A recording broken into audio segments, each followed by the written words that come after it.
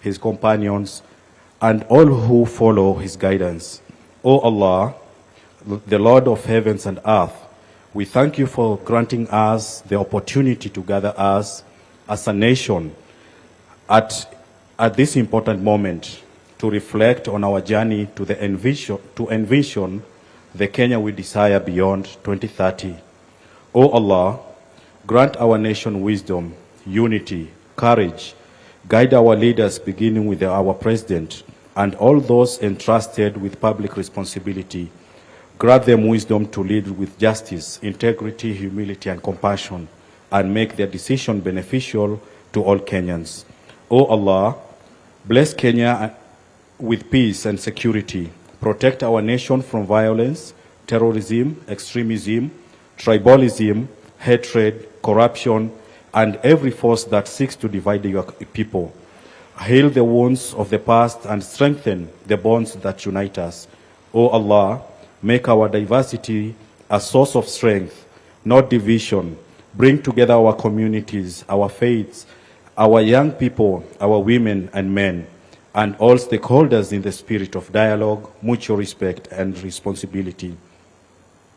O Allah, bless the work of this national conversation. Grant us sincerity to listen to one another, wisdom to learn from our past, and courage to make the right choices of our future. Make Kenya a nation where justice prevails, where every person has dignity and opportunity, where our children inherit peace, prosperity, and hope, and where no community feels forgotten or excluded.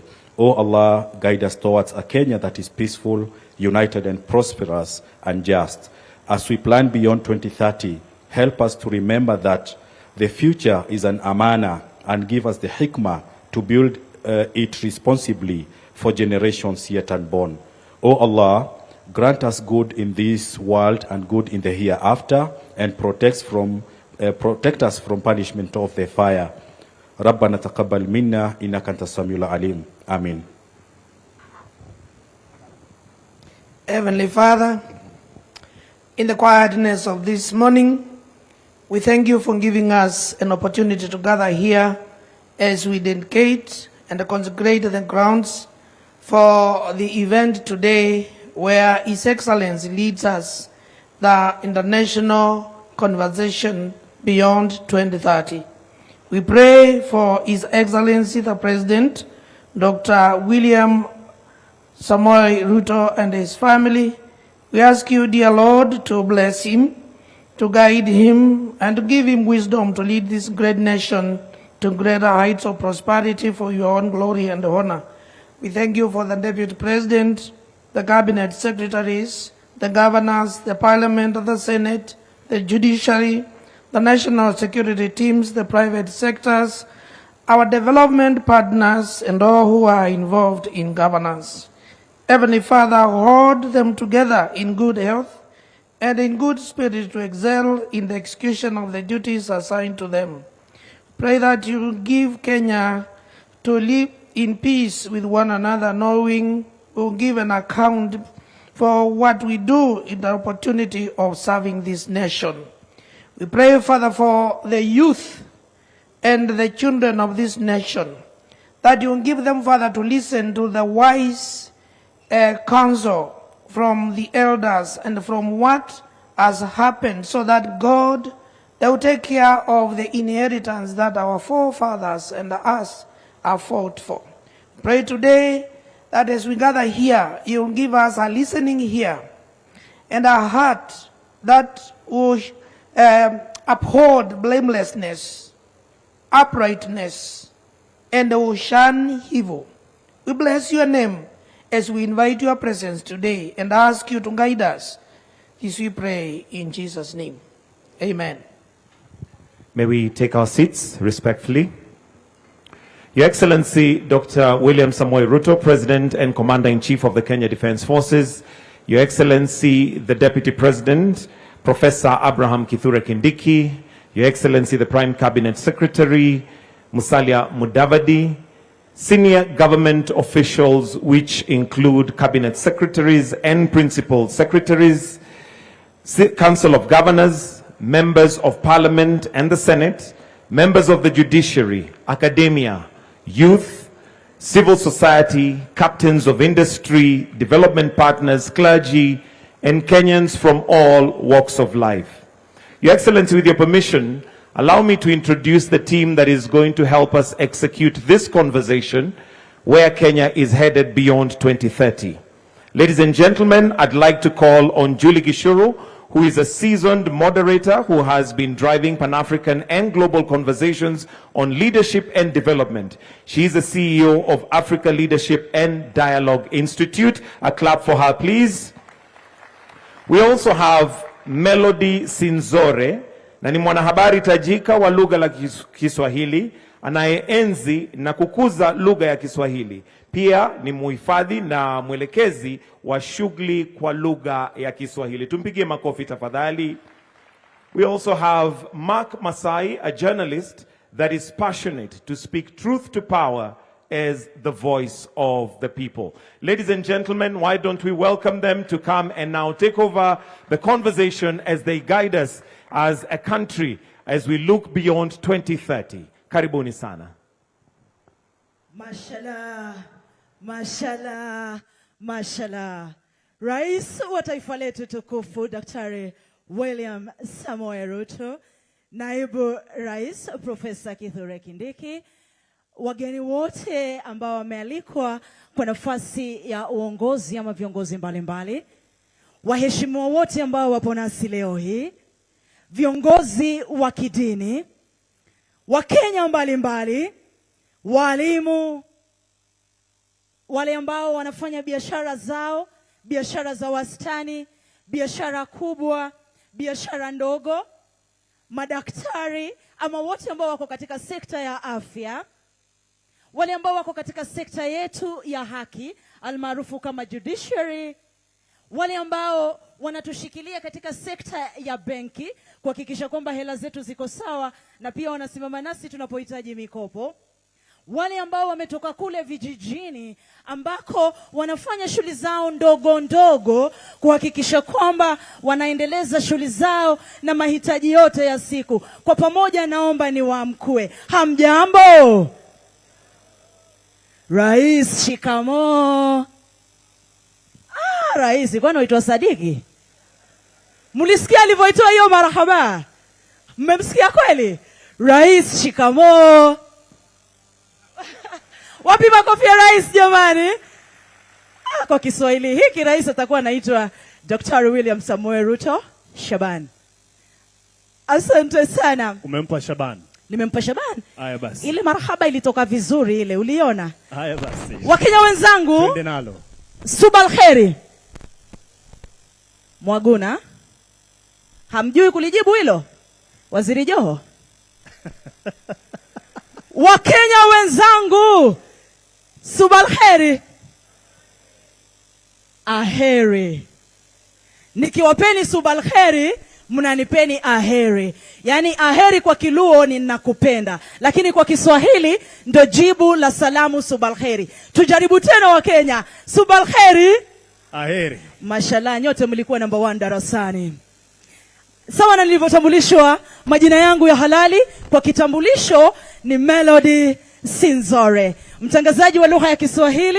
Napenda sana na naenzi lugha ya Kiswahili. Natamani sana sote tuzungumze Kiswahili, manake rais, nina imani ningefunzwa kemia kwa lugha ya Kiswahili, grade yangu ingekuwa tofauti.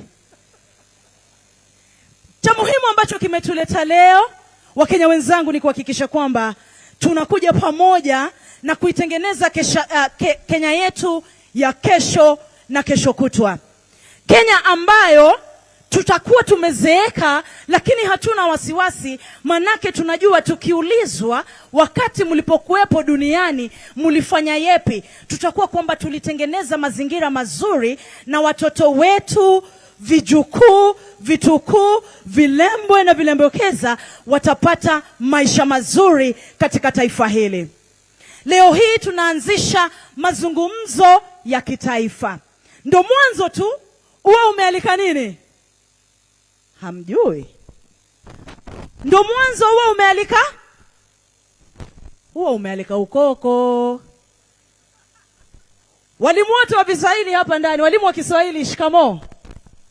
Walimu wa Kiswahili shikamoo. Ndio mwanzo wa umealika ukoko, kwamba ndio mwanzo tumeanza. Ni mazungumzo ambayo yataendelea na yataenda katika kaunti zetu zote 47 kuhakikisha kwamba kila Mkenya, yule ambaye yuko kule Poror Eldama Ravine, anatupa hisia zake, mtazamo wake na maoni yake. Yule Mkenya ambaye yuko kule Mwakitao Taita, anatupa hisia zake, anatupa mtazamo wake na anahakikisha anaijenga Kenya ya kesho na kesho kutwa. Yule ambaye yuko Oldonyo Sabuk, yule ambaye yuko kule Lodwar Kalokol, ndugu zangu kutoka Lodwar, Ejok Narobo, yule ambaye yuko Kajiado, yule ambaye yuko Naivasha, Nairobi, sote tuwaja pamoja kuhakikisha kwamba tunazungumzia mahitaji ya taifa letu. Kuna mama ambaye amejifungua kule. Ukimuuliza historia yako ya kujifungua ilikuwa vipi? Wakati maji ilivyo break na ukaenda kujifungua, ulipenda ile hali ulioipitia? Hospitali ulokwenda ulipenda?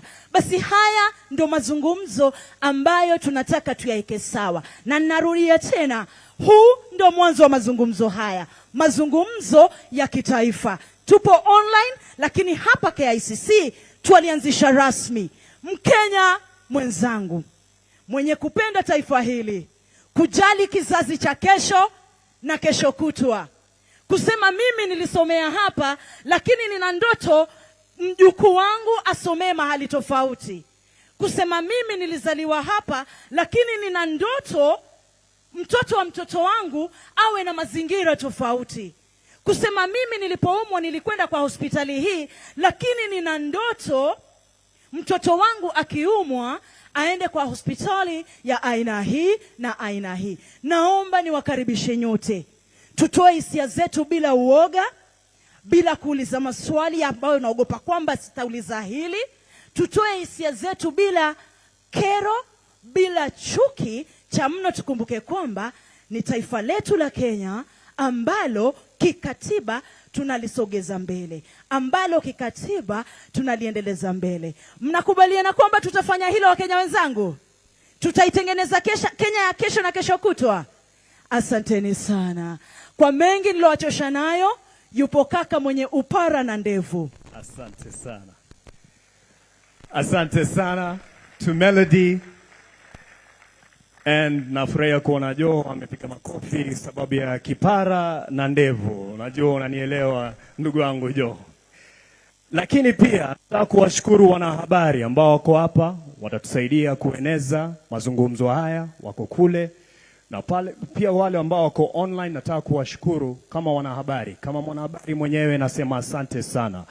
I'd like to acknowledge a guest of honor who I have had the honor of meeting.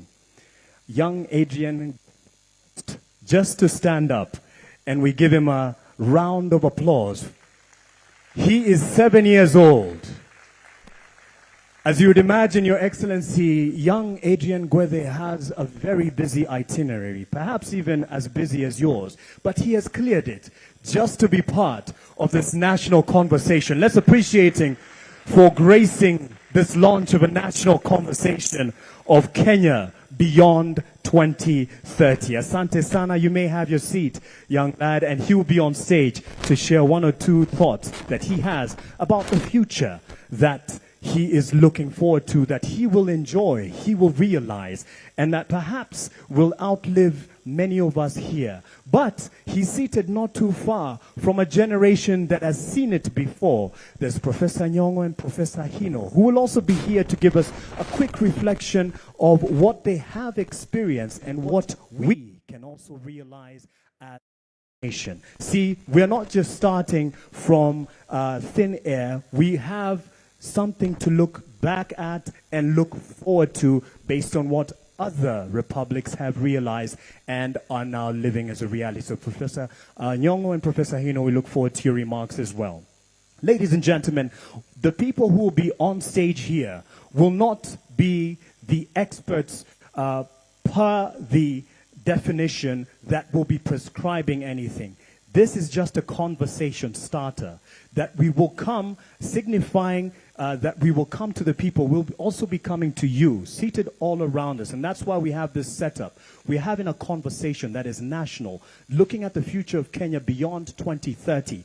And this will then, thanks to the media and the Fourth Estate, it will go to those who are watching us who are not able to join us here. And the conversation will definitely cascade to the corners of this nation. So to start us off, I'd like to call on a young law graduate who just graduated from law school, Migosi Maroa. Tafadhali, join us on stage to just give us a word from a youthful perspective of her hopes, as well as what she will be standing firm as a lawyer herself who's waiting to start practice. She is the one. Yes, huyo ndo wakili namzungumzia to our security personnel. Ni huyo hapo ndo ataanza na sisi. Tafadhali mpishe aje tumpe makofi akija tafadhali to start us off on her hopes of what future she is looking forward to enjoying and holding all of us here accountable to realize for the nation. Karibu sana. Asante. Your Excellency, the President of the Republic of Kenya, the Deputy President, Professor Kicc, Prime Cabinet Secretaries, government officials present, distinguished guests, ladies and gentlemen, good morning. Good morning. Your Excellency, when the young people heard that I'll be setting the tone for today's conversation, they sent me nikuulize, bag ni ya nini? Hechi unajua bag ni ya nini? Bag ni ya nini? Bas. Ati DP anasema the national conversation. Ati beyond 2030. Worry not, nitakwambia nikimaliza. My name is Mogesi Maroa. I am 23 years old. I was born and raised in a small village in Kuria in Migori County. It's at the border of Kenya and Tanzania. Now, growing up, I was always told by my parents that the future belongs to those who believe in the beauty of their dreams. Now, all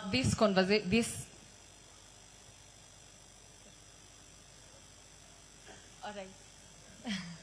Thank you. Now, this saying that my mom always told me has deeply resonated with me in this very moment because of what we are speaking about beyond 2030, the future of Kenya. And it's not a coincidence that we are here today. Today is International Youth Day. As other nations in the world, today International Youth Day, as other nations in the world are celebrating energy, creativity, infrastructure, Kenya has decided to do something more profound. We are beginning to map our destiny. 5 years ago, in 2008, I was barely 5 years when the President of the Republic of Kenya then, the late Mwai Kibaki, launched Vision 2030. It had 3 pillars. And I feel like the people who, the architects of Vision 2030 had me in mind.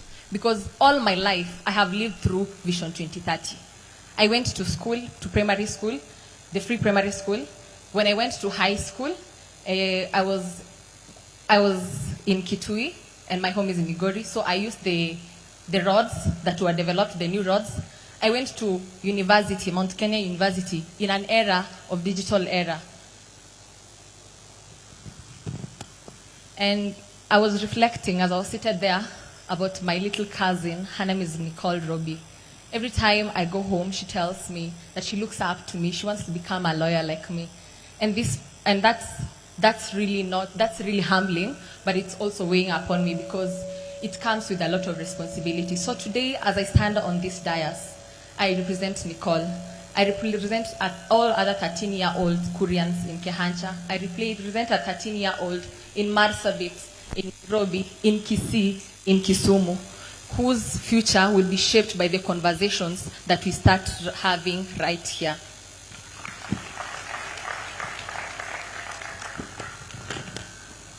As a young lawyer, I cannot fail to honor the political pillar of Vision 2030, the reforms that were brought about by the Vision 2030, especially the Constitution of Kenya 2010. We also got electoral reforms, the political reforms, the judicial reforms, and our nation has fundamentally redefined democracy. Now, ever since I was born, I have always heard about the conversation on democracy, rule of law, good governance, and we have been talking about democracy, and I can see, and we can all agree that we have achieved it. Now, it's time we talk about development. Because we have talked about democracy for far too long. Ever since I was born, I've just been hearing about democracy. We have achieved it. Development, we cannot downplay the fact that we have done some development. We have seen affordable housing. We have seen roads have been constructed, but we wish to see more. The generation before us poured blood and sweat so that we can enjoy the freedoms that we're enjoying today. And I think that it's our time to live up to that.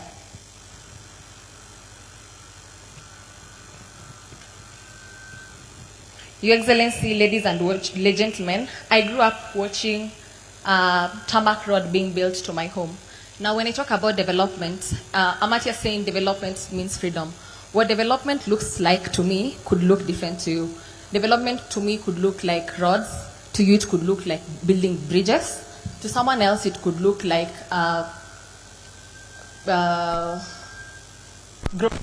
me.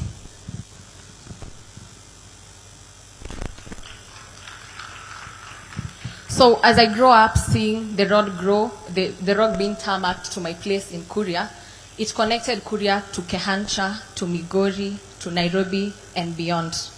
And this was not just vehicles that moved faster. To the people of Kuria and the people of Kehancha, it was jobs that moved faster. It was teachers that moved. It was doctors that moved faster. And hope and connections that moved faster. This is a symbol of intentional infrastructure development, what it can do for our marginalized community. While we do not take for granted how far we have come, we celebrate this milestone, and as young people, we say this: we would love to see more. We would love to see more roads, we would love to see more development, and we would love to see more healthcare. Thank you. Asante sana to Mogesi Maroa, a young lawyer in the making, and is from Kuria. She has asked me to say that. Watu wa Kuria mpo? Mpo, naona moja ameinua mkono kule. She's proud. Yes, and she shakes her hand to ensure that they remember her face, because she's going to be here for the realization of the future beyond 2030. Now, for the next speakers who are going to be here in terms of giving us quick remarks, we're not just starting from nowhere. We had already been on a journey of Vision 2030, looking to go beyond Vision 2030 as a nation, and this is a conversation starter. We have many here who have been part of the journey of Vision 2030. Mugo Kibati here, his name in fact is almost synonymous when you say Vision 2030 over the years, especially after its inception and rollout, and he was at the helm of the team then. So let's hear from someone who has taken stock of what the status of implementation as we get to the winding years of Vision 2030. Ladies and gentlemen, on stage to address the nation in terms of share and take stock of how far we have come, and then welcome your views very shortly. Emmanuel Nzai, the chair of the Vision 2030 Delivery Board, to the stage. Let's give him a hand as he shares quick wins and gains over the years. Karibu. Yeah, thank you so much, Your Excellency, the President, the Deputy President, the Prime Cabinet Secretary, all Cabinet Secretaries who are here, all the arms of government, judiciary, legislative, wananchi wote, hamjambo? Hamjambo tena? Mimi jina langu naitwa Emmanuel Nzai, mimi ndio chairman wa Kenya Vision 2030. Na mimi si mgeni na Vision 2030. Mugo Kibati ametajwa, lakini Mugo Kibati na mimi ndio tulianzisha secretariat ya Kenya Vision 2030. Miaka baadaye mimi ndio chairman wa Kenya Vision 2030. Kwa hivyo ni kwa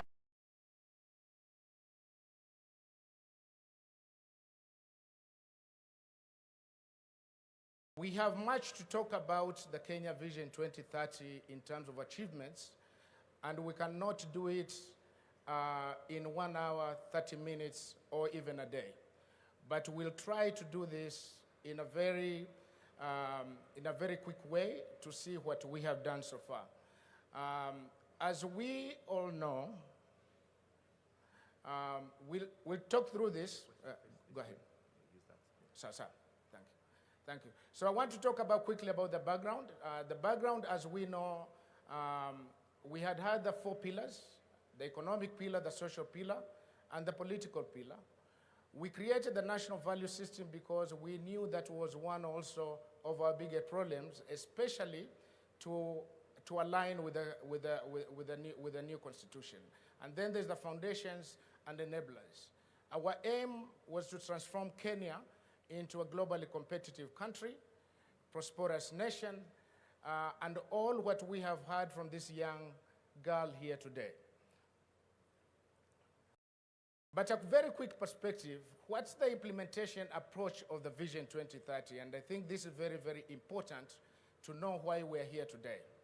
The Vision 2030 was created 2008. The implementation process is through 5-year plans. The first MTP, 2008 to 2012, that was created mostly to shepherd the Kenya Constitution. After that, the Constitution was created. It was about the devolution. It's about the new architecture of the country, of the governance. And then from there, we went to Medium-Term Plan 3, and now we're into Medium-Term 4. In that process, and this MTP development life cycle, it's very, very important for us to know in terms of the space where it works within the policy-making framework as we have had it. It always starts about 2 years before. It cannot wait until at the end. So the last MTP was started out in 2021, July. And today we are in August. We are just about a month, but we are ready to do this. And this is a process which will take us through the next, the next 2 years or so. But in between there, one of the most important things and so unique about this process now is not only have we to create the new MTP of 5 years, which will be one side into the 2030, because the MTP ends in 2028, it also has to cross over to the next plan. And that's why we're calling it Beyond 2030, because we needed to bring it to the public, to the Kenyan people, in alignment to the Constitution, to have this conversation. Do we go on with this plan that we have had of moving into longer-term planning? And that's why, ladies and gentlemen, we're here today. A very quick, so that you know, at the vision2030.go.ke, we have much of the reports which have created the foundation for the reports that we are to talk about today in terms of where is the Vision 2030 today, where do we stand? And for more details, you can find it on our website, the kenyavision2030.go.ke. Ladies and gentlemen, you will be happy to know that across the Vision 2030 projects, flagship projects and programs, there has been 312 flagship projects from 2008 until today. 878 flagship projects.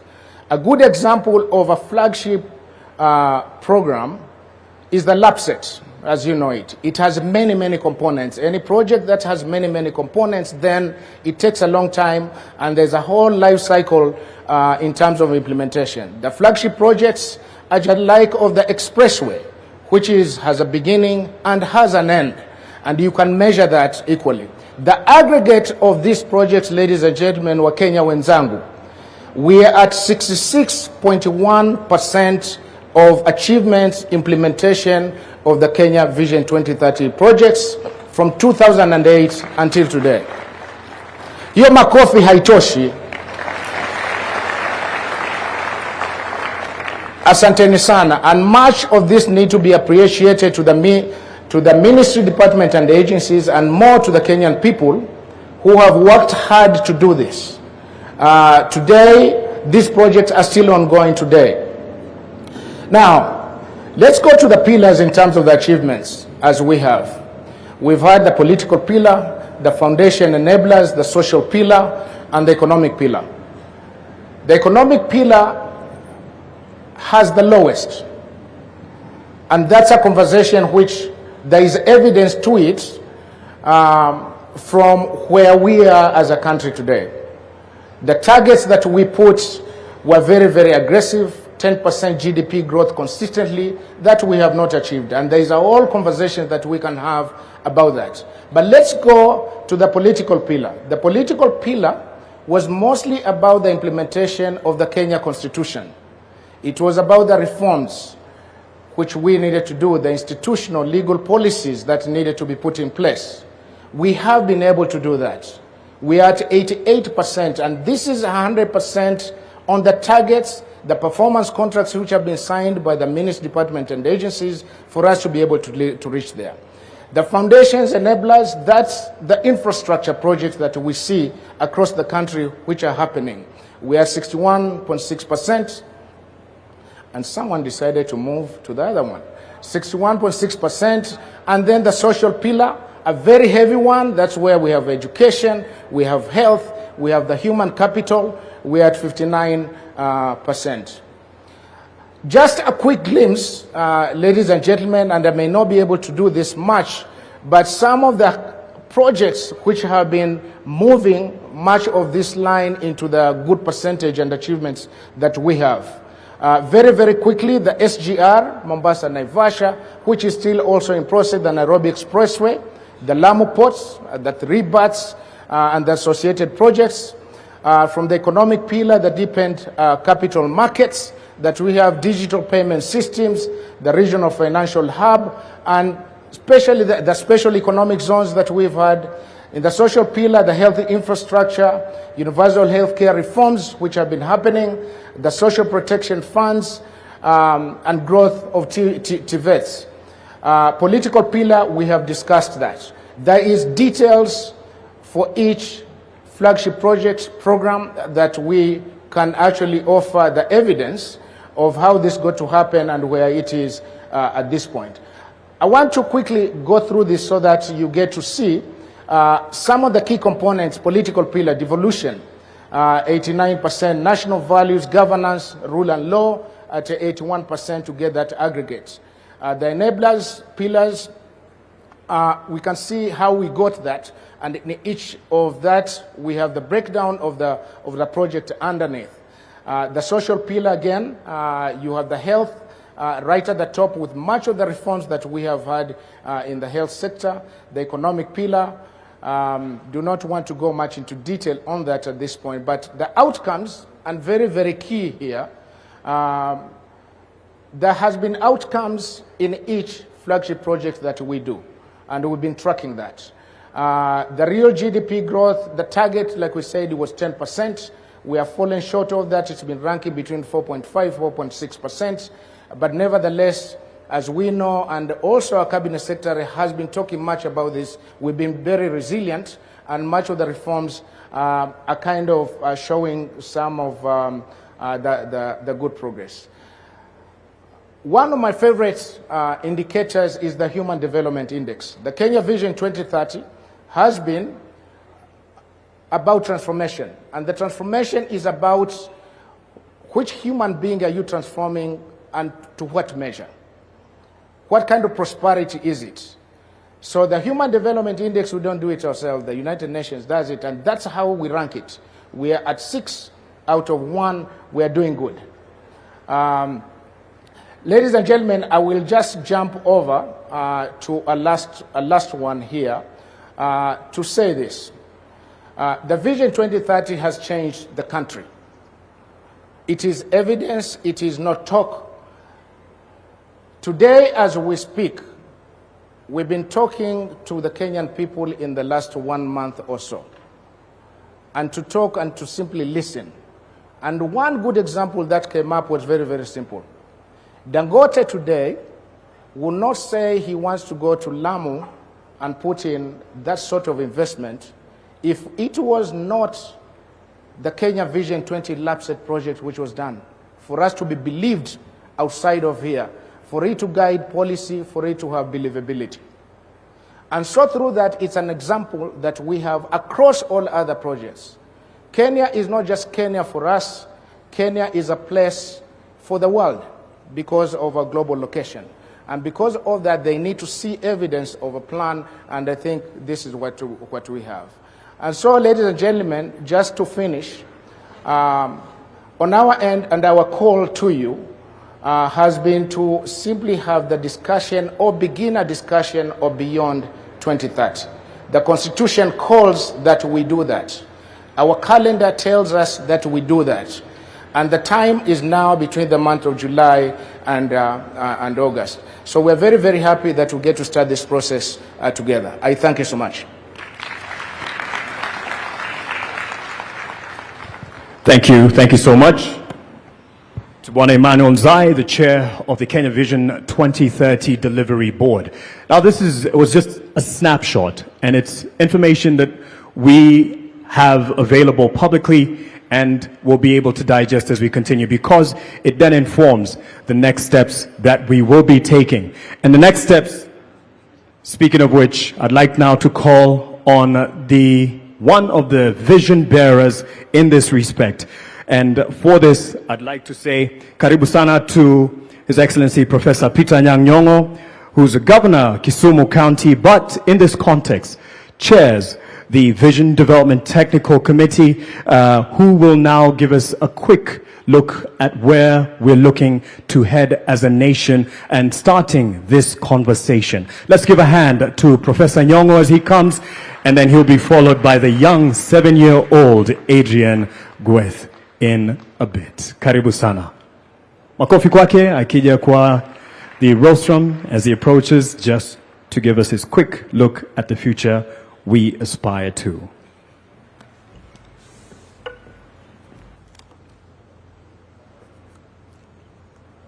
Thank you very much for giving me this opportunity to discuss very important subject. Your Excellency, the President of the Republic of Kenya, Dr. William Samoei Ruto, Your Excellency, the Deputy President, Excellencies, Governors, distinguished Cabinet Secretaries, Members of Parliament, representatives of the private sector, academia, faith-based organization, and civil society, distinguished guests, our dear friend Dr. Hino, Professor Hino, who has been with us for a week now and who knows Kenya very well and has been working with us very closely on visioning the development of Kenya. Thank you very much, Prof, for coming. We gather here today for an extremely important occasion in national duty. We are here to begin a national conversation on Kenya's development goals for the next few decades. Collectively, here and in all parts of this country, in the days to come, we want to build for the future. To build for the future, we must have a clear view of the future that we desire and commit ourselves to building it, block by block, until we achieve it. Many of us here today in this audience are perhaps asking themselves why this conversation is necessary at this time. Why now? There are three compelling reasons why this conversation should take place at this important time. First, our country has been guided by Vision 2030 as its long-term development plan since 2008, implemented through successive 5-year medium-term plans covering the period 2023 to 2027, remains anchored on Vision 2030. But what happens after 2027? This is where medium-term plans becomes important. If Kenya simply develops another 5-year plan without first agreeing on the country's long-term destination, beyond 2030, our planning process risks becoming another cycle of programs and projects without a sufficiently clear national direction. Vision 2030 was intended to transform Kenya into a newly industrializing middle-income country, providing a high quality of life to all its citizens in a clean and secure environment. With 2030 now just around the corner, it is necessary to take stock of how far we have so far come.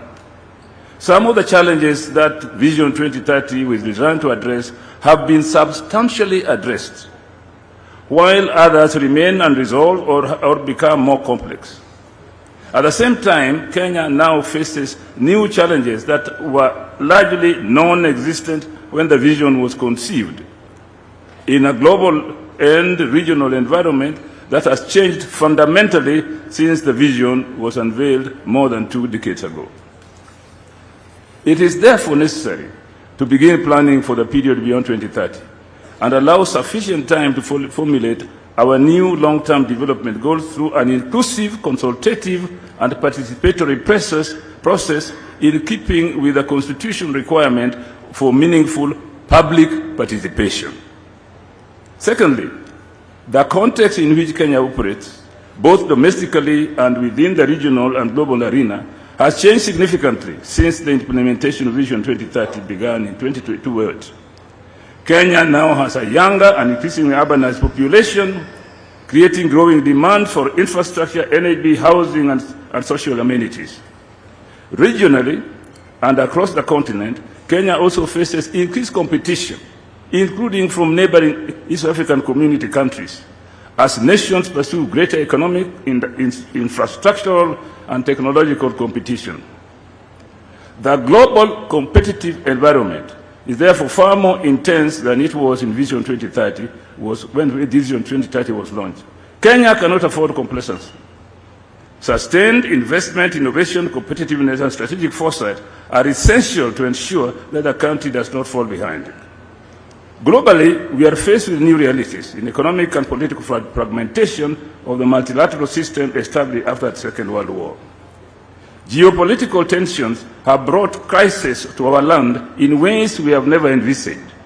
It is high time we began a conversation on how we escape the disruptions, such as developments in the decades abroad.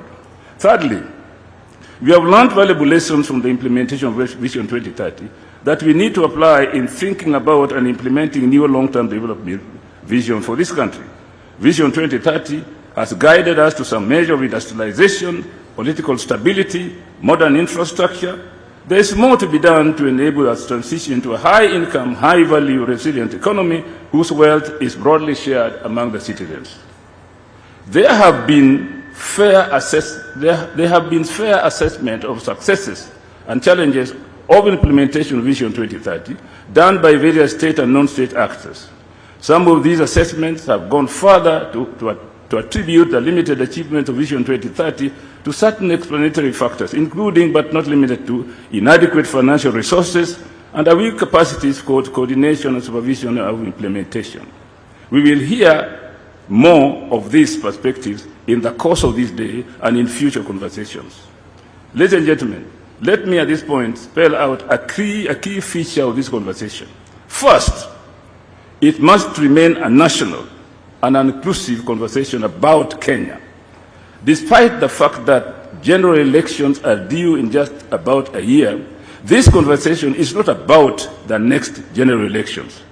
Indeed, one of the lessons that Kenya must learn from the countries that achieved socioeconomic transformation in recent history, in Asia, for example, is that long-term development goals must not be disrupted by electoral cycles and the political leadership that such elections bring up from time to time. Your Excellency, ladies and gentlemen, it is important to note that we do not have a plan yet at this time, except for some guidelines on how to produce it. This meeting is therefore the first step in a journey that must not be rushed.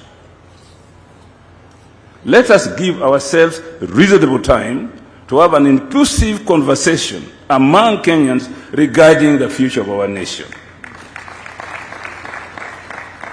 Let us join this national conversation with open minds and a shared sense of purpose to imagine and craft our collective future as one Kenyan people and build consensus on how best to achieve our national goals for shared prosperity. Thank you very much.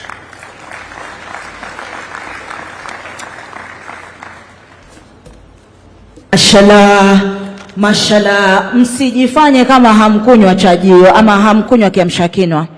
Hakukuwa na breakfast upande wa pili? Kwa makofi hayo.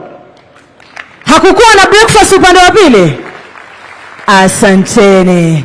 Asante sana Prof. Asante sana Profesa Nyang'nyong'o pamoja na wenzake, ndo wale ambao walitufikisha hapa tulipo Vision 2030. Lakini ni jukumu lako wewe mkulima, wewe mwalimu, wewe mama mboga, wewe mfanyibiashara ya wastani na ile kubwa, ni jukumu lako wewe wakili, na ni jukumu langu Melody Sinzore kuhakikisha kwamba tunaboresha Kenya ya kesho na kesho kutwa. Na ndio maana tunaliendeleza hili, na nimesema ndo mwanzo tumelianzisha na litaendelea sana. Kuna mtoto mdogo ambaye tunajua wana akili nyingi sana, anaitwa mtoto Adrian Gweth. Najua wengi wenu katika umri huu wa miaka 7 mngeambiwa msimame mbele ya pastor, wacha rais, mngeambiwa msimame mbele ya mtumishi wa Mungu, wangapi wangesimama? Mwajifanya kwa sababu rais yupo.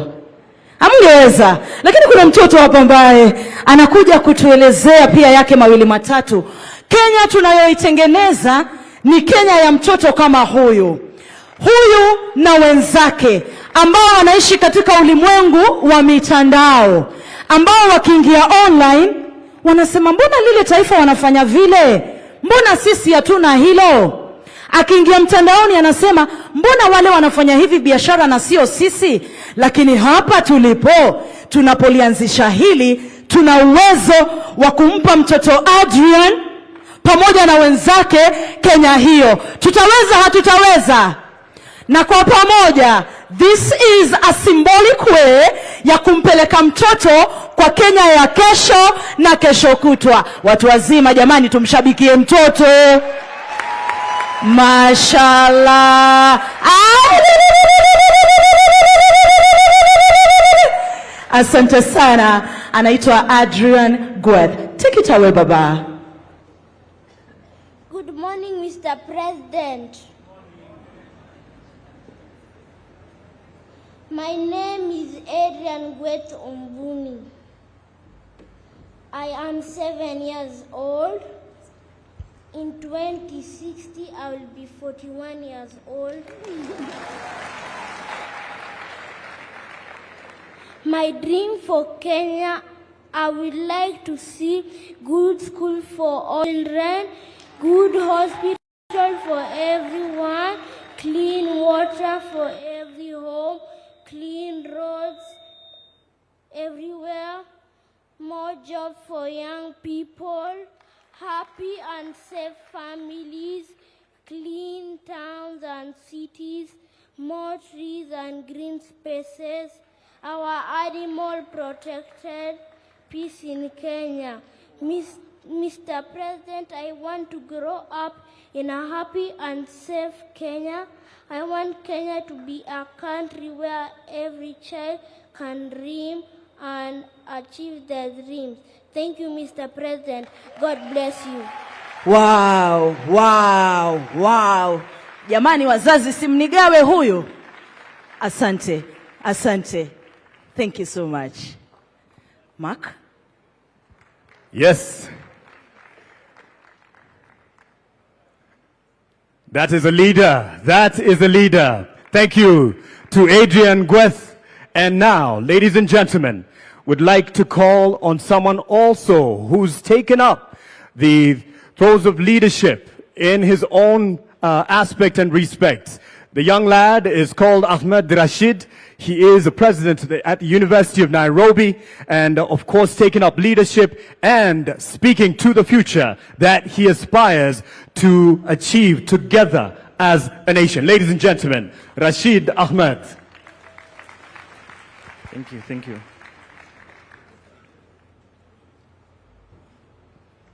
The President of the Republic of Kenya, Dr. William Samoei Ruto, the Deputy President of the Republic of Kenya, Professor Abraham Kithure Kindiki, Prime Cabinet Secretary Musalia Mudavadi,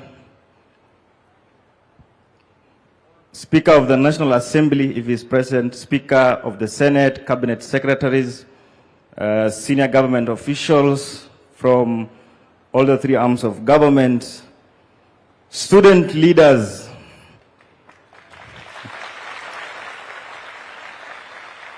ladies and gentlemen, good morning. Good morning once again. I want to take this opportunity to thank the organizers of this event for giving me the opportunity to speak on behalf of the young people of Kenya. This is a golden opportunity, and I know the drafters of this vision will agree with me that the vision of Kenya beyond 2030 is already at the implementation stage. Already there is the implementation of youth inclusion in leadership and governance. I'm facing this side because I'm told this is a conversation. Therefore, I should not make a speech. Your Excellency, I want to take this opportunity to say that many young people, including myself, were not part and parcel when the Vision 2030 was being launched.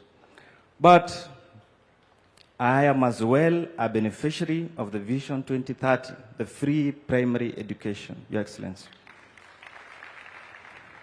Your Excellency, I represent a generation, the young people of Kenya, who not only question, but are as well ready to provide solutions and suggestions. Comrades, power!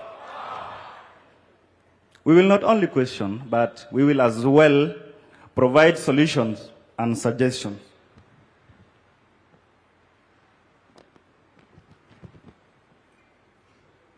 Your Excellency, in Kenya and Africa at large, the majority population consists of young people.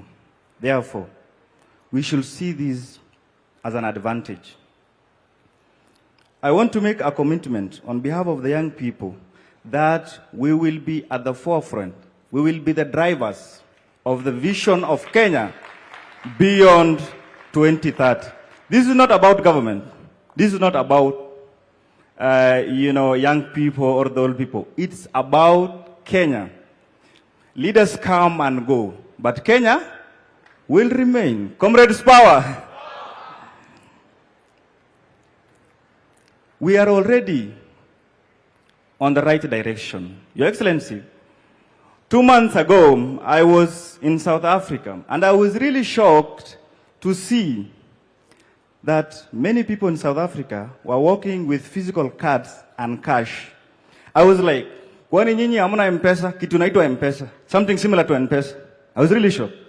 The digitalization of our mobile banking is something that we are really proud. So we are already there. We are already there. All we need is just to make it a dream and a realization. Singapore, tutafika. Sisi, wote.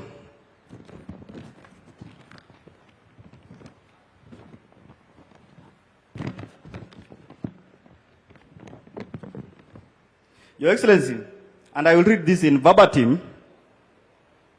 Your Excellency, the President of the Republic of Kenya, this is a great conversation where the energy and the aspiration of young people like myself meet the wisdom and the experience of leaders like Your Excellency, the President.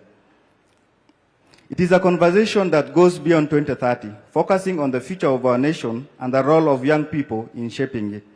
This is undoubtedly one of the most inspiring conversations for Kenyans youth. Our commitment is reflected in your appointment of our youngest Principal Secretary for Youth Affairs, P.S. Fikrini Jacobs, a clear demonstration of your confidence in young leadership. After more than 12 years, we are finally seeing the renewed hope with the long-awaited National Youth Council elections coming in October. Therefore, Your Excellency, I'm ready to drive this vision, me as an individual, and the young people at large, so that we be part and parcel of this. And we are ready, and I am ready, me myself, I'm ready to lead the young people of this great republic. Your Excellency, niko na salamu kutoka University of Nairobi. I know you're alumni 001. So leo walisema lazima nikusalimie, nisitoke bila kukusalimia. Pia niko na salamu kutoka the students from all the universities in Kenya. The students, leaders specifically, some have traveled all the way from Turkana, Lodwar, Homa Bay, Garissa, Mandera, and they are here to witness the launch of this vision. I heard someone saying that when someone is meeting the president for the first time, they usually cry. So I have just carried my handkerchief just in case. Your Excellency, the future of Kenya is young, a digital Kenya, and a Kenya whose growth must reach every town and every village. I come from a constituency called Ijara in Garissa County, and I want to imagine a future where someone do not necessarily travel to Nairobi, maybe, let's say, to access a certain service. So urbanization, as one of the pillar in this vision, must also be considered. Your Excellency, I want to thank you sincerely for including youth in your leadership. Thank you so much once again for this vision, the vision that you have imagined way even beyond your lifetime. 30 years from now, I will be your age, but you'll be at a very old age. Thank you so much, Your Excellency. Thank you so much, everyone, and God bless Kenya. Comrades, power! Asante sana. Let's give a hand to the young leader. And I'm sure he wants to steal a picture with the president. This is the only opportunity you have, sir. Well, not. The conversation continues, so I'm sure the president will be sitting with many across the country, coming to you where you are, and will be able to interact in person and get your feedback directly from you, from whichever stakeholder body that you represent. Academia is also represented here. Speaking of which, I'd like to call on Professor Hiroyuki Hino, who has held great positions in terms of the outlook of the economy, whether it's in Asia or in Africa. And he has a lot to lend in terms of reflections of what we can not just aspire, but actually realize and live. Ladies and gentlemen, please put your hands together for Professor Hiroyuki Hino.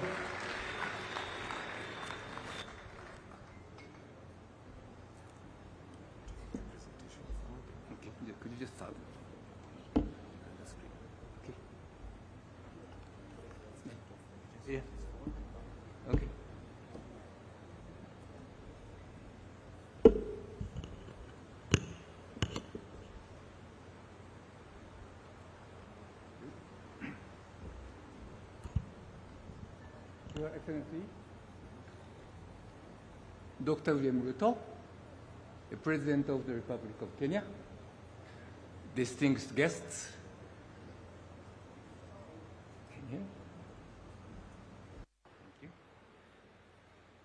I'm most grateful for this opportunity to speak with you at this conference, launches a nationwide consultation to forge consensus on a vision beyond 2030. Your Excellency, I am deeply gratified that you continue to honor a conversation you had with the late Right Honorable Raila Odinga only a few weeks before his untimely departure. Immediately after that conversation, the former Prime Minister called me. He was full of hope. He said, the Prime Minister said, President Ruto and the former Prime Minister had agreed that it was imperative to take a fresh look at where Kenya stood. How difficult it was for ordinary Kenyans to earn a decent living, how government could help them better. Your Excellency, you and the Prime Minister agreed that Kenya needed a bold vision that would inspire and unite all Kenyans, irrespective of their political or ethnic affiliation. The vision should be prepared by experts who are independent of government and trusted by the public, and with full participation of all stakeholders. For this purpose, Your Excellency, you decided to reconstitute the National Economic and Social Council as an independent body. It was indeed a special privilege to be included in that conversation, Mr. President. Thank you. For Raila's legacy, and as a Kenyan at heart, I'll be honored to assist Kenya in this endeavor. Your Excellency, I'm told that many Kenyans are skeptical. They believe that Singapore is too high a target for Kenya to reach in this generation. I agree that reaching Singapore's level of development in the next 30 to 40 years will be difficult. Singapore's income per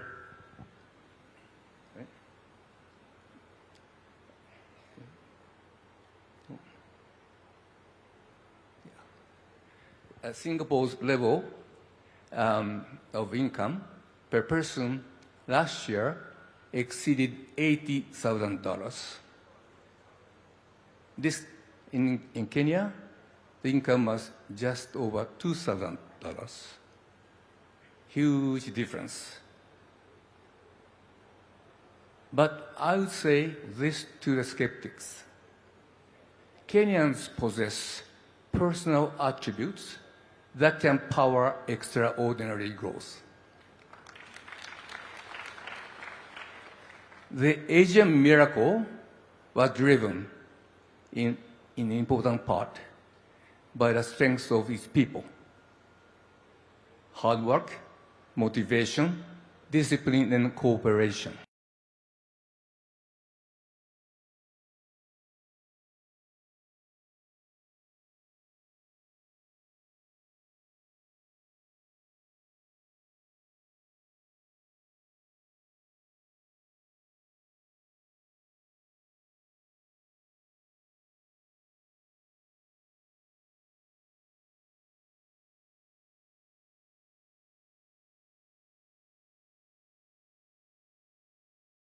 Received compassionate educational, medical, and psychological support, along with vocational training and opportunities in theater, music, and the arts. I was deeply impressed. Those young people were entrepreneurial, energetic, and highly motivated. And after all, they were happy despite the hardship they endured. Scientific evidence support. Can you see? Next page.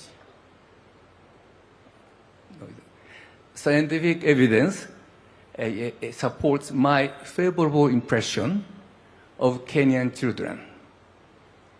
Since 2008, my colleagues, Professors Jennifer Lansford of Duke University and Professor Paul Oburu of Maseno University, have been studying 100 children and their parents in Kisumu using well-established methods of developmental psychology. Their findings show that Kenyan children are more optimistic and persevering than their peers in several developing and developed countries.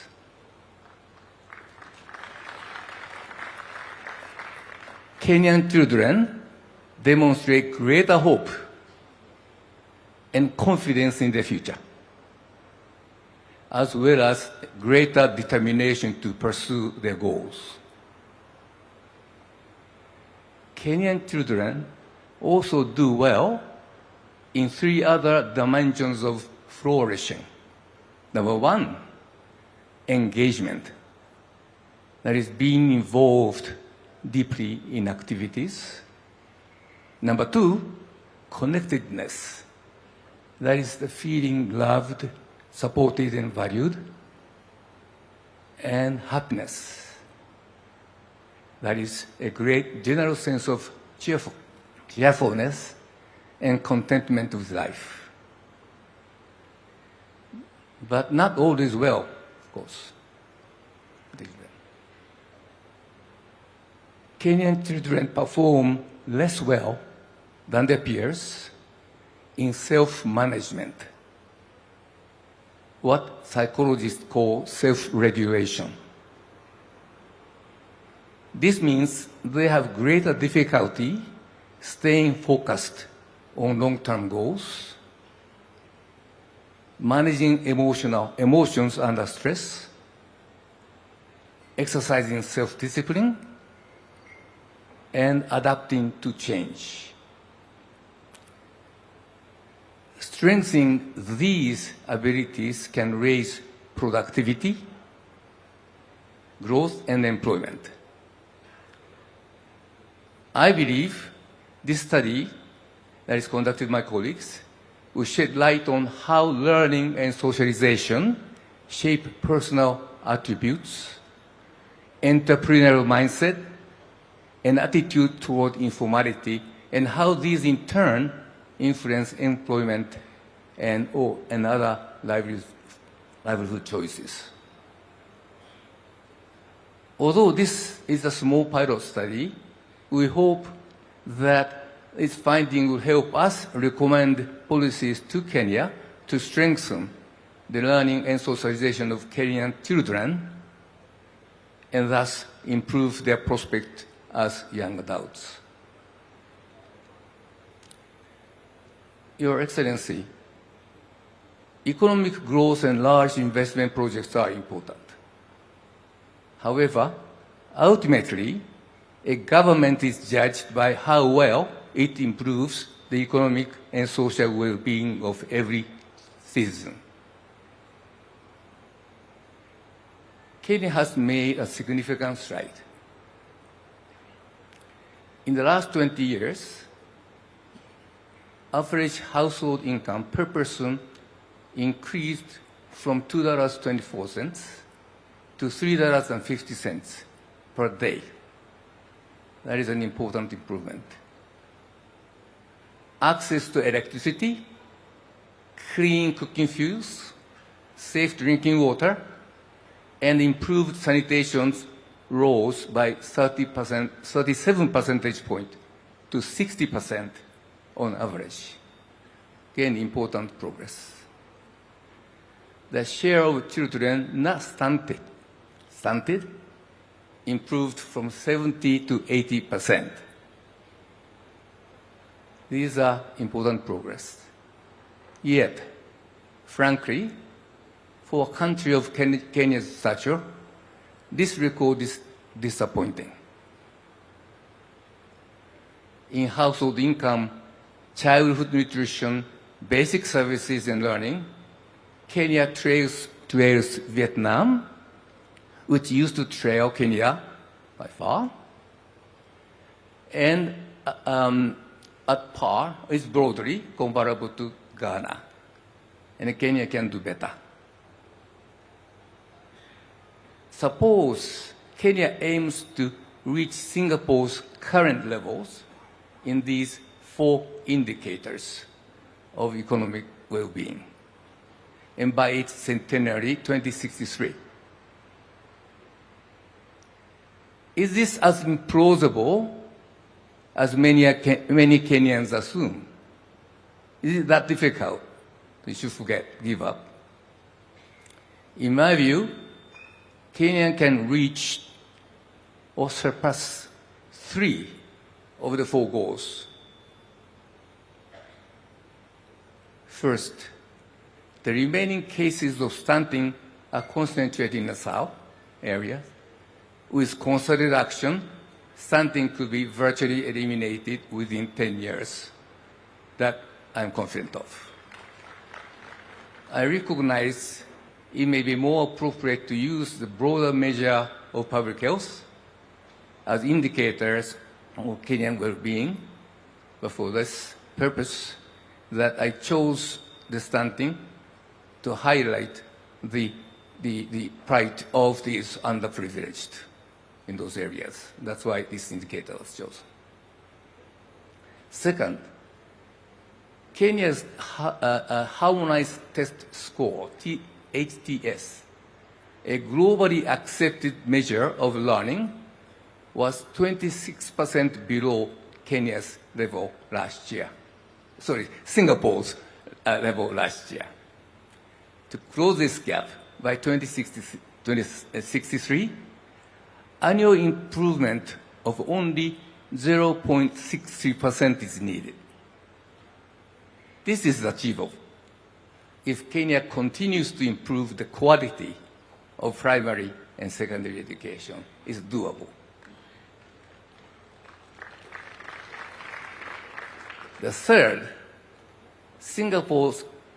in Singapore, access to basic services is universal. But only about 60% in Kenya. It's a still big gap. Reaching 100% by 2063 would require annual growth of 1.3%. This is also achievable. It's achievable because access to clean cooking fuel is the weakest area in the score of those services. But new technologies could expand this access very rapidly. So it's certainly doable. Now, ladies and gentlemen, the fourth target, that is to raise the average household income to Singapore's level, is much, much harder.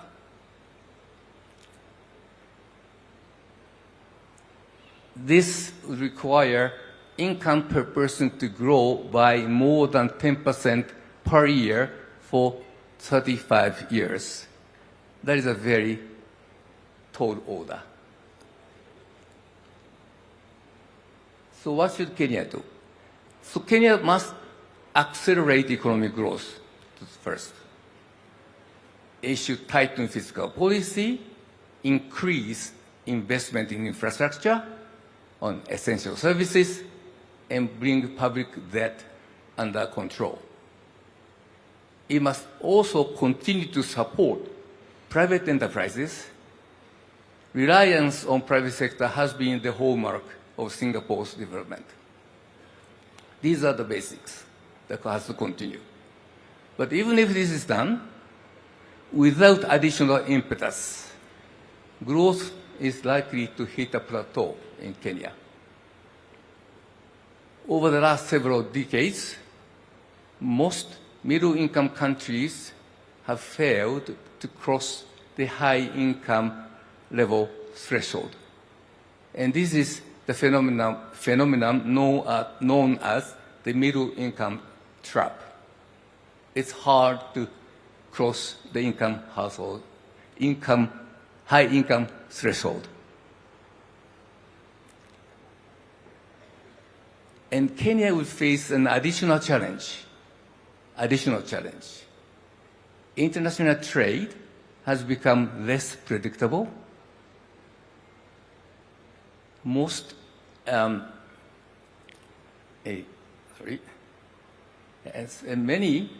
Support for many UN agencies has weakened, and development assistance, ODA, has fallen sharply. So it is more difficult. Against these headwinds, Kenya would do well to achieve and sustain annual per person income growth of 5%. Kenya would do well, 5% growth. If we assume population to grow by 1.5% per year, this translates to growth of GDP, the economic measures as a whole, of about 6.5% a year. If achieved, this would be a remarkable, if it's achieved, yes, a remarkable achievement indeed, if it could be done.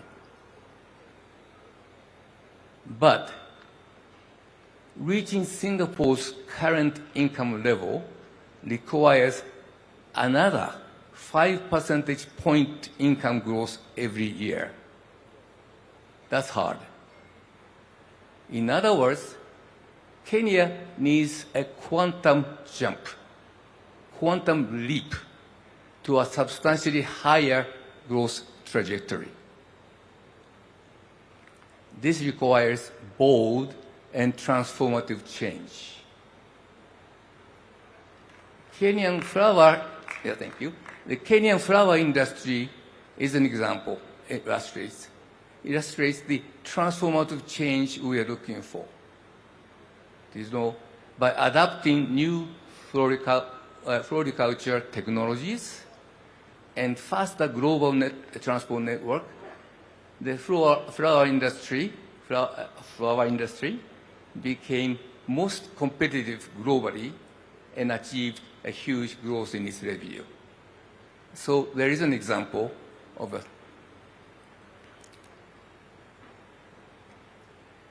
Kenya needs similar transformative changes throughout its economy and society. What could bring the transformative changes we desire? Answers to this question should emerge from the national dialogue and the work of committee of experts that I hope the President will constitute. At this stage, I would offer a few observations. First, AI, artificial intelligence, will no doubt transform economies and societies, many aspects of it. But now, at this stage, we do not yet know exactly how they will transform. So this is an area that we should draw on leading global experts as Kenya develops a new vision. Second, Kenyans could become among the world's most entrepreneurial, hardworking, and competitive people if their children's productive attributes are fully nurtured. In my view, this requires a review of the formal education system in Kenya now. The scope of education and learning should be expanded beyond cognitive skills to include broader self-management and other capabilities in Kenya education that have been done. Third, inequality in Kenya is high. Kenya is an unequal economy. The poorest 20% of Kenyans receive only 5% of national income, whereas the richest 20% receive one half. Richest 5%, 20% of income, poorest 5%, only 5%. Narrowing this imbalance would raise income of ordinary household and bring Kenya closer to the income growth trajectory to Singapore we are looking for. 3 possible remedies deserve considerations these inequalities. One is to increase government support to people in need of help. In Singapore, the government transfers about $7,300 per person per year. In Kenya, guess how much? $220. Kenya can increase this amount. The other possible remedy is to embrace small, informal enterprises rather than dismissing them.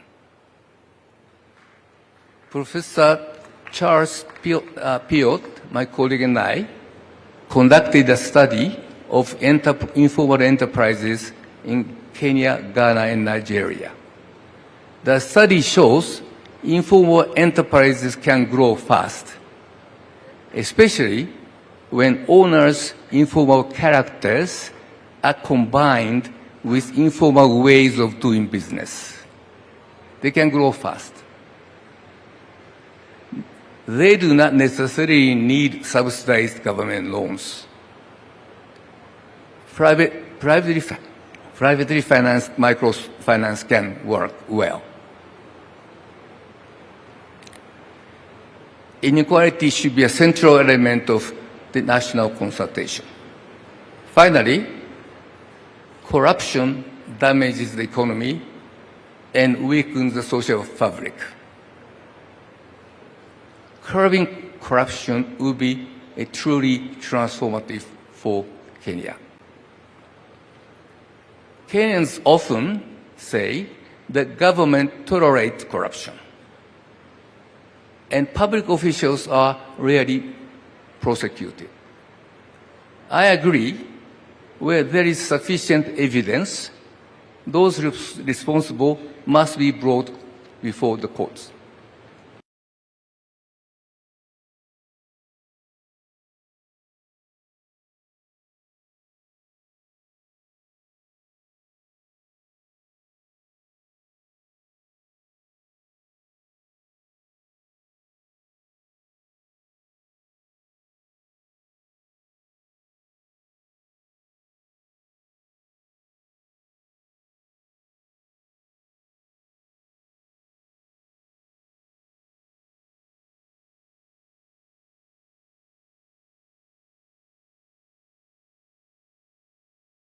Conflict of interest law and electronic procurement system that was introduced as part of broader governance reforms supported by the World Bank.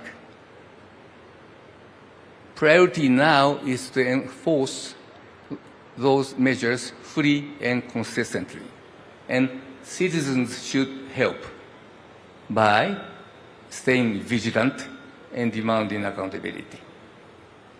To conclude, the national consultation launched today will be a major asset to setting the stage for transforming Kenya to a first world economy.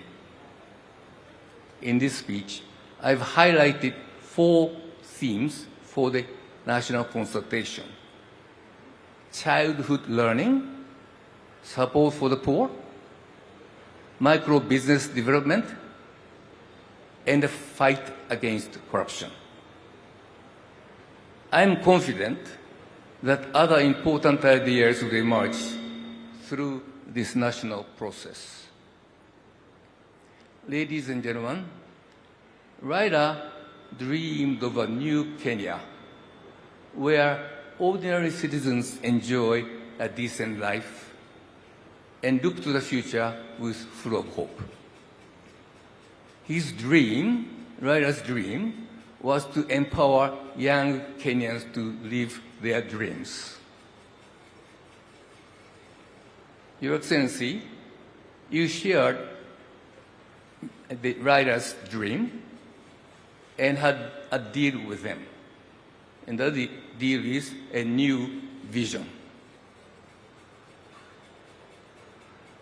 Your Excellency, you have triggered the curiosity of Kenyans. Stay the course to the end, please.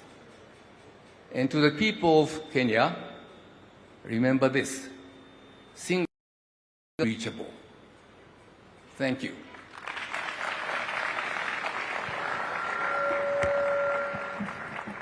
Thank you. Thank you to Professor Hiroiki Hino. I believe you'll probably shake hands with the president there. He's worked and advised the president as a deputy then, and now he's here to lend just some reflections.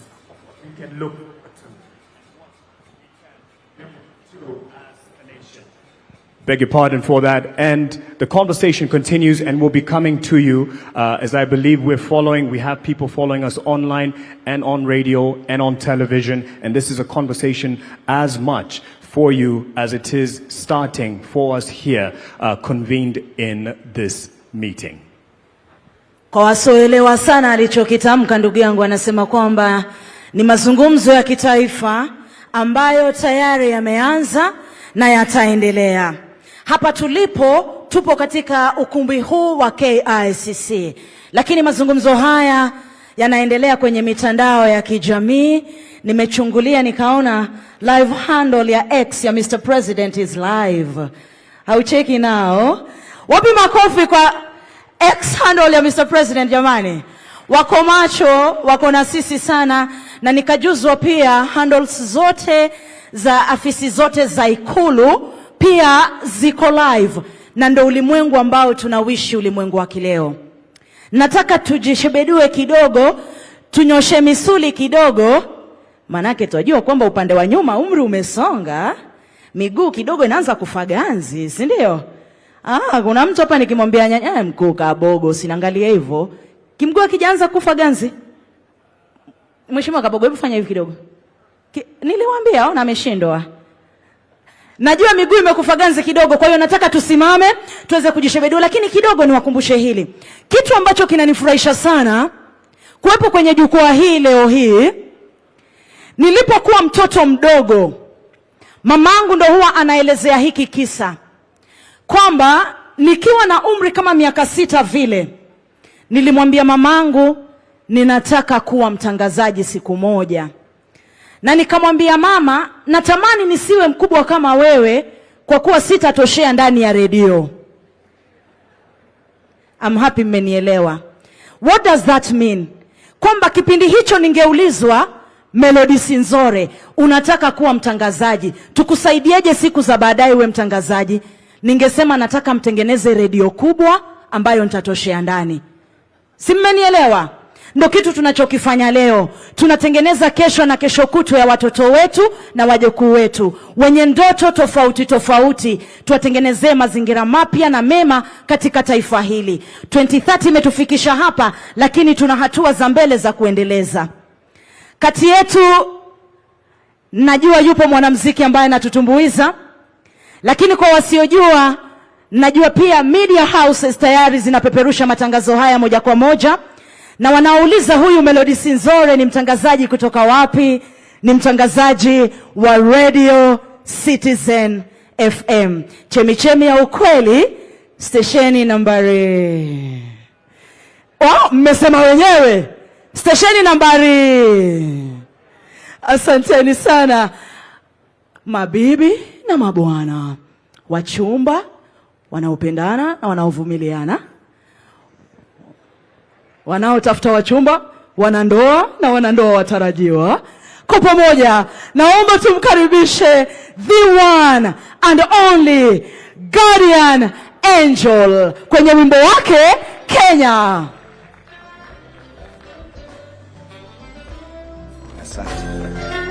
Asante. DJ. Mheshimiwa Rais,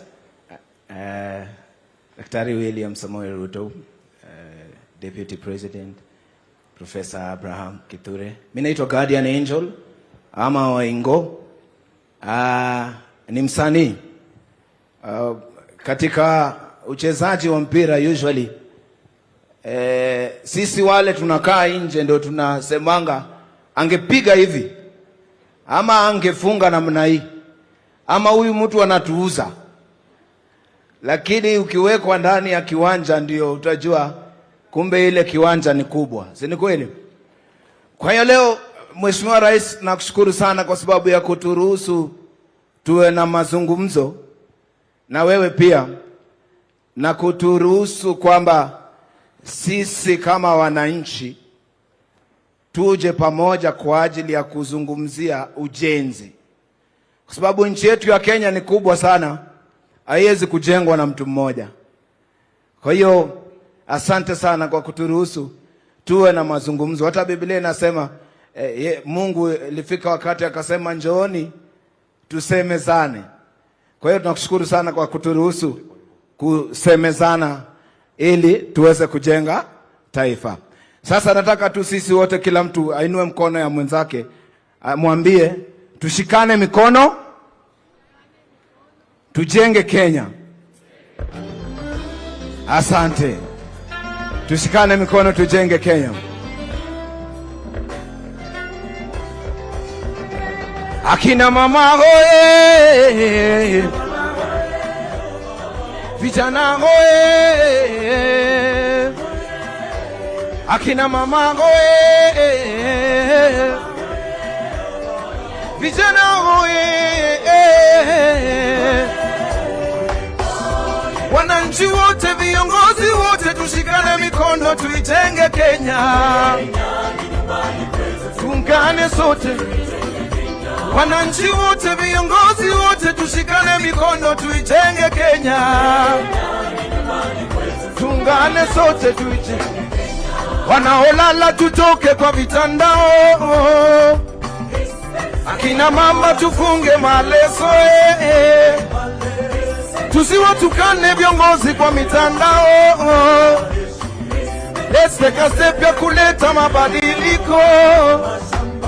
Wale wanatoka ghetto wote na wale wa town, wale wanatoka village wote na wale wa mtaa, uptown, downtown, round town. Kenya ni nchi ya Mungu. Downtown, round town. Tushikane mikono tuijenge Kenya. Hey. Kenya ni nchi ya Mungu. Aya, shika mkono ya jirani. Viongozi wote tushikane mikono tuijenge Kenya. Wananchi wote, viongozi wote, tushikane mikono tuijenge Kenya. Hey. Asante sana. Ambia jirani yako tuijenge Kenya. Tujenge Kenya. Asante. Listen. When we say respect Kenya, show love to Kenya, peace, love and unity in our lovely land Kenya. Kenya is a land we go to love it and protect it. Tukizika tunajizika. When we say respect Kenya, show love to Kenya, peace, love and unity in our lovely land Kenya. Kenya is a land we go to love it and protect it. Tukizika tunajizika. Akina mama boye, oh yeah, yeah, yeah. Akina mama boye, niweke tu makofi na mnai pole pole. Asante sana. Akina mama boye,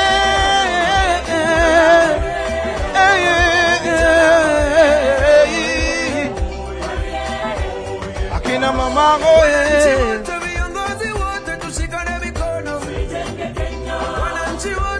Sema tujenge Kenya. Twende. tuijenge Kenya. Kila mtu twende.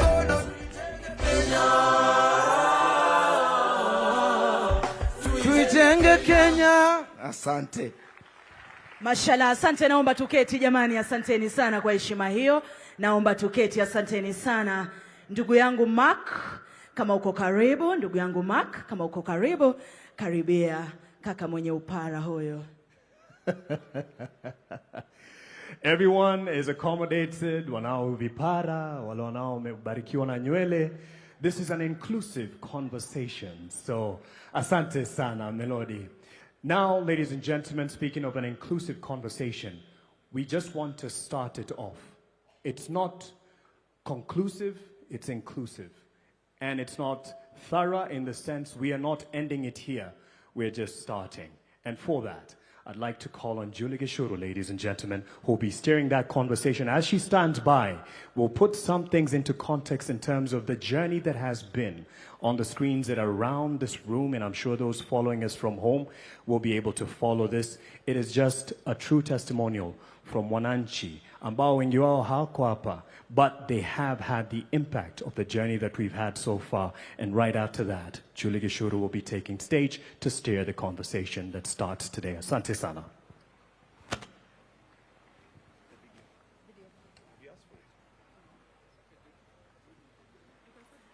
Good morning, ladies and gentlemen. How are we doing?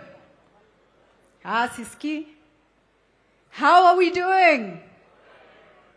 Tuko hapa kujenga Kenya. Kujenga nchi yetu. I want us to reflect for a moment, and we're going to have a video on just now. But just before the video plays, I want you to ask yourself a few questions. What is Kenya? Think about it. To you, what is Kenya?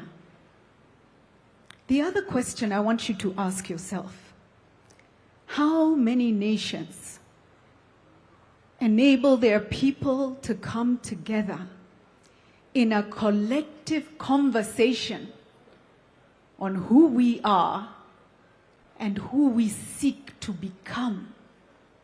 How many nations? Our neighbors in Africa, around the world? How many nations give voice to the citizen in the way we are about to? And so please reflect on that. A video will play and I'll come right back on the stage. Thank you.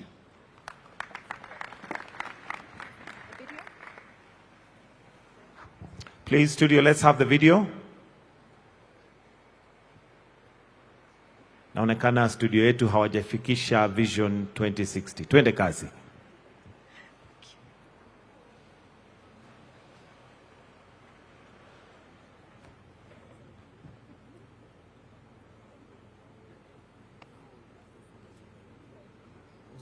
Question anyone has asked about Kenya this year, because in 1960 a small island with no oil and no land asked exactly the same thing. They moved a nation of villagers into high-rise flats. People carried their chickens up the stairs because nobody gives up a life on the word of a government. 60 years later, Singapore is the richest country in Asia. It still has no oil. It refines everybody else's.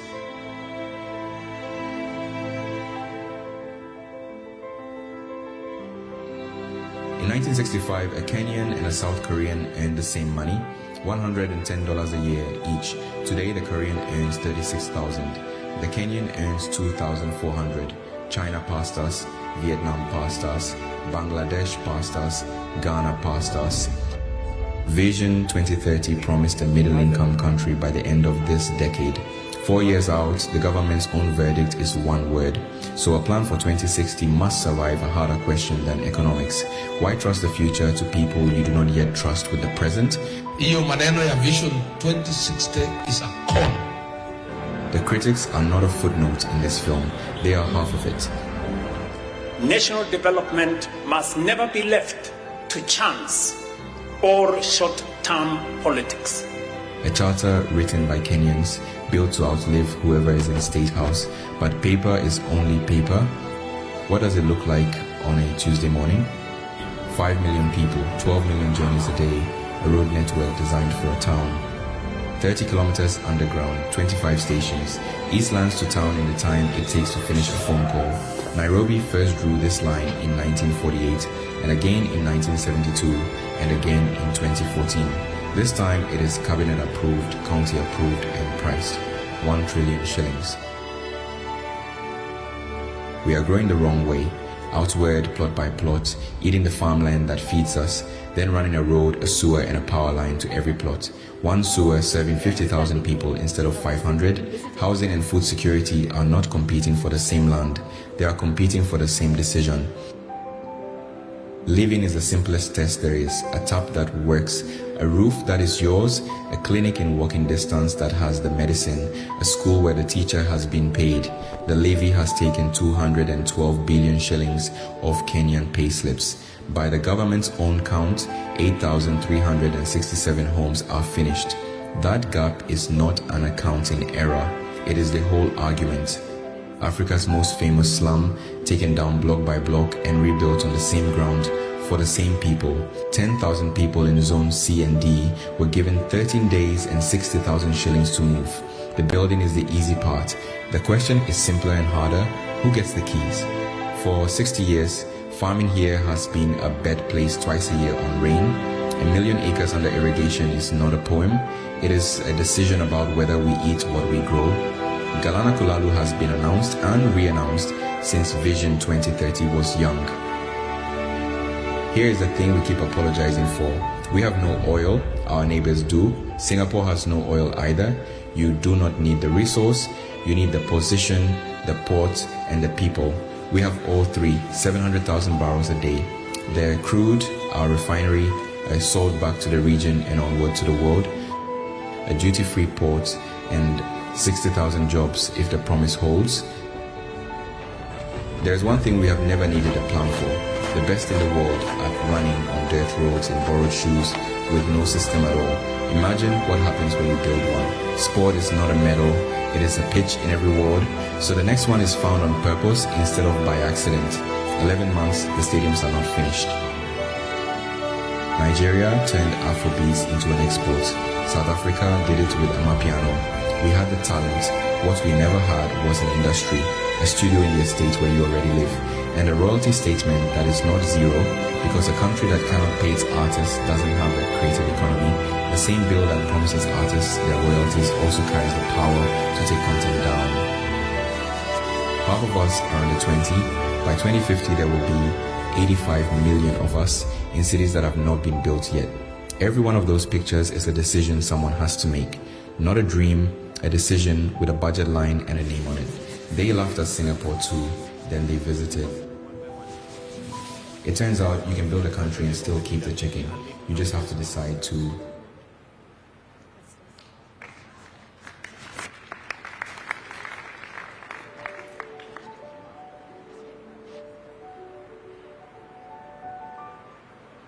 What Kenya do we?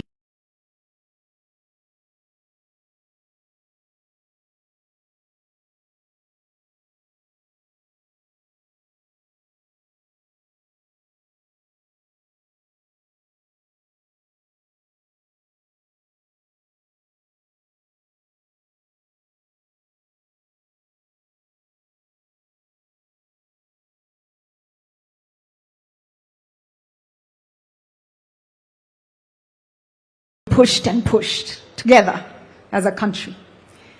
And then we hit the early 2000s and we formed the Bomas process and the CKRC, the Constitution of Kenya Review Commission. I say this because so many young people don't know where Kenya has come from.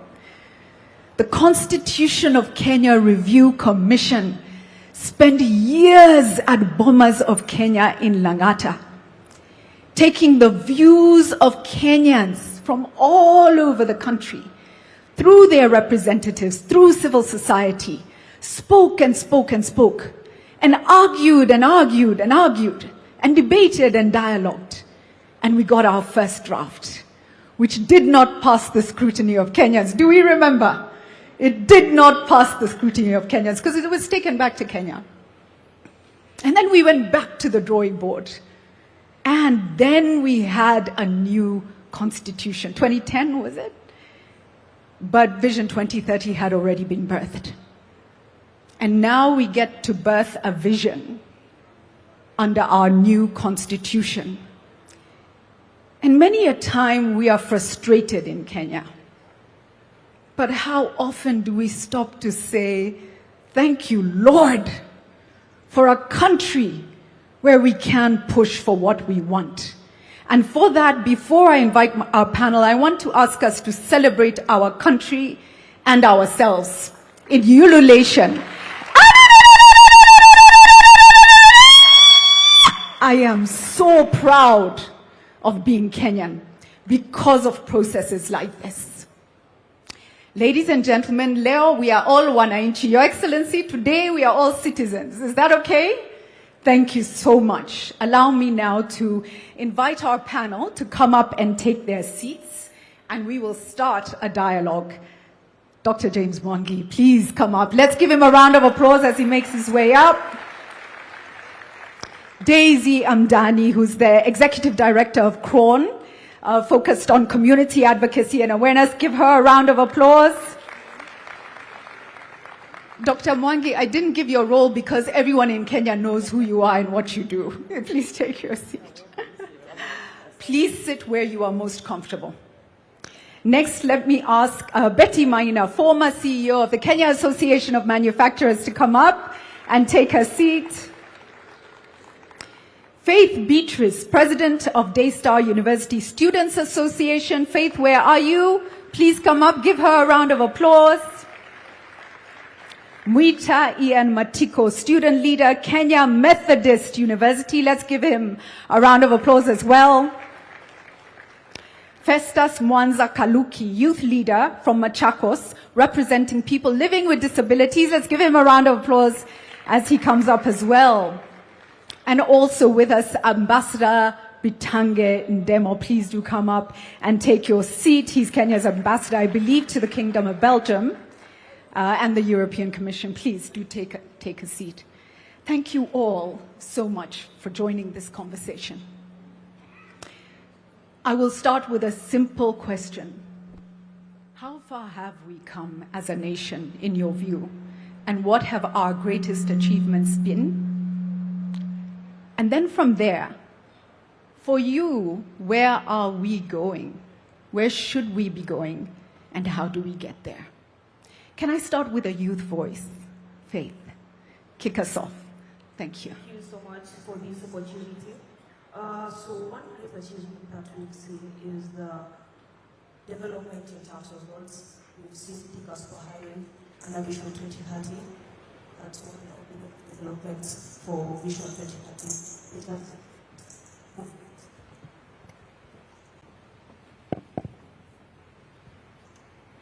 Which is a movement along Thika Superhighway, leading to economic growth and empowerment. Yeah. That's pivotal, yeah.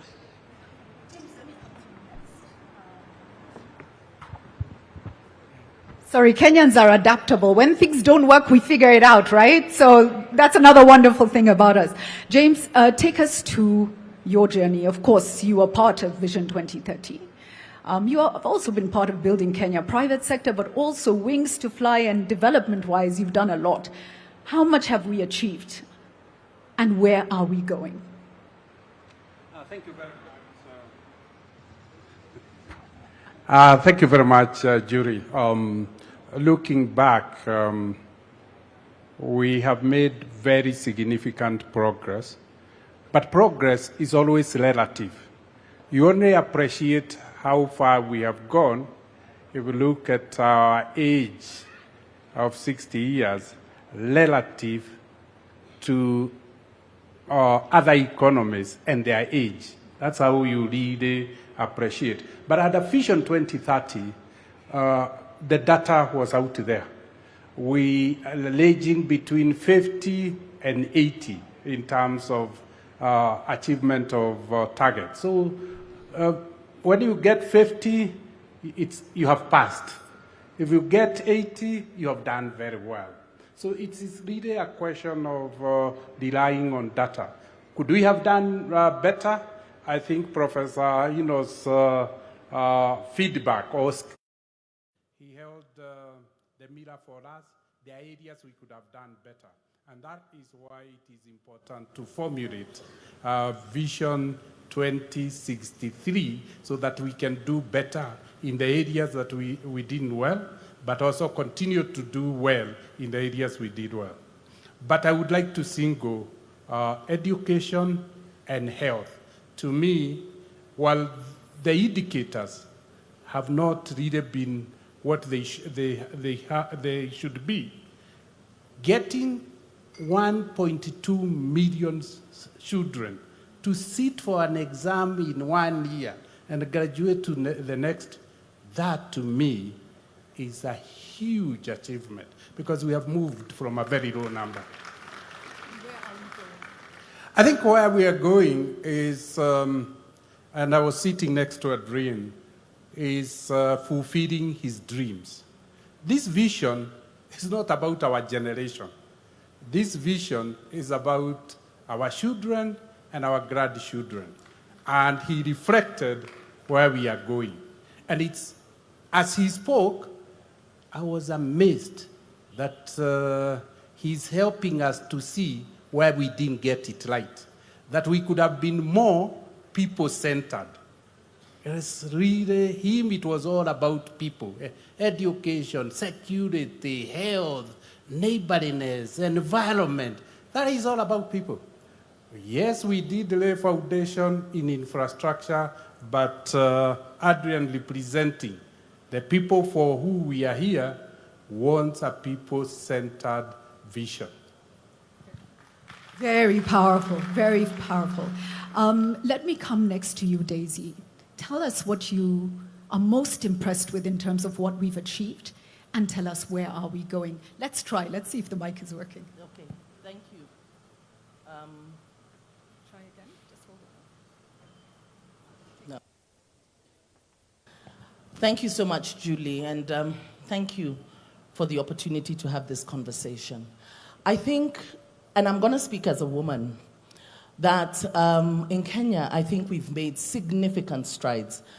I think the most important thing that we did for ourselves as a country was the promulgation of the 2010 Constitution that gave us the framework for inclusion. And when I think of, you talked about the 80s, and there are many things that people don't know about where women came from. I remember when we were in school in the 80s, a woman could not walk into a bank and open a bank account without the permission of her husband, if she had one, or her father, or a significant male other. Women were not seen as having personal agency. Today, women are at the forefront of economic growth, you know? So that's really significant. If you look at our history, where we came from in terms of political representation, it was a male-dominated field.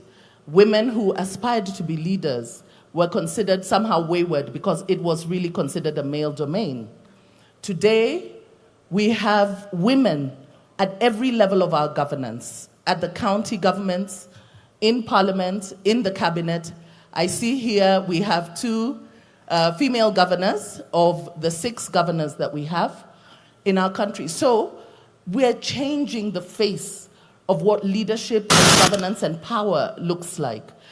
When you talk about indicators in terms of education, maternal health, in terms of economic growth, I think we've made significant growth and we need to appreciate that. We look at all the hardware that's been there, the roads, the railways and everything.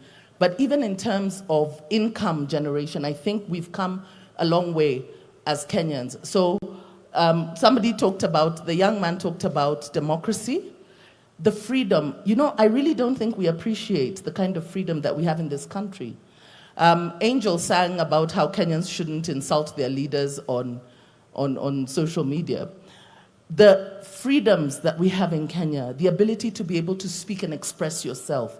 I think this is something that we take for granted because it's not available in many other jurisdictions, but in Kenya we do. And that's why I appreciate this conversation, because it's giving us an opportunity to be able to have a conversation and channel our energies towards talking about the Kenya we want. The Kenya we want to see beyond Vision 2030, but also to diffuse some of the tensions that are there, because we agree that we're having this conversation within a context of a lot of uncertainty in terms of employment, economic pressures and all that. So there's also skepticism as to why is this conversation coming at a time like this, just a year before elections. But I think it's important that we have it now. That's why it's important that we have it now. So even the ability to be able to gather here together, to have that conversation, the president calling us as citizens to have a conversation about what the future of our country looks like. I think we've come very far, because usually it's always top down. It's presented to you as citizens, not calling you in to come in. Let's have a dialogue. Let's reason together, and let's vision our country together. That's incredible. Thank you for that.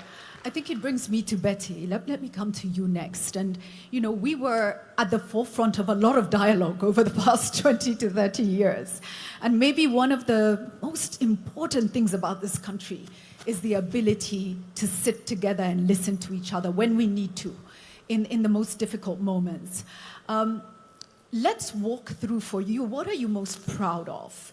And now as this country comes together in this discussion, starts this process, what's the realistic, process that we need to go through? And I think it will be discussed further, but this is not a short journey.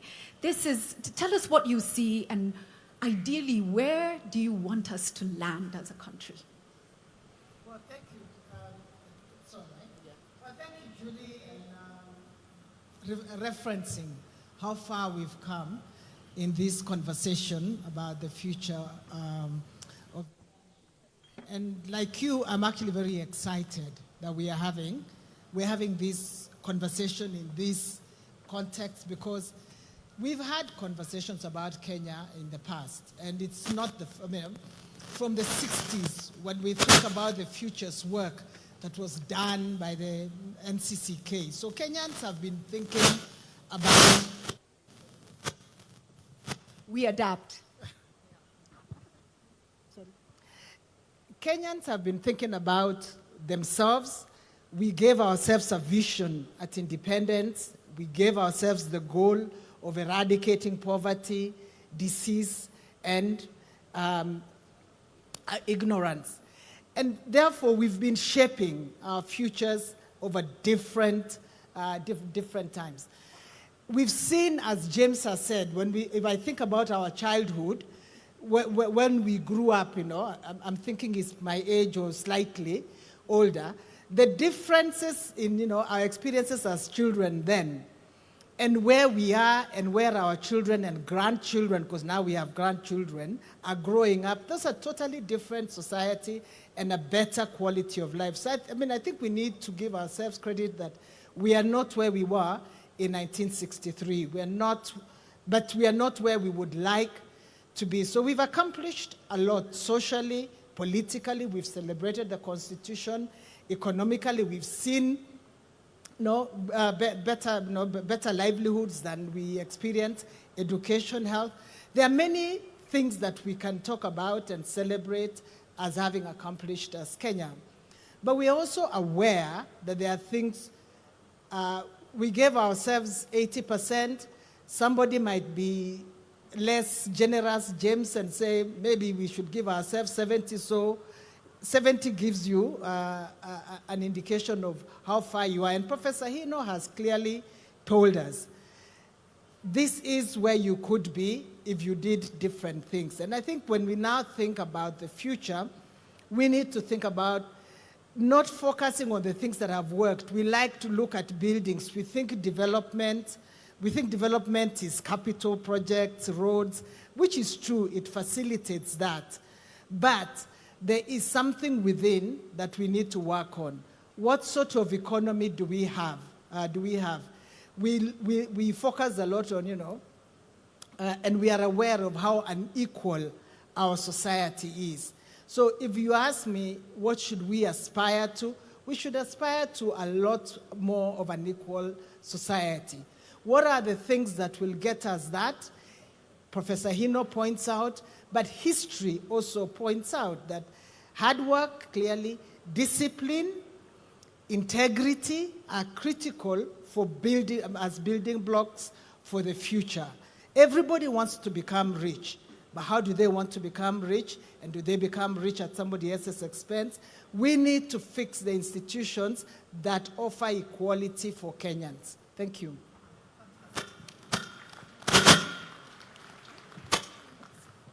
Still adapting. Okay. Can I just bookmark that when Professor Hino did his presentation, and when you mentioned informal sector, there was an applause that came from the back. So I just want to recognize that's a very big part, I think, of what Kenyans want us to focus on is how to give dignity and opportunity and pathways forward to the informal sector. Let me come to you next, Ian. A lot of what we talked through earlier, you probably didn't live through, right? So when you have the chance to look forward and imagine and dream everything. We have a restless, cynical and tired, kind of disappointed Gen Z and youth population. How do we inspire? How do we rebuild? And what do you see as the future for the country? All right, thank you so much. My name is Ian Mwita Matiko. I may not have lived to see the Vision 2030 being born back in 2008, but I have been a beneficiary of that vision from the time I was born up until this moment. So I'll say what is working in the present and where I think we are headed as a country and what I envision, what I would want as a Gen Z to be achieved in 2060. What is working currently, I've had the opportunity to work under 3 ministries currently. I have worked under the Ministry of Interior, under PS Raymond. I've worked under the Ministry of PS Fikirini Jacobs, and under the ministry that coordinates Nyota Fund. One of the things that I can say with full confidence that is working is that for the first time in the history of this country, we have had the young generation being brought in conversations, national conversations on matters security. And that is thankful to Jukwaa la Wasomi, which was born last year under the leadership of UCSPAC, which is the Universities and Colleges Students' Peace Association of Kenya. That Jukwaa la Wasomi is working in conjunction with Jukwaa la Usalama under the docket of PS Raymond Amolo. So that is one of the most significant things that I've been able to witness as a young person, because now we are revolutionizing our security to include the very people who are going to take it up later on in the future. The second thing is about Nyota Fund.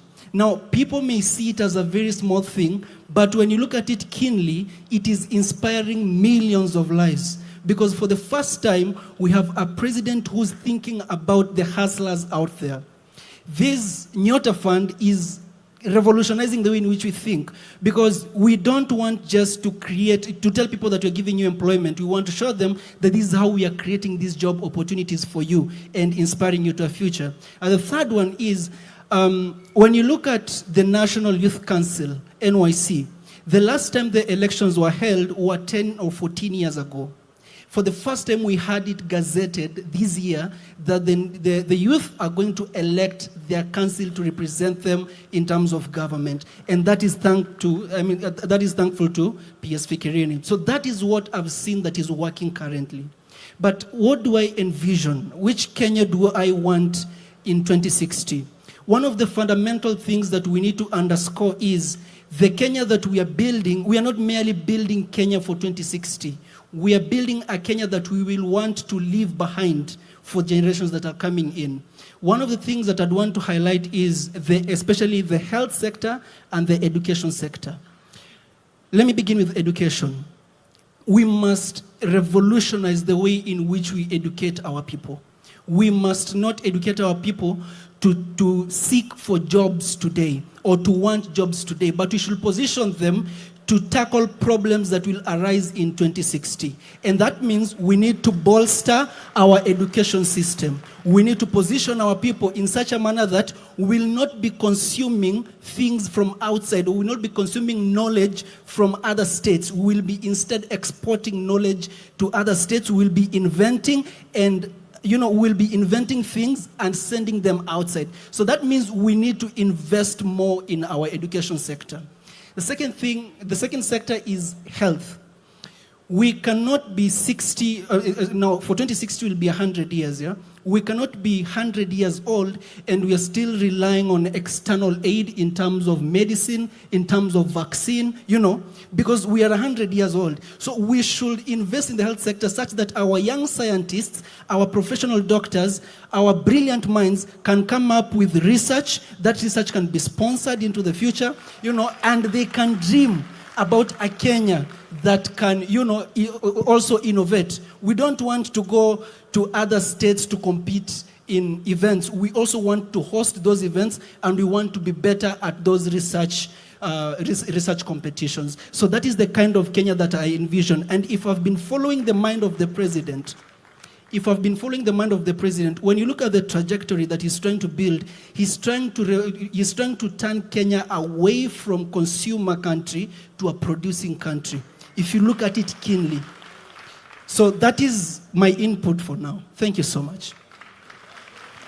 Thank you so much, Festus. Ian, Festus, let me come to you next. You're a leader in your own right. You're doing that in Machakos County. What are you happy about in terms of what Kenya has achieved so far under Vision 2030? And what is your hope for 2063, Kenya at 100? Thank you, Julie. Is it good morning? Is it still morning? Yes. Good morning, Mr. President. Good morning, Julie. Good morning, my panelists. What has been significant about the achievement of Vision 2030 to us, persons with disabilities, because that is a constituency that I speak for and work for. We've seen enactment of the new Disability Act that has been in the parking lot for a very long time. The act was assented by our dear president last year, August. Was it August? Sometime last year, and that was a really great milestone that spoke to the intentionality of our government in terms of including persons with disabilities in their activities. We've also seen significant efforts by the government, especially in mashinani, whereby nothing can happen without us being on the table and having our voices where conversations are happening. Kudos to the Ngao team and to the other government sectors like the judiciary and other parastatals of government. And the hope that I have, or the hope that I see is, number one, before I go to the hope, can I cite an oversight that I have seen? Because this is a conversation anyway. When we look around this podium, and online as well, we are missing a very critical accessibility format for those that are following online and those that are in this place with hearing impairment. It was an oversight, and I give it as a recommendation that next time that is looked at critically, because thank you.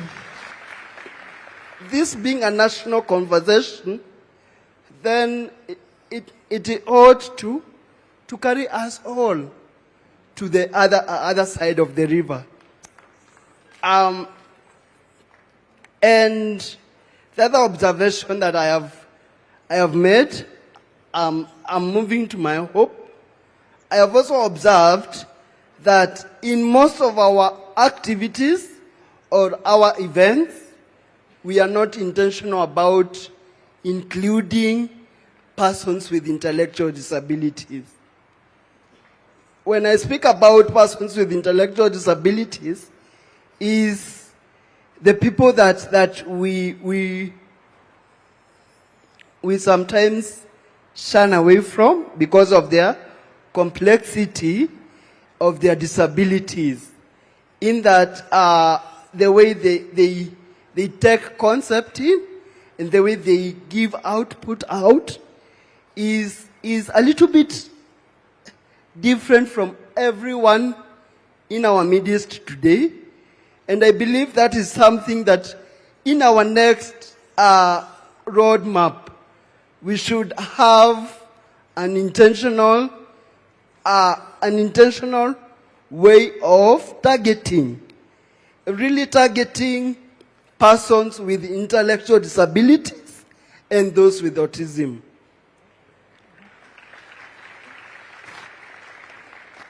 The other thing is that I need us to see more formats of communication in our various engagements. I'll give examples. Persons who are short-sighted, that do not see small letters. How inclusive are we when we are projecting? Even I was struggling. In our screens, how inclusive was that? And those that use Braille is that format that is going to be accessible to those of us that have gone to school and can use Braille too as a way of communicating to themselves. Again, we have a very forgotten group in the communities that have not been participating in our activities most of the times because of the barriers. The deaf-blind people. We've seen how America has empowered the deaf-blind lawyer. All of us know her. We've seen how she even came to Kenya to inspire us, persons with disabilities, brought in by National Council and brought in to inspire and change a narrative that has been there of persons with deaf blindness are supposed to be left away. Just to ask, how many of us know that we have a language known as tactile?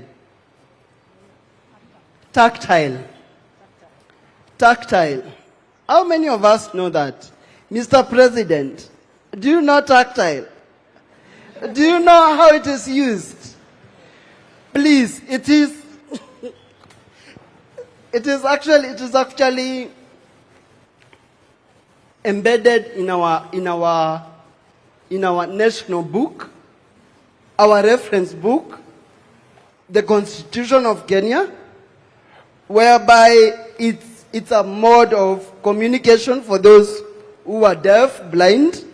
So we'd also want to see that in play, because it is mandatory to carry all of us to the other side of the river.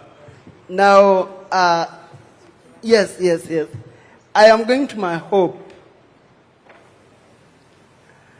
The the Kenya I hope to see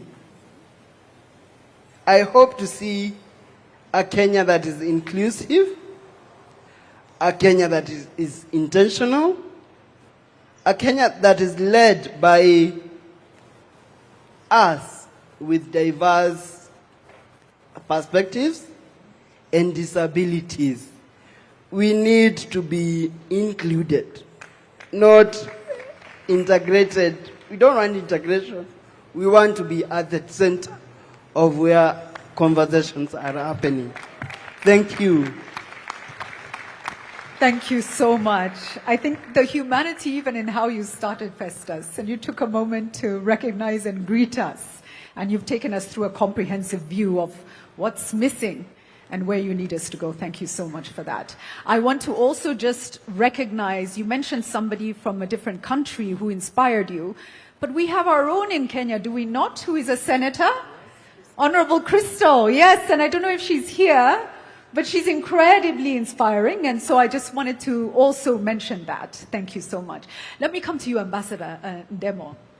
Again, we were at the front lines of much of the change of Kenya with you. You were right there, and you saw what it took to change a nation. It's not easy to push, to evolve, but you did that.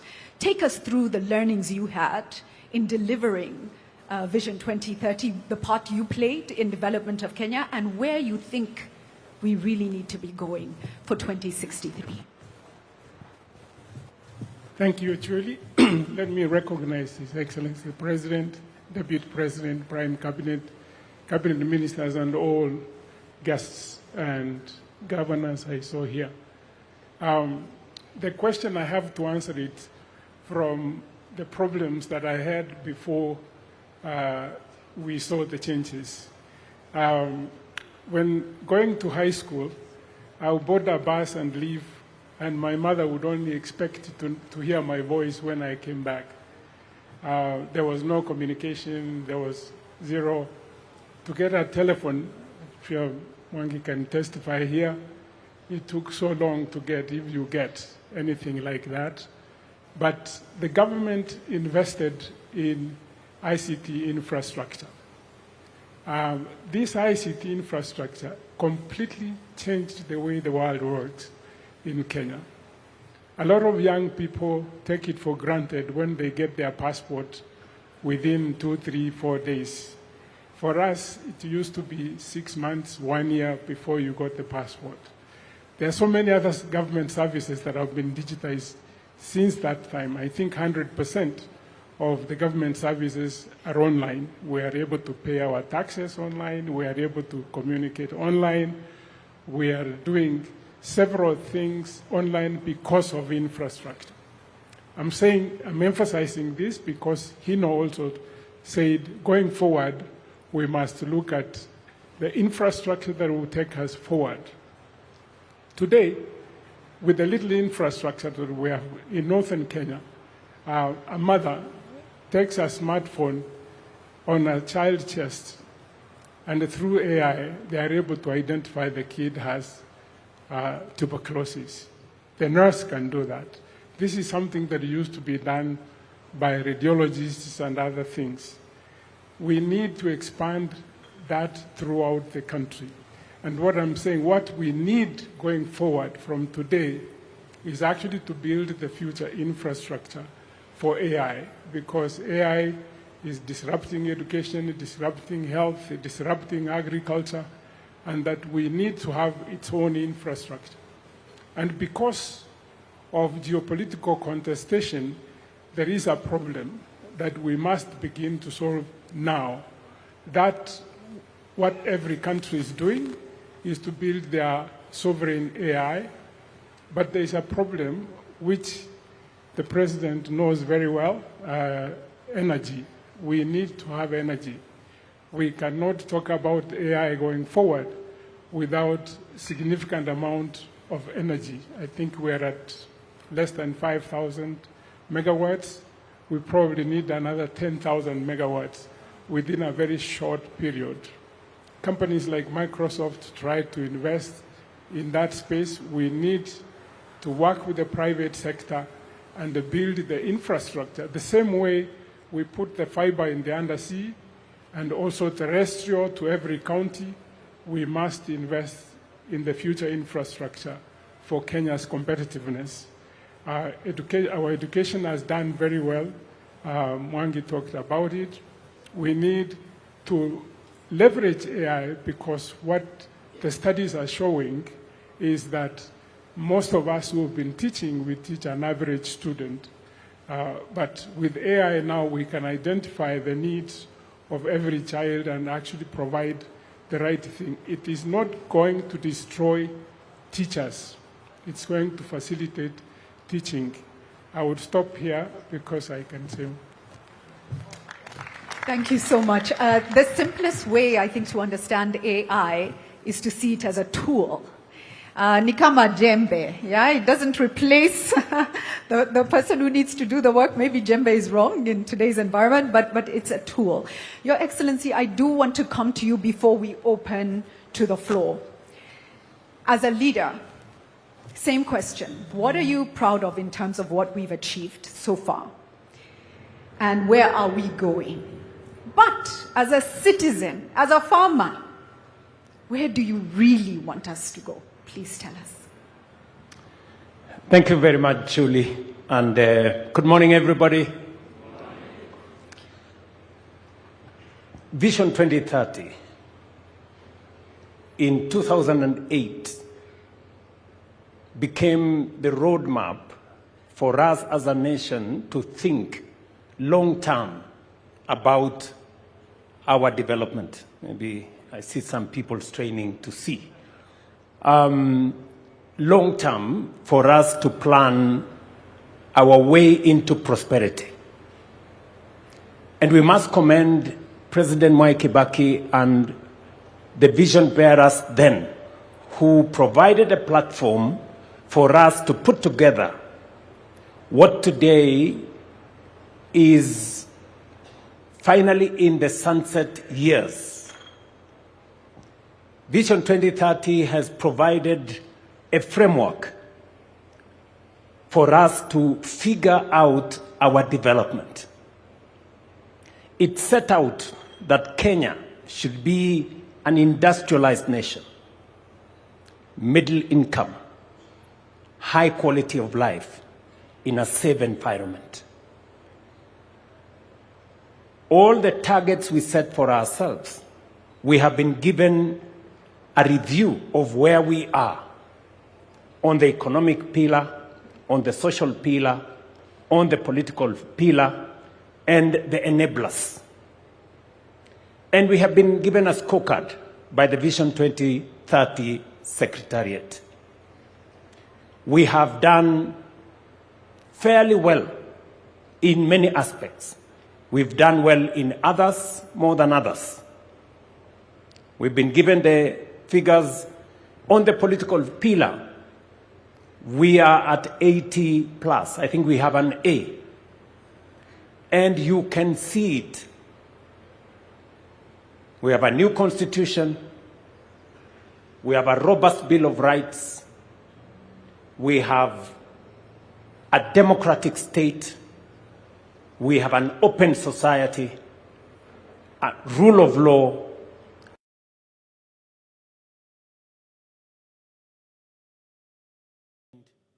And we have made ourselves a very proud nation. In fact, globally, Kenya is recognized as a democratic country. It is part of the reason why in 2023-24, I paid a visit to America, and the single most important component was the fact that we share in our celebration of freedom and democracy. We have been given indication as to where we are with the economic pillar. In fact, I think of all the pillars, the economic pillar is where we have done not very well, at around 50, I think it was 52, 53%. On the social pillar, we are at around 60. We have made progress. Today, we have significantly in our region, we've done very well in terms of paved roads. We have 20,000 kilometers of paved roads. We have a working SGR. We have an expressway. We have dualed some of our roads. We've extended electricity. We now have 10,000 homes. 10 million, 10 million households going to 11 million households connected to electricity. Our transition on education is significant. We have done very well. But why are we having this conversation? And I want to thank the people of Kenya. When I asked the country that it is time for us to have a national conversation about the long-term vision of our nation, we have been explained to why. Number one, Vision 2030 will come to an end in the next 3 years. Medium-term plan 4 is ending in 2027. For us to plan medium-term 5, medium-term plan number 5 is going to take from 2027 to 2032. Yet Vision 2030 is ending in 2030. So we need to have the longer-term vision for us to be able to plan medium-term 5. Reason number 1. Reason number 2, when we figured out Vision 2030, 20-something years ago, the world was much different from what we have today. Technology had not taken the space it occupies today. The advent of AI was not with us.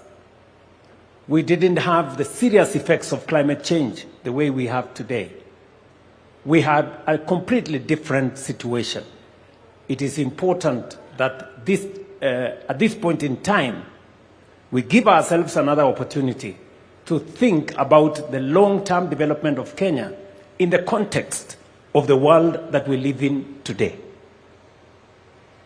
Number 3, when Vision 2030 was developed, it was developed before the new constitution. The new constitution provides us with a better and clearer framework on how to think long-term. And therefore, it is important that we engage in this exercise in the context of a new constitution. A new constitution that does not request us to consult the people. No, it is mandatory. The reason why you find in some cases many people do not understand, do not relate to Vision 2030 was because there was no public participation to the extent that we know public participation as provided for in the Constitution at the moment. And therefore, we have an opportunity this time round, different from the opportunity that was in 2008, to formulate a long-term plan, one that is done by the people, not by government, not by bureaucrats, by the people themselves.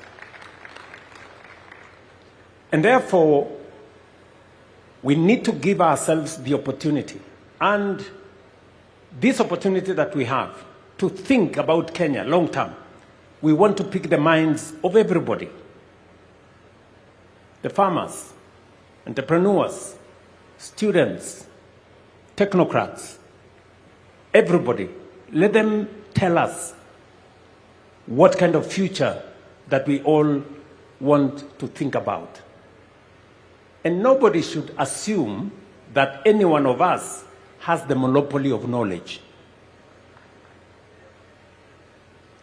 This cannot be, and I make it very clear. This is not a government project. This is a people's project. So Kenyans must prepare themselves. It is a responsibility put on our shoulders collectively. And I will be speaking as a citizen as well, because I also have aspirations on what I think our country should be, beyond me being a leader today in Kenya. And number 4, just so that we contextualize this, the center of gravity, global gravity, in terms of growth is moving to Africa. Africa today is pivotal. Why? Because of 4 reasons. Number 1, we have the largest reserves of renewable energy. We have the youngest population, a population that a quarter of the world's population will be living in our continent by 2050. Number 3, we have the largest market that is emerging. Number 4, we have the largest reserves of uncultivated arable land for food security going into the future. And therefore, as the center of gravity, global growth moves to Africa, we must position Kenya appropriately so that we become that epicenter. It is for those 4 reasons in my thinking that this is the moment for us to imagine the Kenya that we all want into the future. Many people may say, this being a year where we are going into politics, maybe this should not be the opportunity for us. Now, I want to tell them, Kenya is bigger than any election. For far too long, we have made elections to look like it is a matter of life and death. It is not. Yes, it is important. And the reason why we have not achieved some of our targets is because we have made our plans not with the foresight of the future, not thinking about the next generation, but simply thinking about the next election. And that is how we haven't met some of our targets. And I speak from a position of knowledge, and I speak from a position of experience. It's not always that you become a president of a country. I have the privilege to be the president today. And I want to speak from that experience, that the pressure that always you have, even when you know as a leader this is the right thing to do, you are told always, this will affect your next election, don't do it. This will affect your next election, don't do it. Many are telling me, oh, why don't you concentrate on the next election? Leave this thing, it can be done some other time. I'm telling them, the next election will come and go. Kenya must think beyond the next election. Kenya must think for the next generation. And I want to ask all of us here to think beyond any election cycle or any administration. We must think about the next generation. Let me conclude. I hope I'm not taking too much time. Let me say the following. I have listened to the presenters. I've listened to Professor Anyang' Nyong'o. I've listened to Adrian, the good young man who is 7 years old. I have also listened to Professor Hino. And as we have this conversation, I have picked 4 things. Number 1, Professor Hino has said, for those countries that have succeeded And he's given us examples of Singapore, Malaysia, he's told us about Vietnam, and all the other countries. What was central to their quantum leap was the people. Not the oil, not the gold or resources, it was the people. And we are lucky as the people of Kenya because we have the people, and they are very hard working. So we have what it takes to lift this country to the next level. Number two, he has told us to pay attention to inequality. A very serious challenge in our nation is inequality. We have too many people who still sleep hungry. We have too many people who are jobless. We have too many people who don't have income.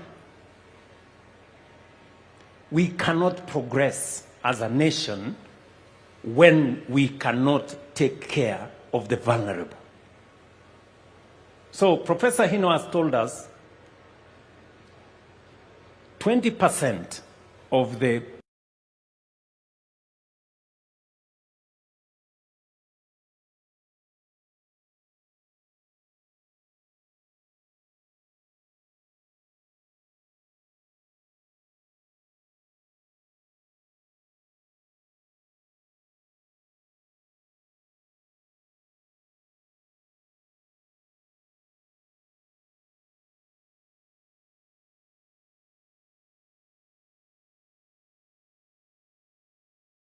we have to pay attention. We have to pay attention. How we lift those low-income people, how they access, how their children go to school, how their medical bills are paid, how they access employment opportunities, and how we create equality. Number three, he has told us our opportunity is in raising small, medium, micro enterprises. We have an opportunity there.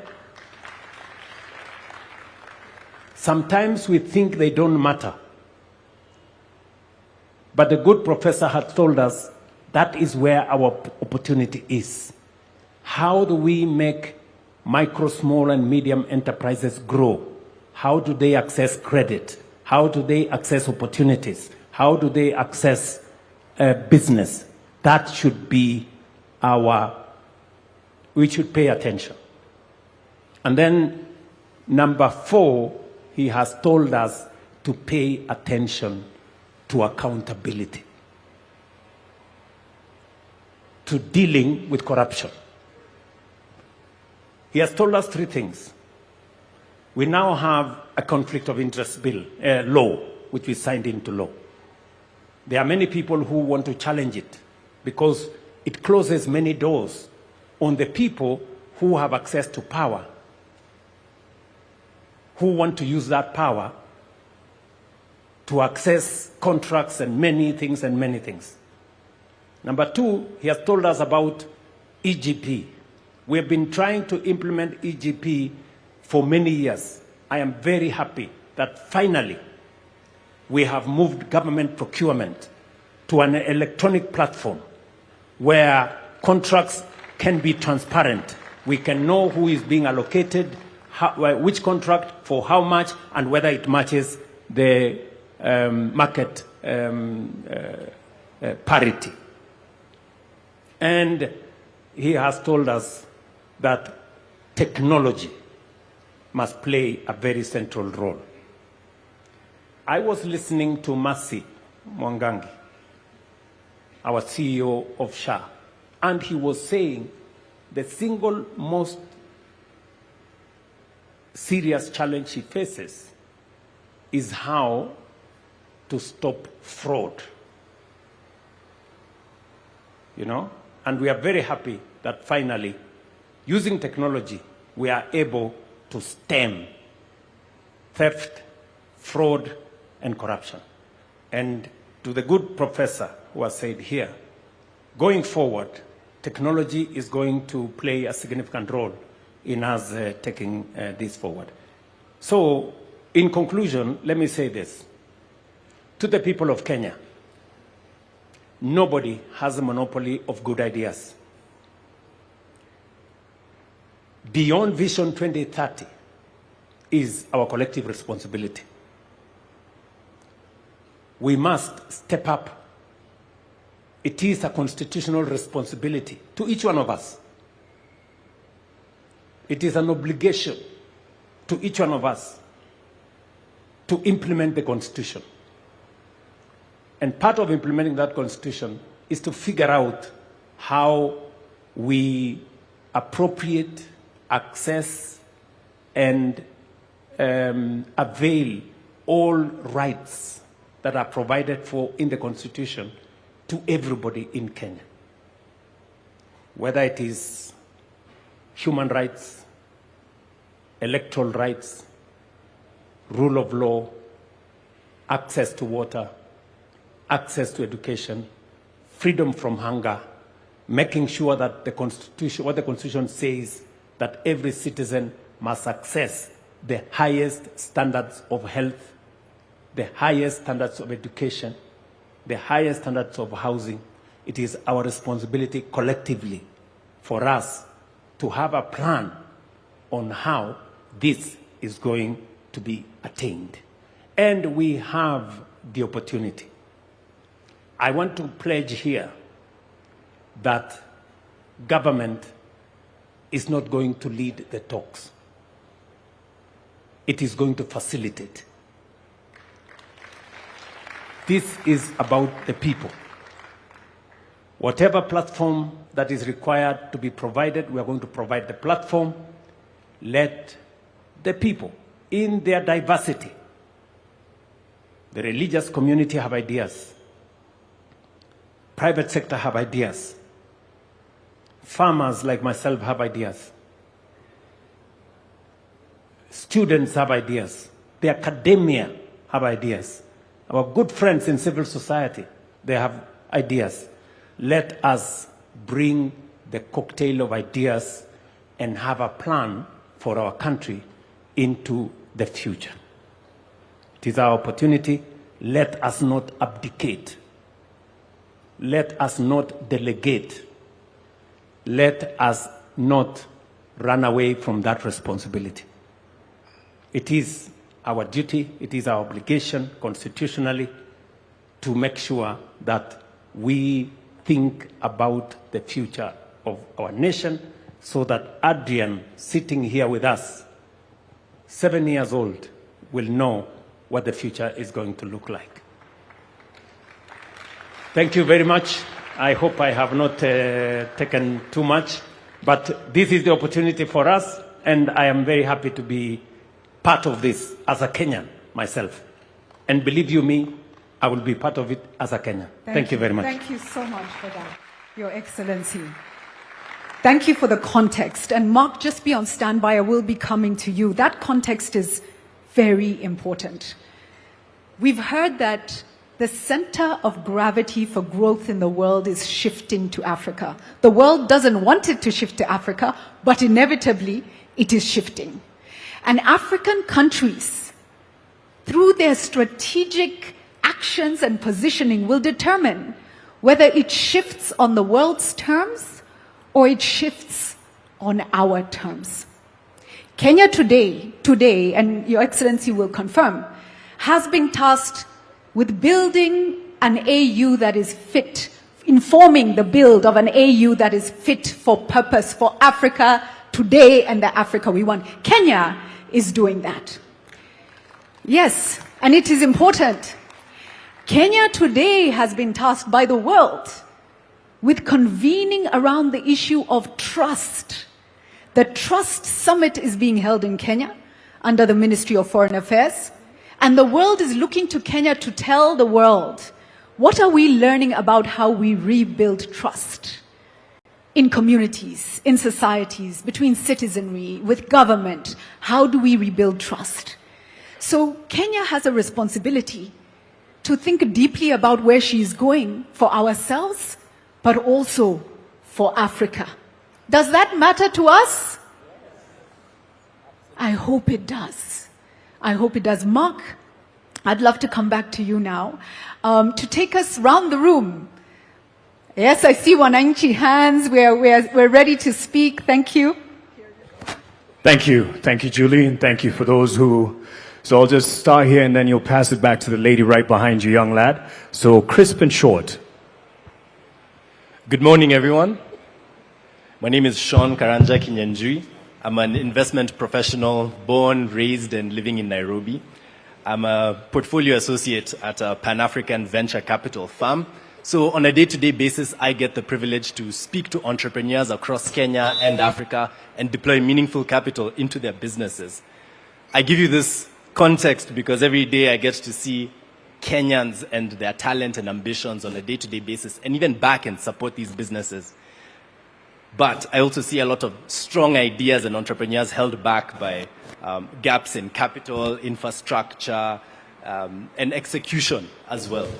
And so for me, a vision beyond 2030 is very personal because it affects the trajectory of my career in the investment space, fundamentally. It also affects the legacy that I leave behind for my family.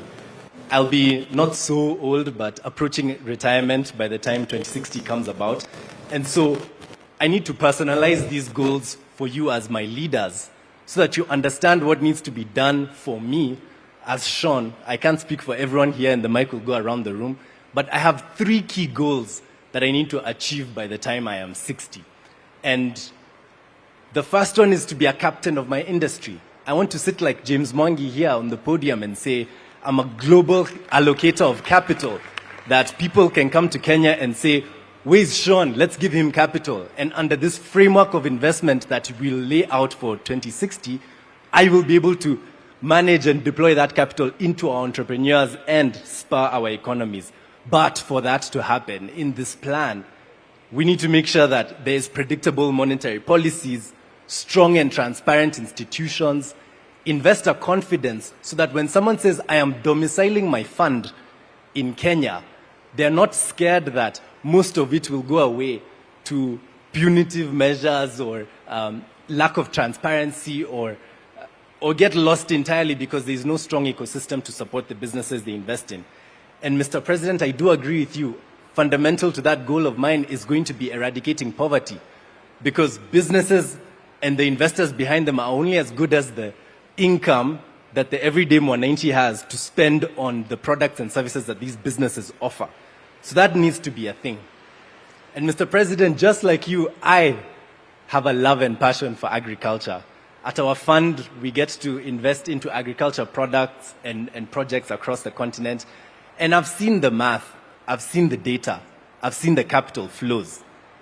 And let me tell you, young people, agriculture is the way to go. We have the opportunity to become the food basket of the world. And one day I want to say that I want to step down from my role as the future James Mwangi and get into agriculture at scale. I want to become a farmer and export and feed the world. But to do that, the economics of farming in Kenya also need to work. Access to markets, logistics and transport, water, access to land, all of those need to work for that dream to happen. And my final dream, I just got married a month ago, and and I plan to go forth and multiply. And so being a father, being a husband, being someone who raises a family in Kenya is core to me, because I need to make sure that my kids grow up in a meritocracy so that their education, their skill set, and the opportunities that are before them are what will open up doors for them, not their last name, not where they were born, who they know. That's the kind of future that I want for my children. And I want to be old in my 60s, living in a Kenya that works, and one that I can be happy in, and I can say, najivunia kuwa Mkenya. Thank you. Over to you. All right, let me pass it over to you. And let's keep it short and crisp. And Sean, just as an interjection, 60 is not to grow old. There are 60-year-olds here who feel targeted by what you've said. But I get your point, young man. 60 is not old. We still have very young 60-year-olds here. So, tuendelee nalo. Keep it short. Good afternoon, everyone. My name is Achieng Masawa. I come from the great county of Siaya and a woman representative aspirant. I'm a social impact and enterprise-based consultant. I had a privilege to study in Israel and also study entrepreneurship in US through Mandela Washington Fellowship. I'm also a former student leader at University of Nairobi, where I represented gender affairs and also vied for chairmanship back in 2015. And as we sit here today, I am so grateful that this conversation is taking place. It has been so long overdue. I come from a county where we are the source that have been on the streets far too long. And I'm really, really grateful that one of the least developed pillar is economic pillar. And being a youthful country with a young population, I believe, and today is the International Youth Day, I believe that focusing our energy in enabling the capacity of our young people is the way forward. And today I am greatly challenged that the President of our great Republic of Kenya, Dr. William Samoei Ruto, has led the National Vision Board. I would like to challenge all of us as young Kenyans and every Kenyan to also develop our personal vision board to contribute to the growth of our country and to the journey to Singapore. Thank you so much. Over to you. Melody, you have someone? Thank you. Ladies and gentlemen, Your Excellency, first of all, my name is Hilary Ojwang. I am a Gen Z of this nation and a graduate mechanical engineer. So my comment as of today is that, first of all, I want to thank you for this initiative. Because we came up with Vision 2030, and we are now we are developing a relay of visions.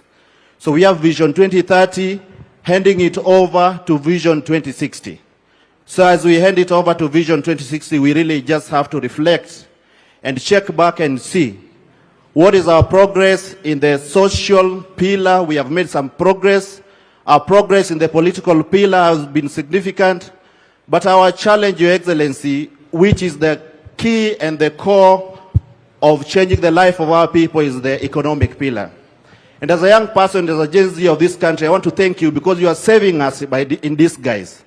Because when I'll be old, and in my 60s, in 33 years to come, the current generation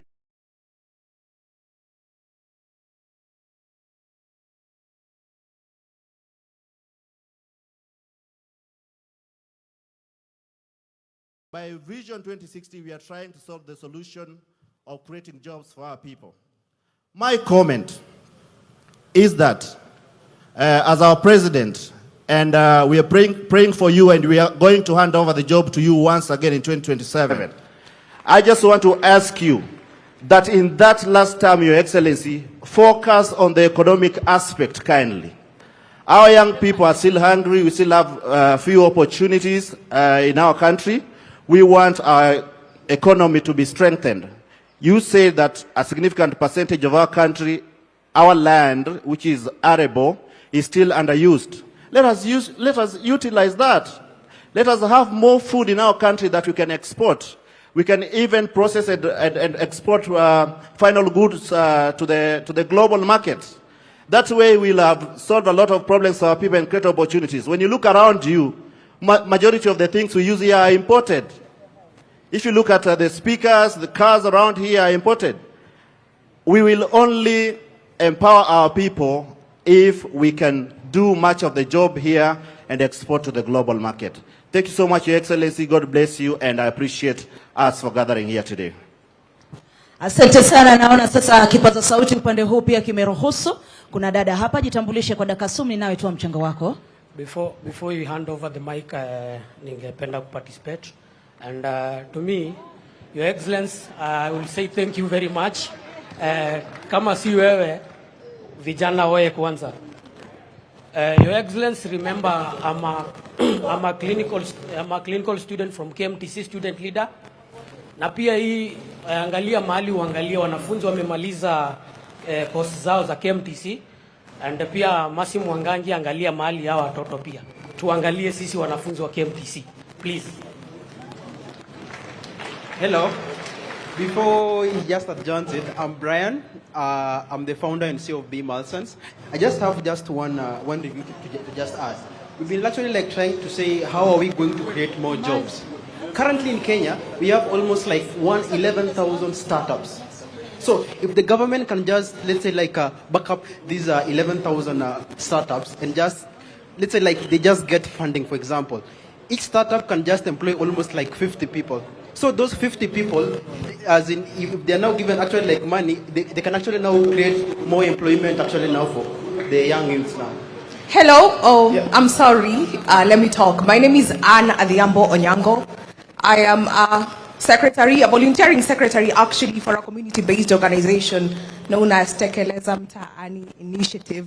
So my question is about climate action. For me, I define Vision 2030 as attaining goals for the 17 Sustainable Development Goals. So I'm gonna go to SDG number 13, that is climate and its impact. We've been seeing news being warned that El Nino is coming September to December. So apart from us sending Red Cross to rescue missions and all that kind of thing, what are we doing with the drainage? And what are we doing to make sure that the adverse climatic repercussions don't get to us as individuals? Kindly, when you are thinking about 2030, think about climate change and its impacts, because I work with the community and it is not looking good at the grassroots. Thank you. Asante. Sorry about the challenge with the sound, and we're trying to get, I had promised this young lady here, na hapa, na point 2, kwa sababu ya muda, lakini pia wewe utaposition watu pia. I love this sign. Let me just say, yes, I love the hands. I see you all. I appreciate that. And this is what we are starting. So atufungii mtu yote, lakini tunawapa wale ambao wanaweza zungumza kwa muda tu. I love the passion and I love the reaction. We just also need to give that side of the room. So that's why we're kind of giving an opportunity for those on the other side of the room. Young lady, please keep it safe, short, and then we will come to as many. But as you would appreciate, there's other parts of the program, and there's another opportunity for open mic. I promise you. I promise you. Quick. Thank you so much. I'm called Lucy Wanjiru Mbugua, a youth leader from Nakuru County, and aspiring senator come 2027 next year. And my question to the president is, there was a clip that Rigiji talks. We know Vision 2063 will go beyond your administration and possibly several generations. Now my question is, how will you make sure Vision 2030 belong to Kenya and not to a particular government, so that the future administration continue implementing it regardless of who is in power? And as I finish, I want to say that I want this Vision 2030 to be a Kenya where there is no corruption, and where youths, we are employed regardless of who we know, as long as we are educated. Thank you so much. God bless you. Asante, asante, asante. Tumsikie dada hapa. Hello, good afternoon, everybody. Good afternoon, Mr. President and the nation at large. My name is Nora Kerubo Rangi. I'm from the Open University of Kenya. First of all, President Treasurer, first of all, I want to thank you so much, Mr. President, because after almost 36 years, I was able to go back to the university and undertake my degree in business entrepreneurship and education. I was just watching you on a television set like this, and you were inaugurating Open University of Kenya, and I saw the opportunity, and I wondered, how doesn't Kenya know about this opportunity? Open University of Kenya is an online program where you learn from anywhere in the country, in the world. Continue with your business, continue with your business, with your professional life, but at the same time, upgrade yourself. So what I want to say is I've seen a very huge opportunity in this space. So President, as we are continuing, can we continue to implement this online learning space? I have seen students from across the world. I've seen students from across the continent coming to Open University. We are 3 years old only. We started with virtually zero, and we are now 30,000 students. So as Kenya, we can capitalize on this economic pillar and export education. Kenya is at the pillar of education, and they're coming from all over online. So I would like to see open primary schools of Kenya, open secondary schools of Kenya, and the rest is history. I've also seen people from other countries come here for the primary school education, for the secondary school education. So at 2030, that is also another pillar. People trust Kenya. They trust the education in Kenya. So that is a pillar I would like us to capitalize on and take advantage on. There are huge revenues in education. Thank you very much, and God bless you all. Asante sana. Kuna wepo wengi huko. Acha nimtape ukaka mwenye shati yake ya maroon. The President, the Deputy President, and all protocol observed. My name, I might struggle to communicate because I've never addressed such kind of a congregation, but you'll get my points. I have very delicious points and very ambiguous points. Now, this is a national conversation that personally I expected the leaders from across the political divide to be able to attend. I'm quite disappointed that some leaders are not present. My name is Samson Ligala. I come from Kisumu County. My governor, Professor Anyang' Nyong'o, is among the leaders that are, spearheading the conversation. So, as you know and as you understand, leaders from Kisumu like myself, we are very brilliant, and we are supposed to be on the conversation and on the table. Now, Vision 2030 was formed when I was in class 3. I didn't know much about it, but my late father, used to really talk about it like every day. So I got to understand, and I'm glad that today I'm part of the team that is talking, that is addressing the country. And I hope that in future, the foundation that was built, we can have a conversation on it and be able to make changes. Personally, I want to talk about my ward, because in 2027 I will be the MCA for North Nyakach ward in Kisumu County, God willing. Kule nataka kuongea kwa Kiswahili kwa sababu si wengi wanaelewa Kizungu wenye wananiona kutoka huko. Agriculture. Rais, naomba mnisaidie, mnipatie muda kidogo nimalize. Okay, thank you. So we should work on inaitwa value addition and empower the farmers at home and everyone, wale wananchi wenye wako chini. Hii conversation vile rais amesema tuweke conversation ikuwe kuhusu wananchi wenye wako chini, si leaders peke yake. Thank you for the opportunity. Melody, I'm right here with the young one. Melody, I'm right here at the front just to speak to two young representatives who are looking forward to Kenya post Vision 2030. Kisha baada ya hapo tutarejesha mic jukwani. Baada ya hapo kipaza sauti kitarejea. Samahani, sorry for that. Real quick, and then we'll hand it over to Julie because there's more to the program and there's another open mic session. But I love the passion. This is just an indicator of what we need moving forward. To His Excellency, the President of the Republic of Kenya, the Deputy President of the Republic of Kenya, the Prime Cabinet Secretary, all the Cabinet Secretaries, senior government officials, ladies and gentlemen, children, boy and girl. Is it afternoon?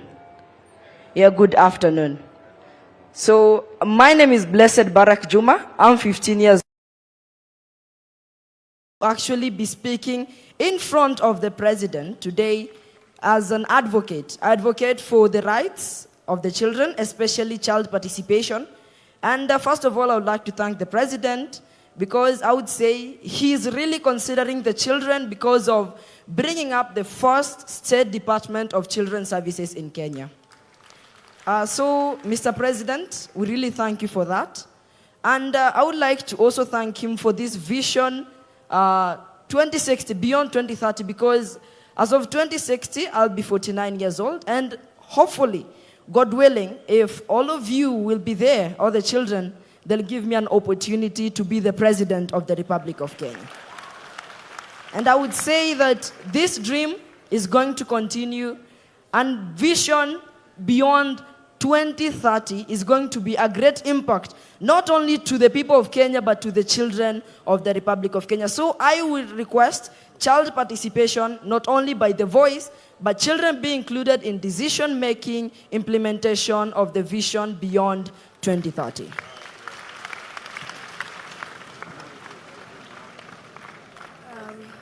Good afternoon, everyone. I really thank the Government Delivery Unit for inviting us to this conversation. So first of all, I'm going to go to the Agenda 2060. In inclusion of children, we would like to have the food security improved by investing in smart agriculture and true strength in schools feeding programming. And also coming to child protection services, we would like to strengthen the system supporting vulnerable families and ensuring every child knows their rights. Mostly protecting children must be included in creating these decisions in the 2060 agenda. Thank you so much. Julie, are you ready to take it up? Just because of time and the next agenda, but there's another open mic and I appreciate the passion. Thank you so much. We are blown away by the young voices. Give them another round of applause, please. And it's a reminder that actually very often our young ones are smarter, faster than us, but we still, as Wazir, have a few things to share and teach you, but this kind of dialogue is so important. Thank you. I know James wanted to talk to the young man, Sean. I think he will get a chance at a conversation because I must wrap up now. Let us give a round of applause to the panel as they take their seats. Sean, look for James. He wants to talk to you. So yes, thank you. Please take your seats. Panel, thank you so much. A better round of applause, please, for them. Please, please. Please. Ladies and gentlemen, as I close and hand over, we talk a lot about Singapore. And Singapore did many big things. But Singapore also did some fundamental, simple things. I want you to Google Lee Kuan Yew talking about the change. One of the things he stopped in Singapore was spitting. To transform Singapore, he stopped the culture of spitting. And they were very angry because they were passionate. They said, this is what we do, we spit. He said, you will stop spitting. And they stopped spitting. Another thing that he did was language. They all had different languages. Sisi tuko na Kiswahili. It's wonderful. They had different languages, and he told them, we shall speak the same. Pende usi? Pende, we shall speak the same language. And I want to close by saying, as we have these conversations about what we want, part of what we want is individual responsibility. mnatupa takataka, alafu mna complain. Mnauliza governor kwa nini? But if governor also is responsible for doing certain things, but we as individuals take our personal responsibility. If you throw something on the floor, ni nani, unataka nani to pick it up? So Kenya, let us rise, let us rise, let us rise. Thank you. God bless you. God bless Kenya. Thank you all so much. Thank you. Thank you, Julie Gishuru, my senior in the profession, and actually the one who held my hand to get into the newsroom back in 2008. The reason I bring this out, it's a process and a journey of holding someone else's hand and taking them to the future. And I appreciate those who've actually grabbed my hand trying to get the mic. Your view or your opinion is not any less than any other, and it is just in the interest of the agenda that we have. I see your hand, sir. I see your hand. That we have something called a hack at 100.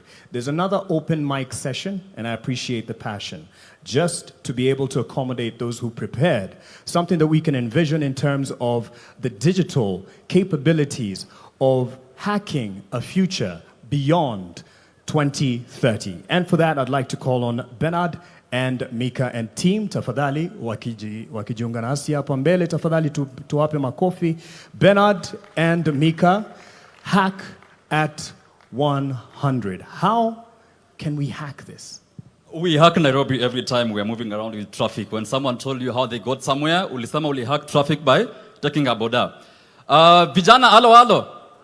Halo, halo. We are here, we are building the future. I'm not feeling the energy. Vijana, halo, halo. Mr. President, halo, halo. Asante sana. When I say future yetu, tunasema tuko ready. Future yetu? Future yetu? Thank you.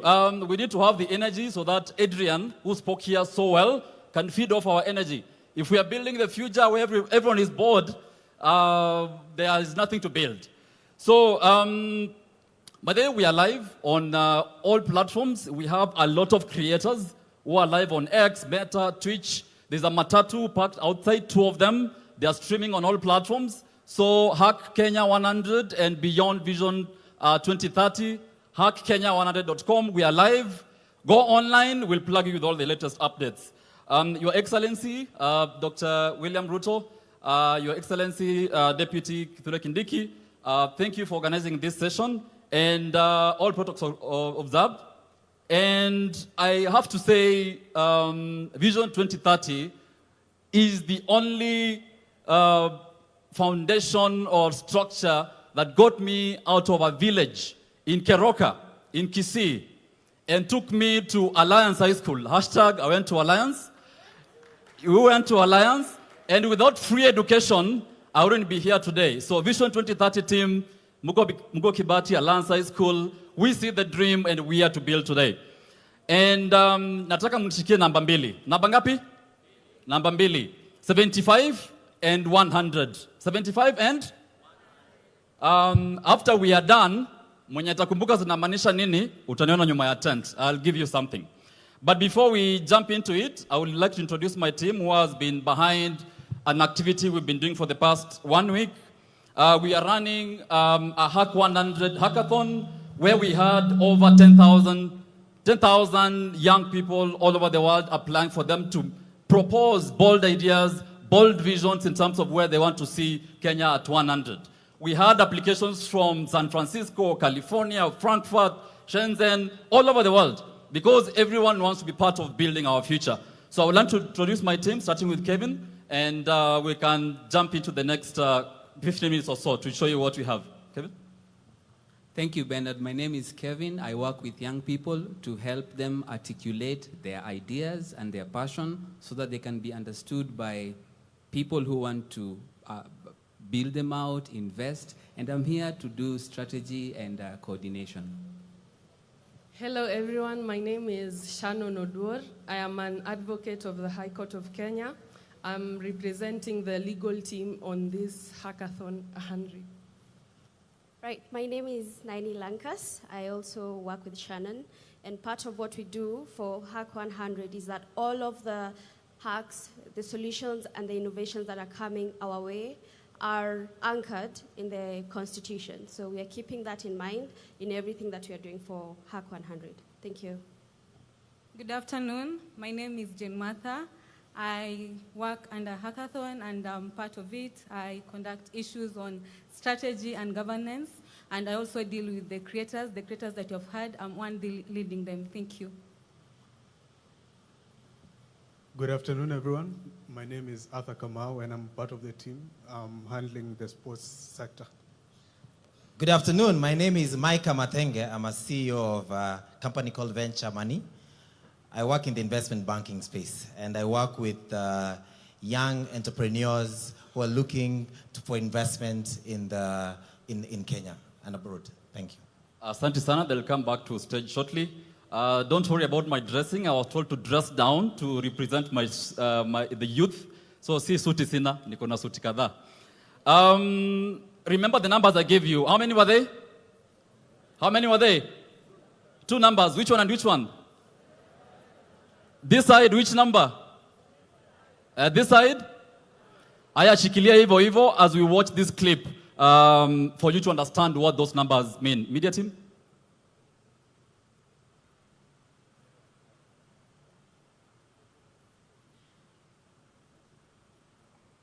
The audio is missing?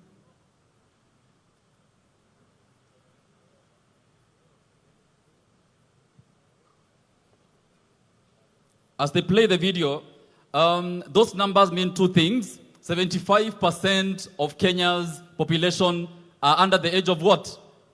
35, right? And if we are not involving them in building this future, we have no future we are building towards. And personally, by the time we are 2063, I'll be probably 70 years old. So I'm building this future for our kids and for our kids' kids. So it's very important for us to involve our young people in building the future we are building today. And I'm not sure that the video is ready. The media team. We invited young people from all over the world to submit bold ideas in terms of what they want to see. And we challenged them. If you were to envision Kenya in 2100, what would you like to see? Where would you like to see education? Where would you like to see energy? Where would you like to see technology and AI? Personally, I'm a co-founder of a company. I lead teams across the world, teams in Nairobi, teams in Lagos, San Francisco, and Cape Town. Every day we see how AI is changing how we work, right? Professor Bitange said AI is going to change how we are going to work. So how are young people seeing all these changes that are currently panning out across the world? So the future we are talking about, young people have started building that future today. And the idea we had was, we had a hackathon happening across the country, and builders were building ideas, and all of them were assessed by a team that is capable to actually analyze which idea has the potential to have an impact for over 1 million people. And we had a bunch of them who are building those solutions. And I would like Micah to come and introduce some of them here as we wait for the media team to play the video clip. Micah? Thank you so much, Bernard. I would like to invite a few people that were very innovative in the hackathons that we've had. But before I invite them, I'd like to tell you that the youth of this country today are not thinking about problems that we are having in this country. They are thinking of solutions. And I'll give you an example of one of the solutions, ICT solutions, that has been profiled to us. This is a solution that has been created by the youth. It's for savings. The youth are saving. So I'll give you the example here is for a child who is 7 years old, and he's working with his parents, and his parents are saving 200 shillings every single day to buy him a PS. The app that has been created, which is for beyond 2030, definitely, the app that has been created has reminders. But the reminders from the child are more consequential than the reminders from the app. And so we are looking at children who are learning discipline. They are learning the importance of investing. They are learning how to invest small, waiting to grow big. from the innovations that we have. I would like to invite Felix from Sanifu. I don't know if he's around. And if he's not around, I'll invite Naini Lankas to come in and talk about the investments, the legal avenue that we have, the legal infrastructure. Come. Yes, come. Hi everyone. Thank you so much for the opportunity. Thank you so much for this initiative to actually look at vision beyond 2030. So my name is Sidney Rema. I'm a co-founder and CEO at a company called Sanifu AI. We are kind of the frontiers of AI in Kenya for small businesses. We are servicing many across Africa, not just in Kenya. Most of the big companies, around use Sanifu AI to process things like orders, invoices, pay taxes, and all that. So I think for today, beyond 2030 for us, what we are looking at is we are enabling a new digital economy. We're enabling a new digital economy. Sanifu has the capability to enable young people who don't even have any coding skills to be able to actually build data applications by just describing it, which means we are seeing more people opening AI agencies, servicing businesses that have never accessed AI before. And one interesting thing you'd actually note is that, yes, we do have all this conversation about AI, but I don't think people really conceptualize what's happening. And I say this as let me say as an ex-user. You always have people saying, hey, these are things that are happening maybe in the US and other countries, but they don't really conceptualize what is actually happening. And I would like to suggest something. Maybe the team or the task force that is planning towards Beyond Vision 2030. If there's one single investment that will actually make, that will significantly change the country or significantly change the future of the younger generation right now, is deliberately investing in training in AI and technology. You can build all the roads in the world, that's good. We'll build the roads, we'll build the infrastructure, but if we cannot stimulate the young people to actually understand how to quickly adopt AI and technology very fast, I don't think we'll actually have the leap that we're expecting. And I'll give you a good example. A few years back, we were doing charity in different children's homes where we were issuing computers that are old from, all these government offices. And we were training kids as young as 5 years, 7 years, 8 years old on how to use basic computers. And you'll actually be surprised what kind of applications they're able to build by the time they're 13. So yes, I think that is one ask. The second ask, allow me, the second ask is, I've built startups for the last almost 15 years. And I'll tell you for sure, we always feel alone. I've raised capital from some of the biggest investors in the world, but I see so many startups dying every single day. I see startups that are actually building not just for the Kenyan market, but for the African market as a whole. They die every single day. There is no proper structure for support. There is no investor incentives. There's a lot of changing policies that are making investors not want to invest in us. And I can tell you for sure, if you really and truly want to invest in the young people, think about tech and AI. And don't think about it in terms of suggestive, hey, schools teach this and this. No, mandatory. Make it a mandatory class. Make it a mandatory class across the entire curriculum, essentially, for that. That's my 1-2. Thank you so much. Yeah, thank you so much. Because of time, the media team, you can play the clip in terms of how the young people want to see the future that they want to build today. Things that Sydney and the team are building, we want to see how do they look 100 from now. Now open them. This is Kenya at 100. And it begins in our classrooms. Every child learning, creating, and dreaming with a world-class education made for them. A nation of builders, cities dreamed by our own people and raised by our own hands.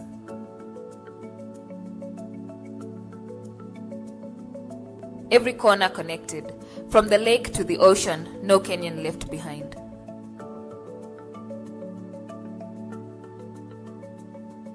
Powered by the brilliance of our young people, the 75%.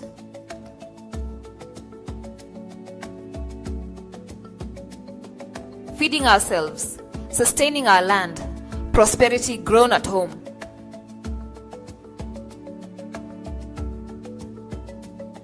Clean power from our valleys, our winds in the atom. Energy that never runs dry.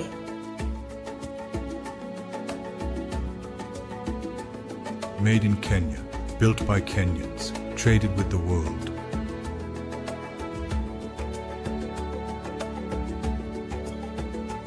Our wildlife protected, our heritage alive, the world welcomed as family.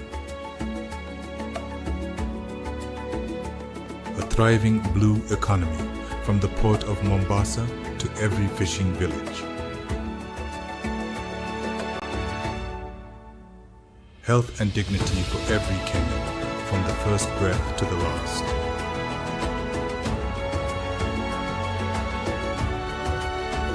But this future is not a promise, it is a project, and it begins today with you. And we start building today. A time capsule travels across all 47 counties, awakening builders and dreamers. Your ideas, captured and preserved. The boldest go into development with seed financing ready. Hack Kenya at 100. Future yetu, tuko ready. Future yetu? Future yetu? Now you understand the concept of the 100 and the 75, right? Very good students. In this presentation, you've seen a time capsule. Have you seen it? So this time capsule was conceptualized by the over 10,000 young people who applied for these ideas, and it will be flagged off by the matatus we have. There's a time capsule there that will be going across all the 47 counties to collect views, to collect ideas from the young people so that they start building. And there is available financing of at least $1 million shillings per the bold idea that will take Kenya to the next level. I would like to invite Kevin to slightly talk about the capsule, then we finish up. I am a beneficiary of the friendship of Alliance High School alumni. Bernard drags me into every room that opens up for him. So I am very grateful to Alliance High School for that friendship that they extend to people.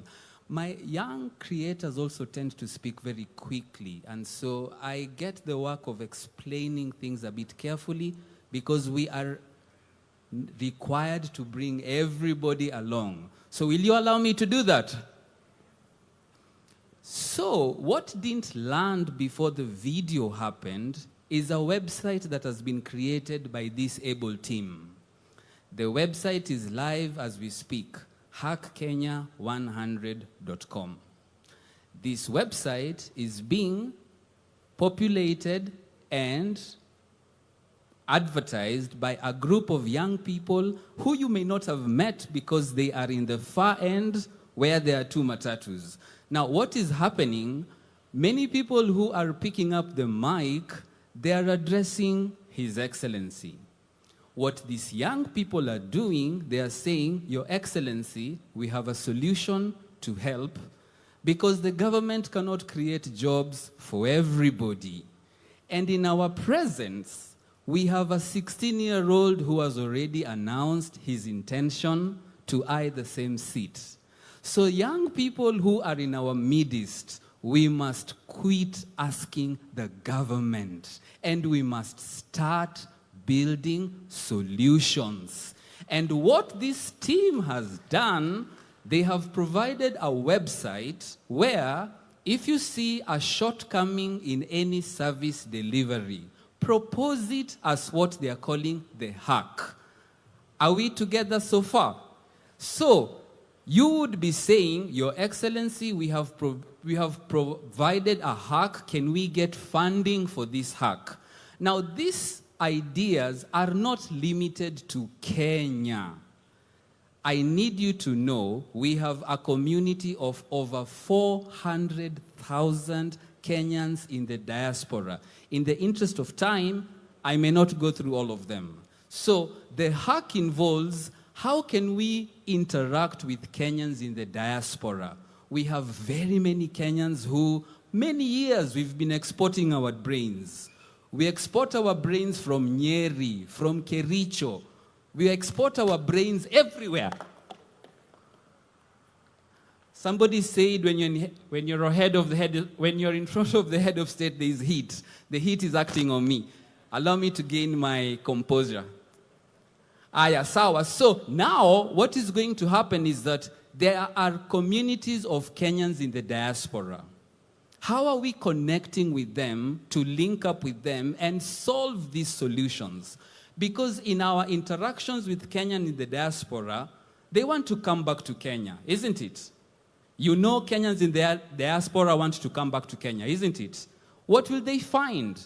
They will find these businesses that they need to expand. And so if you are in our midst and you're following us, that is what Hack 100 is about. Allow me to do the second bit of explanation, which my team did very quickly. And I will use a visual aid. Why? We must bring everybody along. Are we together? So they mentioned Hack 100, and then they said there is a capsule. So we carried a capsule to be able to explain where the idea of the capsule came from. So a capsule is this shape, and I know it is small. So we carried a bigger one so that we bring everybody along. So this capsule is going to go everywhere where Kenyans are so that you can put your ideas in it. So I'm going to open this capsule. So this capsule is going to be the conversation builder amongst young people. Instead of begging the government to do things, what ideas have you put in this capsule so that when we reach your location, we can unpack the contents of this capsule. When this capsule goes all around, we will preserve our memories, we will preserve our aspirations, and it is proposed for these ideas to be preserved, and hopefully when we celebrate Kenya at 100, it will be opened to see, did we make it? Did we not? Was the dream achievable? Thank you very much. Thank you so much. The capsule is way bigger than it is, and it's outside the matatus. Thank you, Your Excellency, and that is all the time we had.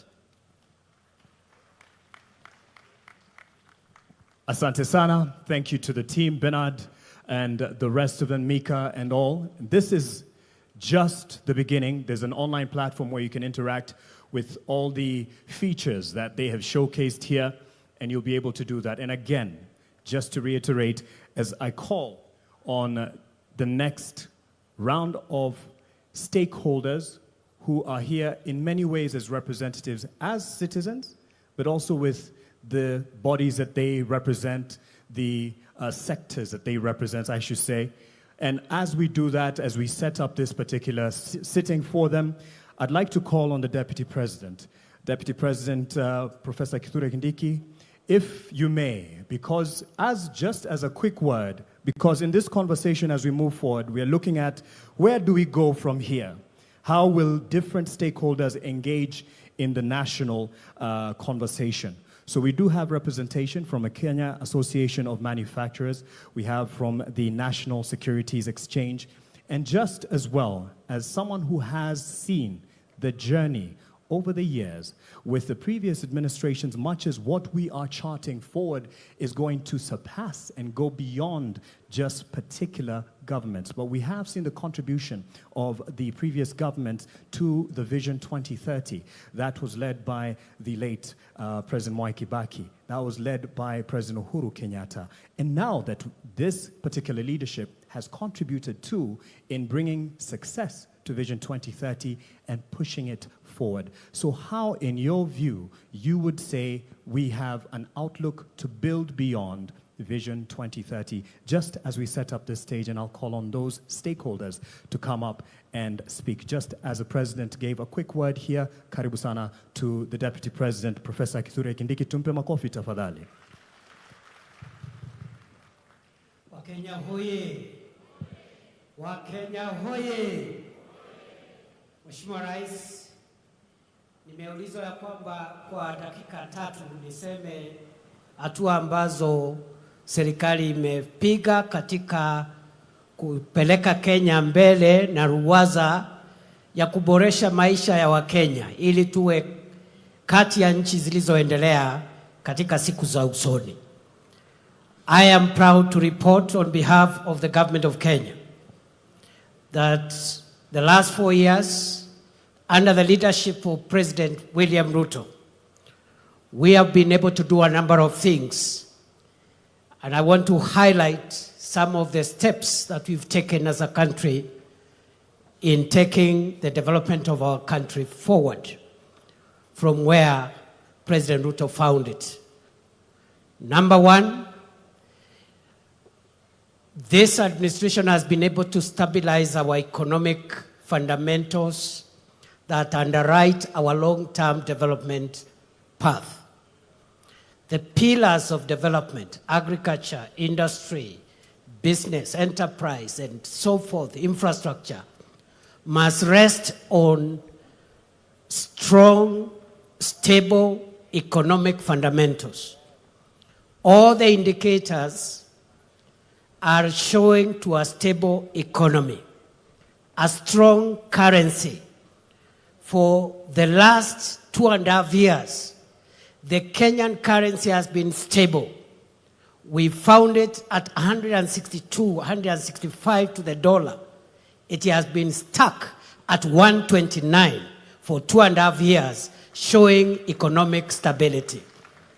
We have multiplied our foreign exchange reserves from $5.7 US in 2022 to today, $15.1 billion US, the highest foreign exchange reserves in the history of our country.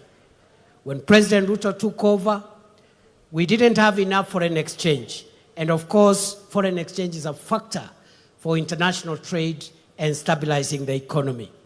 We have also been able to reduce interest rates.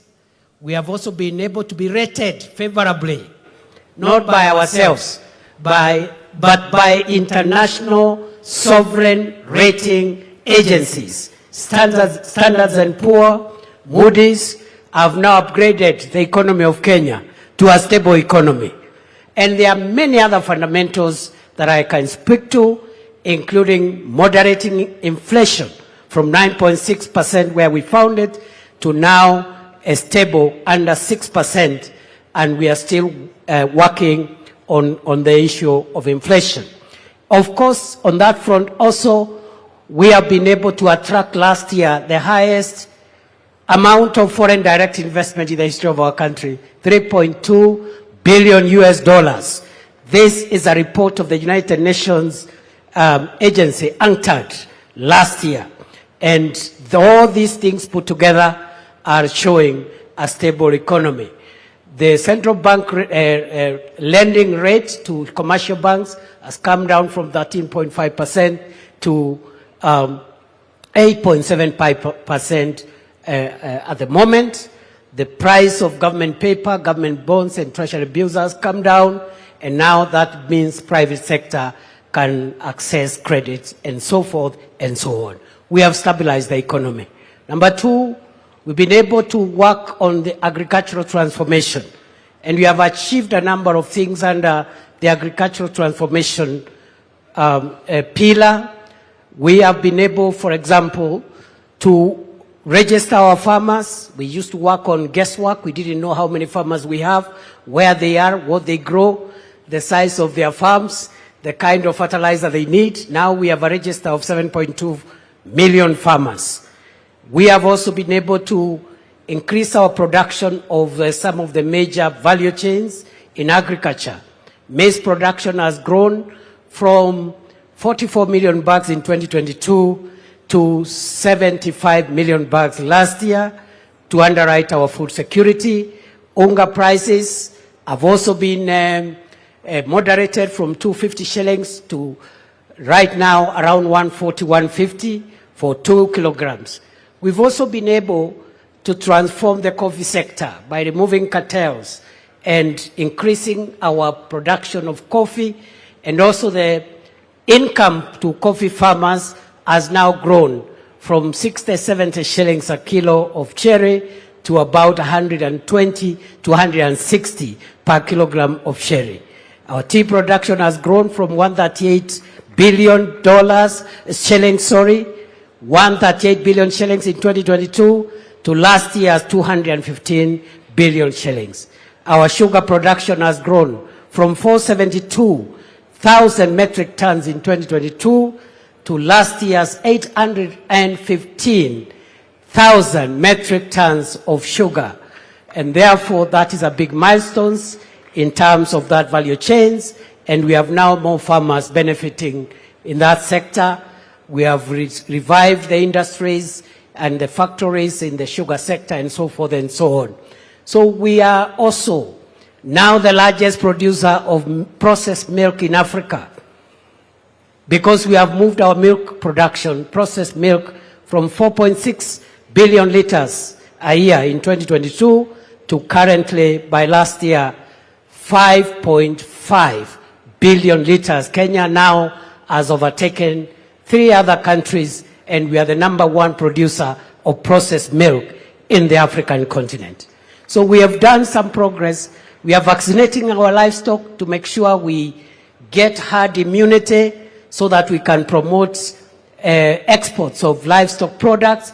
Right now we have vaccinated 8.9 million heads of cattle, and we're in the process of achieving the target of over 70% immunization. We are also promoting dairy farming, and by also managing the price of sexed semen, which we found at 8,000 per dose, and now it is at 1,400 per dose. More farmers are getting hybrids through sexed semen. So that is agriculture. Number 3, education, very quickly. This is a quick fire.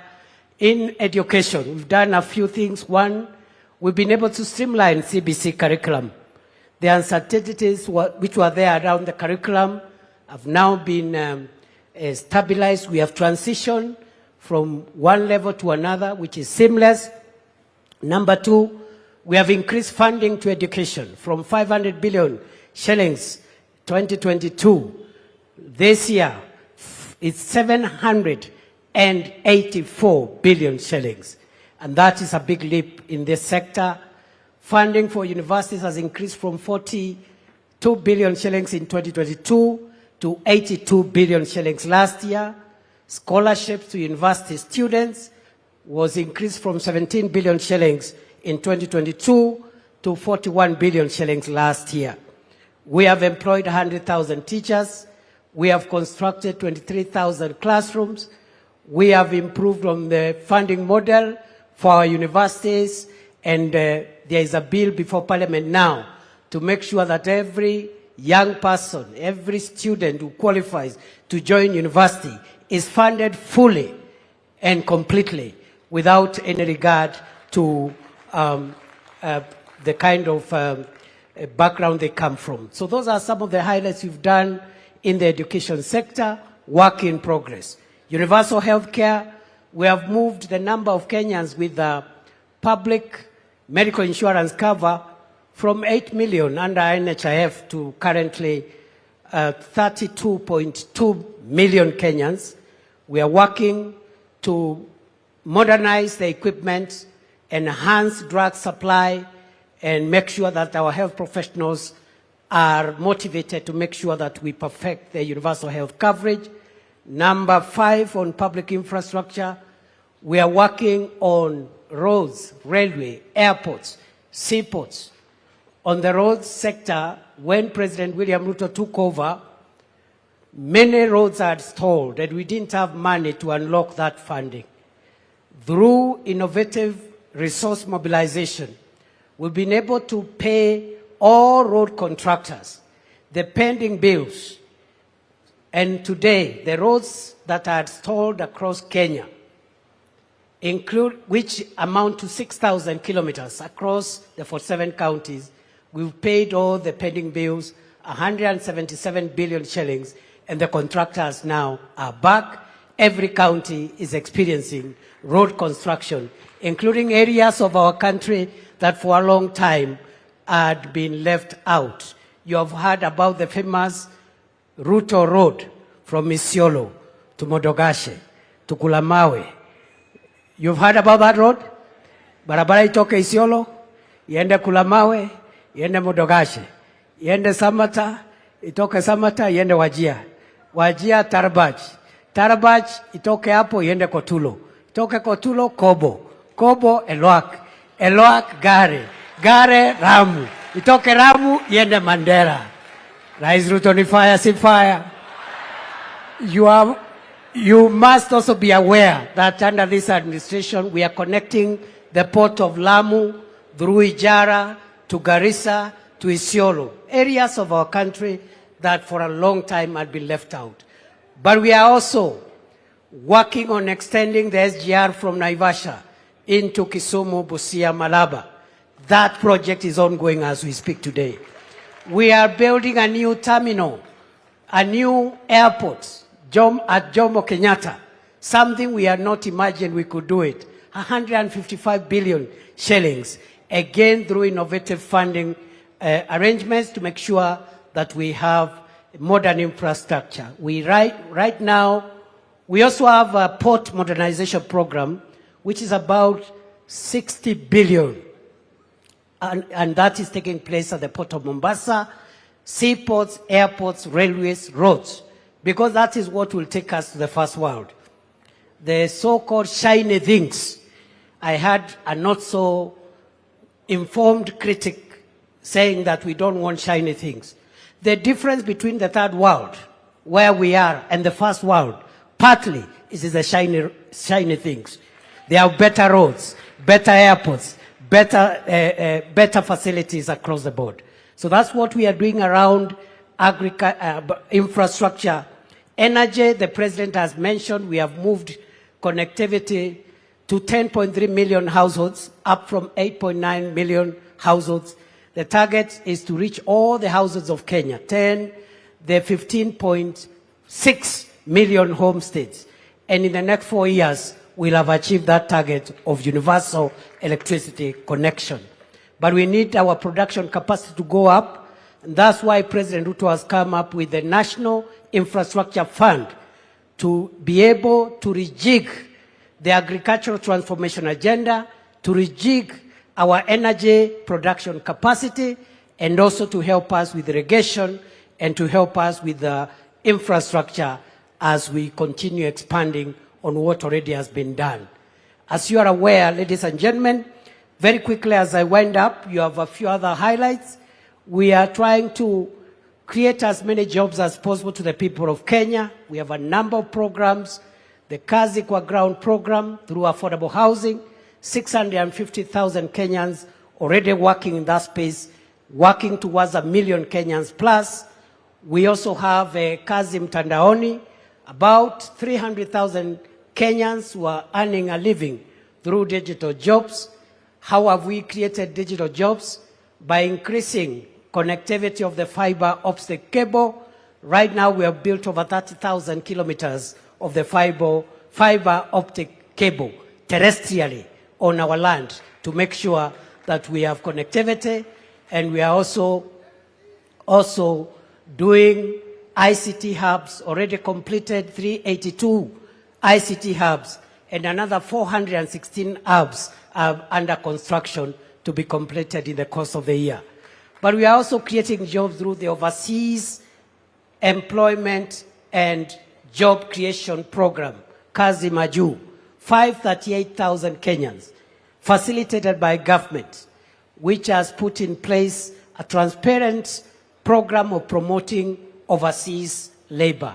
And this has helped us to increase the remittances from our diaspora so that we can use that money to build our economy. So we are creating that. Just allow me to say maybe one last thing that I left out around public infrastructure. We've made a lot of progress. Since 1987, that is the last year that Kenya built a good international standard stadium. And that was Kasarani in 1987 during the All African Games. President Ruto has put up Talanta, the Raila Odinga Talanta Sports Center. It is there for all to see, 60,000 seater. And on that basis, we are hosting AFCON 2027, together with Uganda and Tanzania. President Ruto's administration has also refurbished Kasarani and Nyayo into international standards. And above all, and most important, President William Ruto's administration is currently building 32 other stadiums across the counties of Kenya. No other administration has been able to improve the sports infrastructure to that level. Your Excellency the President, we have done some work. A lot of work needs to be done. You have laid the foundation.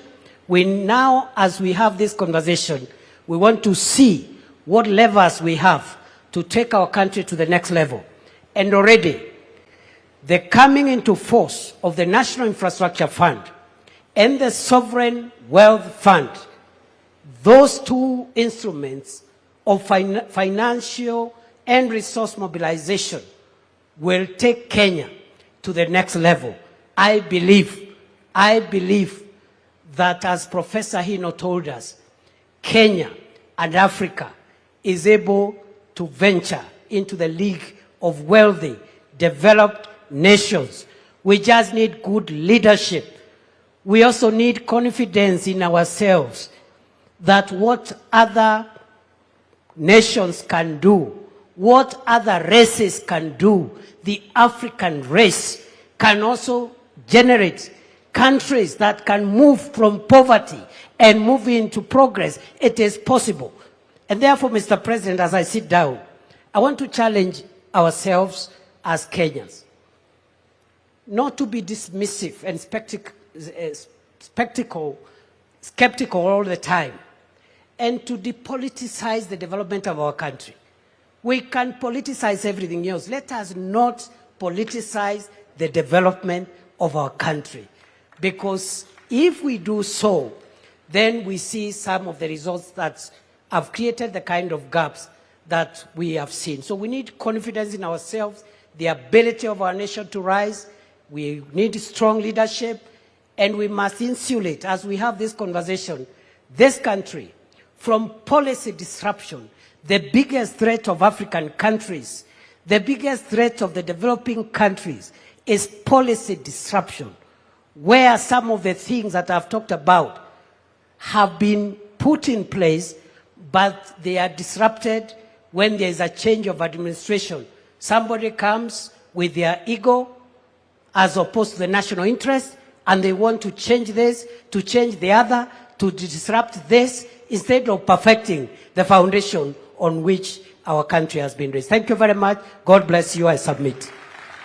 Asante sana to the Deputy President, Professor Kithure Kindiki. As you can tell, many of those points he can even speak in his dream, even as we dream into beyond 2030. So let me talk to stakeholders, at least some representatives who have been in the journey of Vision 2030 and are going to be part of the journey moving past this into 2060, 2063 as Kenya turns 100. So ladies and gentlemen, help me welcome on stage Mugo Kibati, who is the CEO of Telkom Kenya. But for this conversation, what you will find very, very, very key is he has been the CEO of the Vision 2030 Delivery Secretariat and will be lending some hindsight with that. We have the voice of the civil society, and for this we'll have Bina Maseno, the Executive Director, Badili Africa, wherever she is seated. She's right over there. She's approaching. Please give her a round of applause.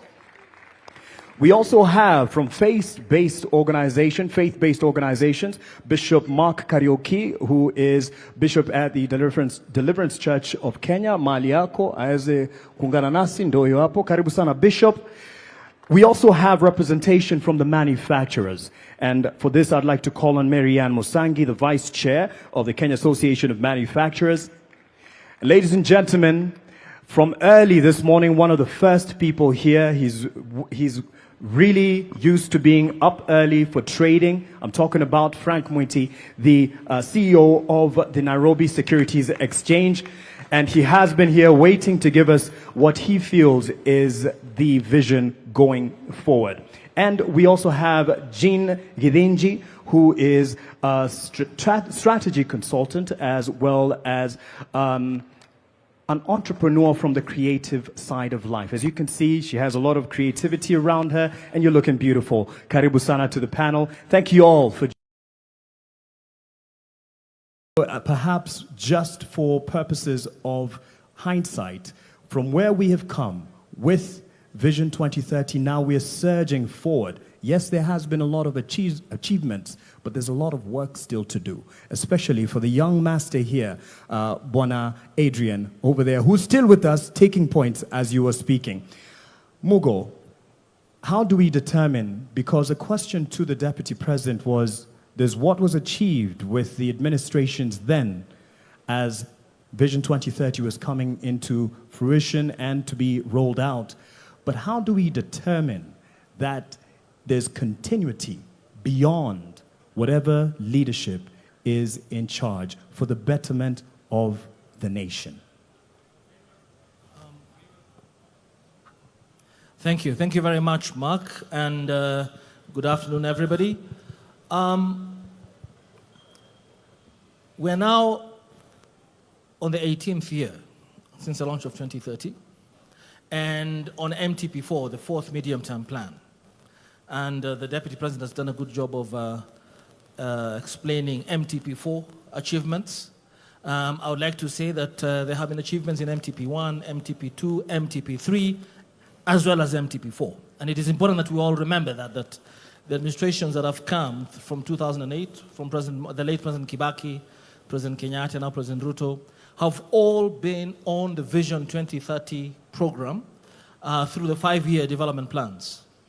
The challenge, and the Vision 2030 team also gave us a rundown of what has been achieved and accomplished over those 18 years. The political pillar, I think, stands out because the Constitution was delivered, devolution came in, so MTP1, the Constitution was delivered. MTP2, we had devolution now finally being enacted. We also had infrastructure developments, tremendous ones from the first MTP to the current MTP. We have had infrastructure developments across the board. There were parts of the, we focus a lot on Thika Highway and the Expressway, but there are parts of this country, I should tell Kenyans, that in 2008 were not reachable. The Isiolo-Moyale Road, for instance, didn't exist. And that not only connected those parts, the northern part of the country to the center of the country, but actually changed economic activity tremendously. Safety along that highway changed everything. So there's been roads and ports and energy. Kenyans were connected in every corner of this country to electricity. What has been more challenging has been what I would call the longer-term transformation projects, whether they be infrastructure, such as the Greenfield Terminal, the airport, LAPSET, Konza, social infrastructure, social projects, which are fundamental to where we need to get to in 2063. You know, Mzee Jomo Kenyatta, I think there was a clip earlier on, at independence talked about ignorance, poverty, and disease. And at the end of the day, whether it be Vision 2030 or 2063 or 2060, and all the projects we undertake, they will not be felt by the Mwananchi unless we deal with those three elements. That's what gives dignity to the citizen. And education, access to affordable quality healthcare, access to affordable housing or security is a difficult social project to undertake, but must be undertaken.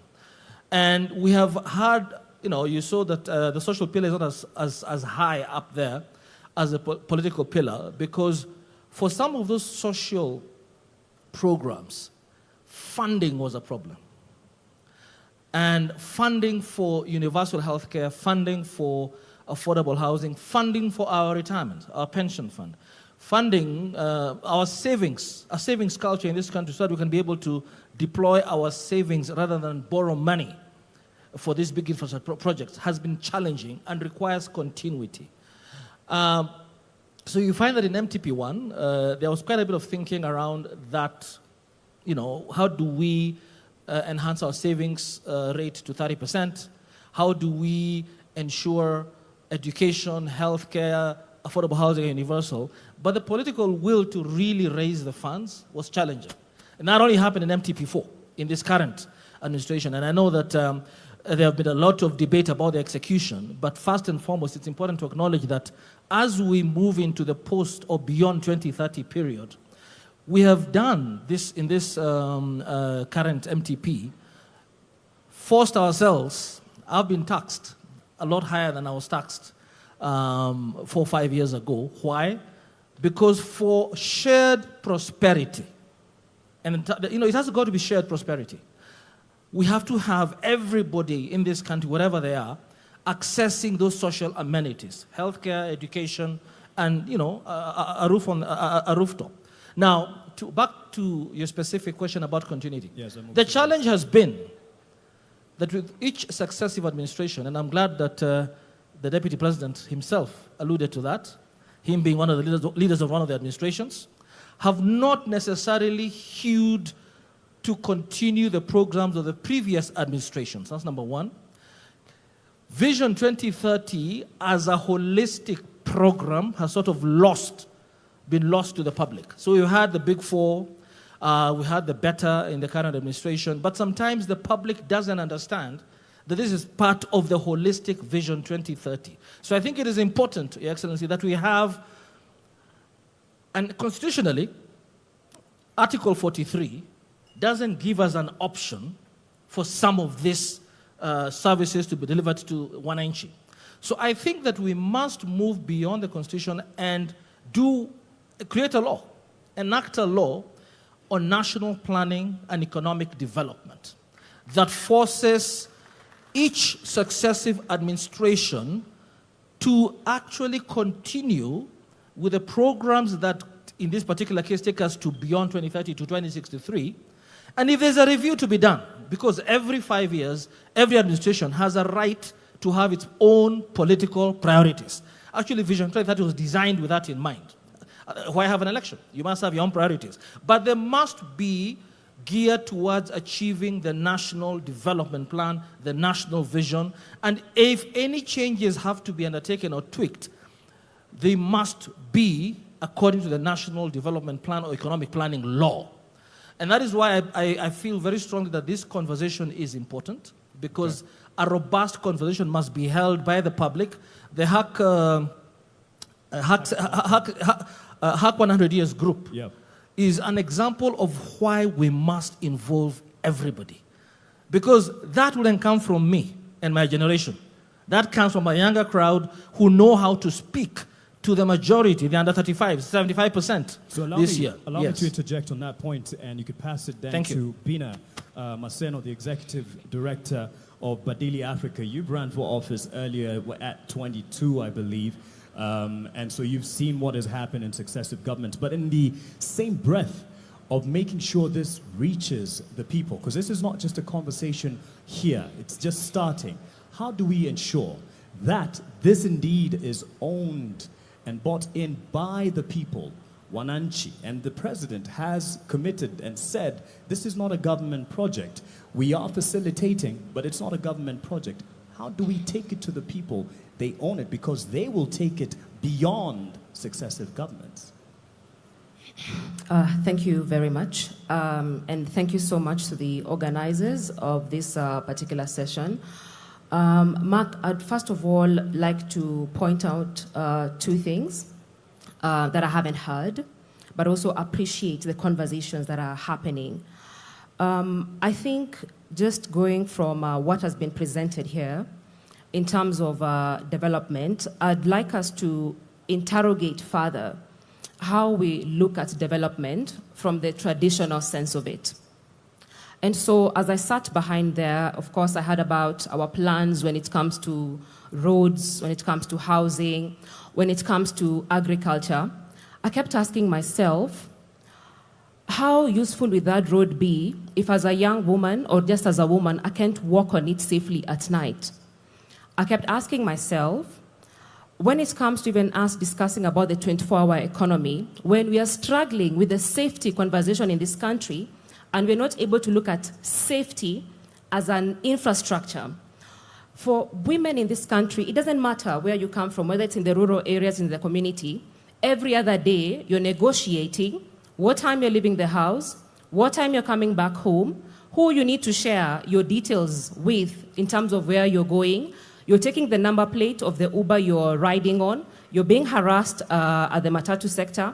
And why I'm saying that is because when you look at the informal economy, and we are trying to talk about investing in the informal economy, if a woman has to negotiate with what time they leave the house, I'll talk briefly, Mark, about my own mother who runs a grocery shop. Yeah? My own mother will leave the house at 6 and not at 5 a.m. Because her leaving at 5 a.m. means she not only risks being robbed, but she also risks being raped.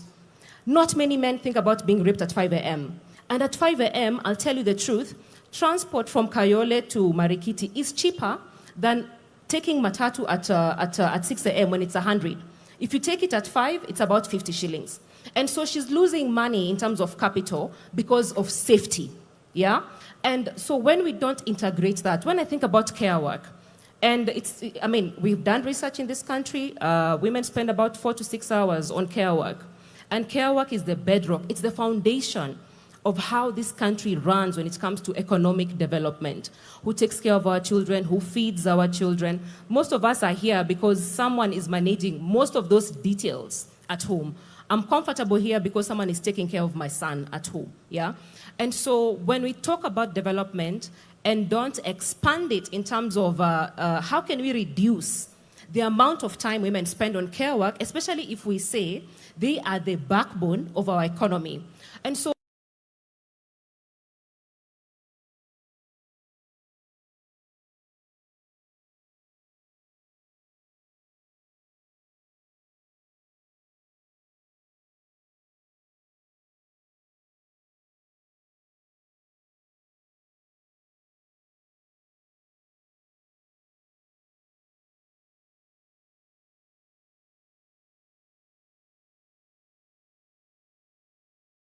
whether you are running in whichever political party or you are running as an independent candidate.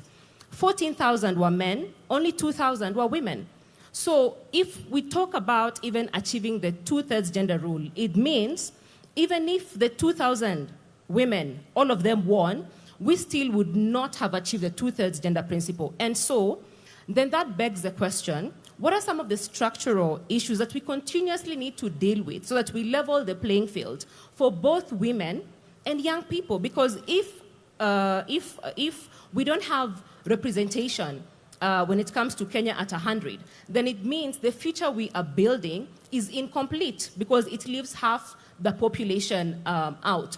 And so for me, I'm reflecting on how we're looking at development in terms of what we are building, but also how do we expand people's freedoms and capabilities. Lastly, we talk about agriculture. I'm just going by also what other speakers have spoken about. We talk about agriculture, we talk about building more classrooms. But before a child enters the classroom, their diet is so important because data shows that if you don't have quality diet, you're going to have stunted growth. It has an impact on your cognitive ability. And so even as we think about building other classes, how are we thinking about the nutrition of our citizens so that we can be better in terms of contributing to the solutions of this country? And you're not struggling with stunted growth because we're already at 18% of stunted growth when it comes to children under 5 years in this country. And so for me, I think it's just us expanding the definitions to just not include, yes, infrastructure, but also look at how these other aspects of our lives intersect with development. Thank you for that, Bina. Let's give her a hand for that holistic view and an expansion to the prism at which, and I'm passing it on to Marianne Musangi because she's kind of gone into what you would be looking at, and she's mentioned the aspect of a wider look and perspective of what we term as development. So it's not just the hardware, which 2030 has delivered, Vision 2030, the hardware, the infrastructure, but the holistic environment that brings safety into it. She's spoken to that. But for you, as the vice chairperson of the Association of Manufacturers, what does 2063 or 2060 look like to you, or at least what would you like it to look from the sector that you represent? Thank you, Mark. I think we're all here to fight for a space and a seat on the table. I think it's very clear that all of us do need to have a seat on this table as we develop this Vision 2060. A vision needs to be bold and audacious. And if it's not bold and audacious, the country just won't move forward.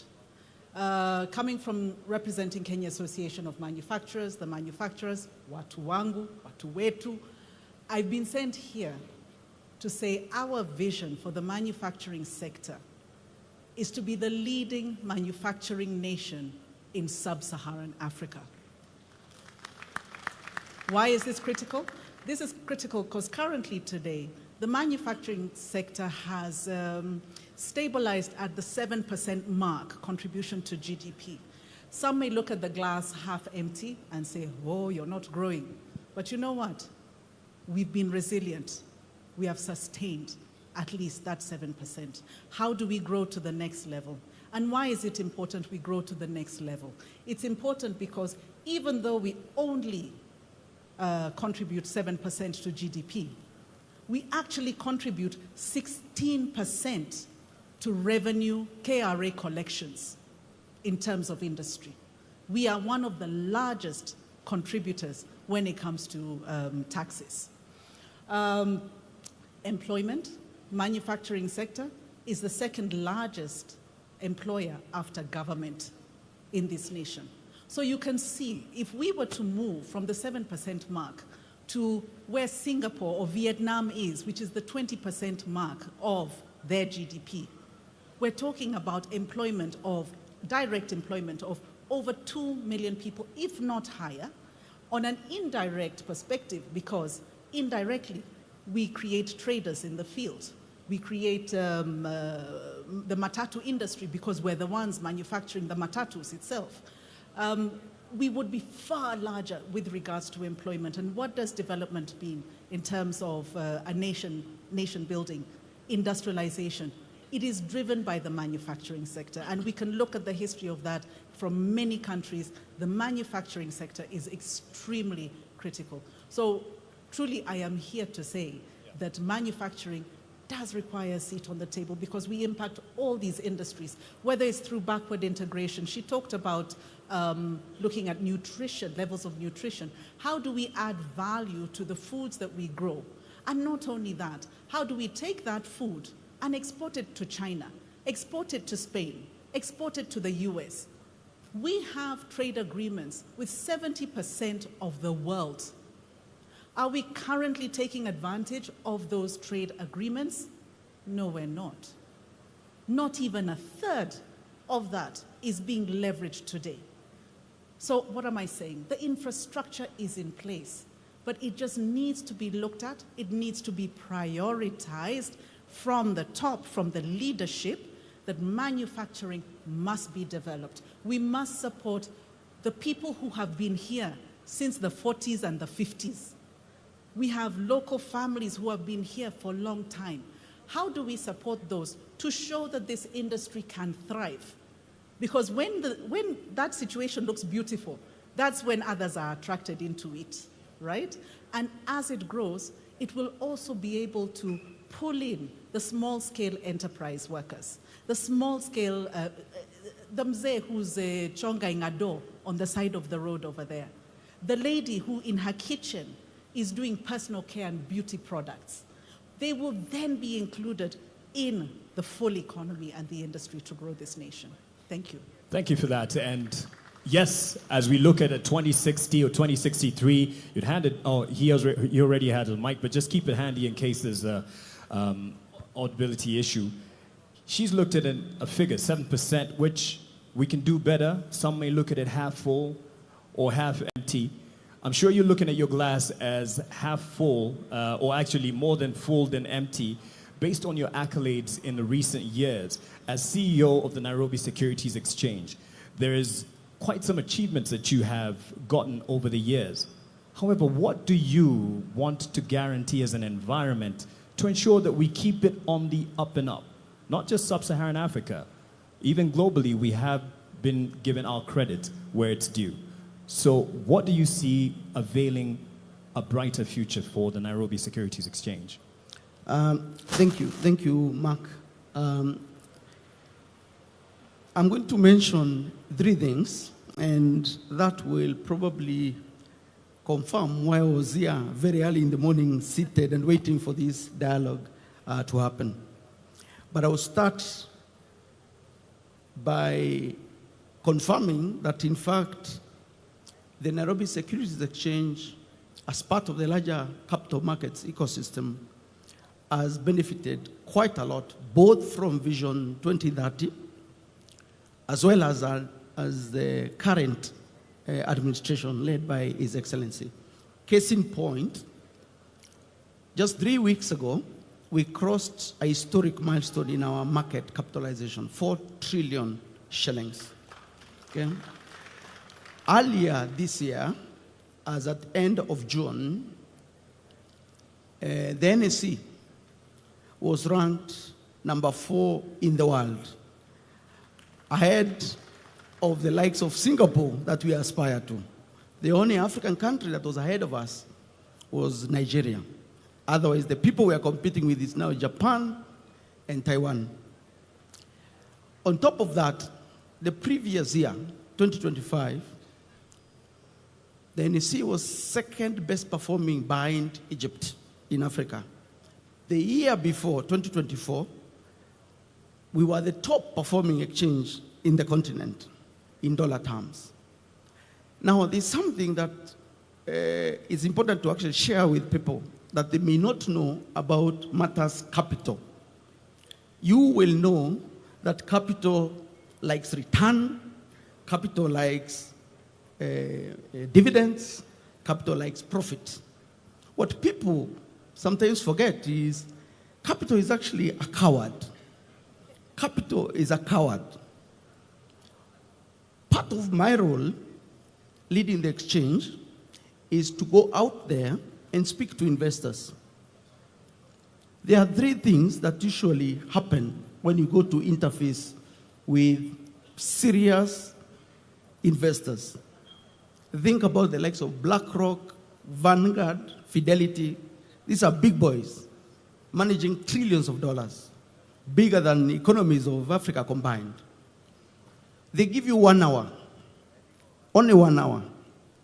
In that 1 hour, 30 minutes of that 1 hour is spent understanding the roadmap and the vision of the country. Because if they don't buy into it, forget it. It doesn't matter whether you're printing money. They're not interested. 30 minutes are spent unpacking the vision of the country.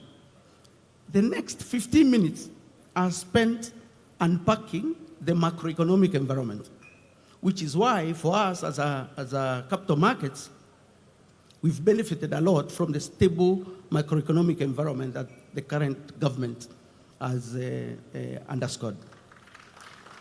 The next 15 minutes are spent really confirming whether there is listed companies that they are interested in coming into. So for me, the reason I was here very early in the morning is because I know the dialogue we're having today and the vision we'll craft as a country will tell capital whether to invest here or to invest in a neighboring country. And interestingly, that's not just capital out there.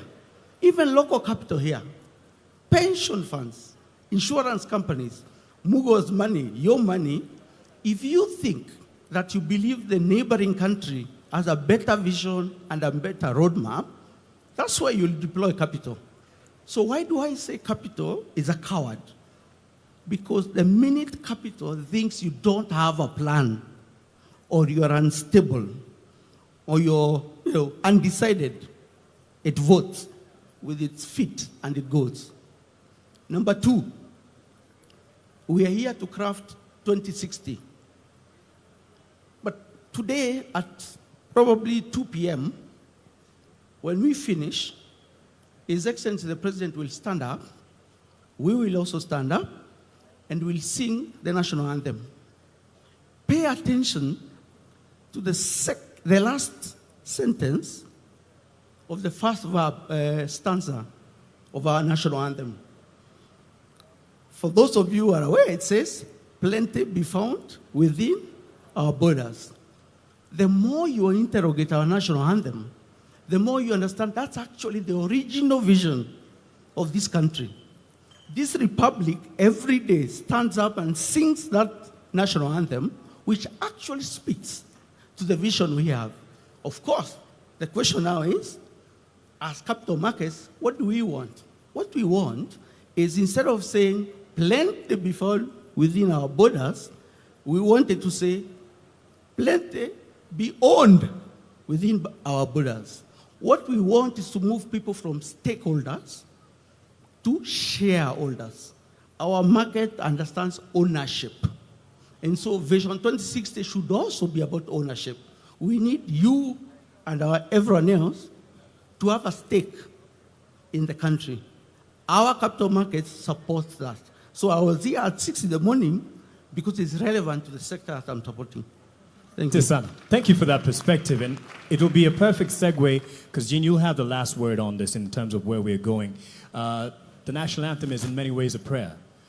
As bishop, you lead many in prayer. As you pray for this nation as well, but you lead others in praying for the nation. And he's spoken about ownership, which is what he looks more forward to, shareholding. And this national conversation goes nowhere if it doesn't have ownership with the Mwananchi. In your view, since you're used to preaching the gospel, getting to our hearts, and I believe by the true gospel, Bishop, how do we get it to the corners of this country and preach that gospel of this national conversation and get more converts? Thank you very much, Mark, my namesake. This is a very important conversation, because they told me that the strength and the height of any building is dependent on the foundation. So if the foundation is not right, the building will eventually crack. And this conversation is taking us to our vision. Vision is so important that the scriptures have said that where there is no vision, people perish. So if we don't have a vision as a nation, we will perish. Now, so that we get to our foundation, what do we need to do, or what is our foundation? You will agree with me that many people don't know how to think beyond their lifetime. We just think about this moment when we are here. So even when we are talking about Vision 2060, 63, or beyond 2030, we are thinking about ourselves. That tells us we need to know whom do we need to speak to. And the people we need to speak to is to go down to our children, those who will be who will be alive at that time, so that we don't ignore our youth.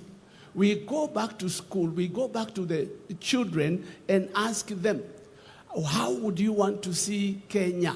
Or where do you see yourself? One day, if I may say this, I call children in front before they go to Sunday school. And I ask them, what do you want to be when you grow up? Small kids. Everyone was doing, teacher, teacher, teacher, teacher. You doctor, you teacher, you engineer, you politician, you president, you. None of them told me, let me go and ask my mother, or let me go and ask my father. Why? Because they have a vision, they have a dream. And we need to go back. So if we need to, where we need to invest is in our schools. So we teach our children, number one, how to be patriotic. One of the problems we have in our nation today is that we are so negative, we never see anything good. And until and unless we go down to the children and we teach them how to be patriotic, and we teach this vision to them so that they can own it. When they own it and they grow up, they become politicians, they will not want to change to come with their own dreams, because they have a dream they captured from the beginning. When we open up their eyes, they will be able to see beyond what everybody else is seeing. So mine would be that we need to invest in our children and teach them. But we cannot talk about children without talking about teachers. Because the children will receive that which are given by their teachers. So we also need to take teachers seriously and cause them to see that what they are doing is important. There is nobody in here who never passed through a teacher. So we need to consider teachers, and we need to build on teachers so that they can build on the children. Once the children have captured, this young boy here, 7-year-old, he has a vision, he has a dream. Now, if we get all our children to have dreams and to see what the nation, what a nation they would like to look to see when they are old, they will capture it, they will run with it, and we will not be disappointed. Thank you very much. Let me speak to someone who you probably consider your child in terms of age, and she's, yes, young enough to be your child. Jean Gadinji, as a strategic consultant, you do a lot of work on narratives. And there's what he's given as an example of kids choosing the future. And the vision that they bear is based on a narrative that they have of fashionable careers. You are a creative entrepreneur. So you're looking at beyond the traditional careers that we have. So as you speak to this, tell us a Kenya that you see and hope for in 2060. Thank you. Thank you, everybody. Good afternoon. And I love that question because I guess my intervention will be less technical and slightly more poetic. So for me, Kenya is a nation that punches above its weight.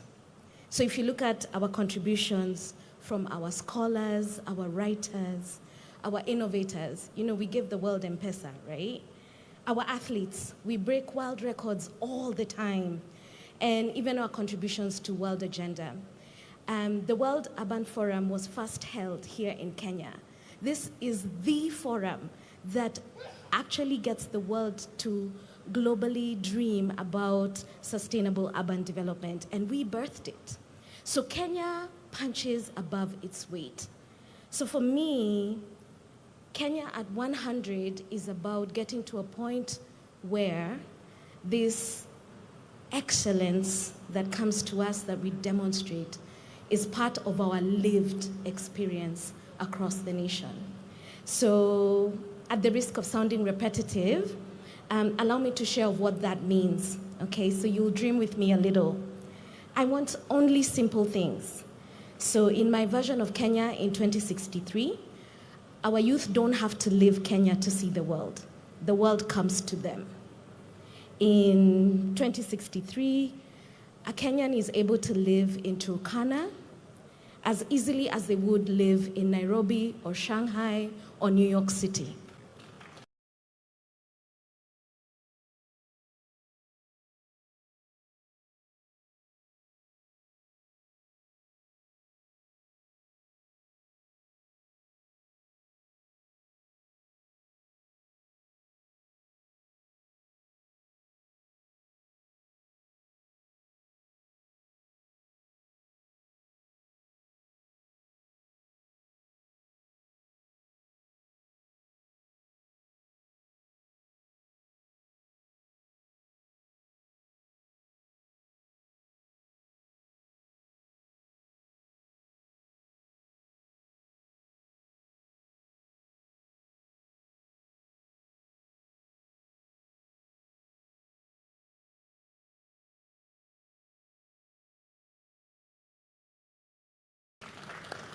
No one will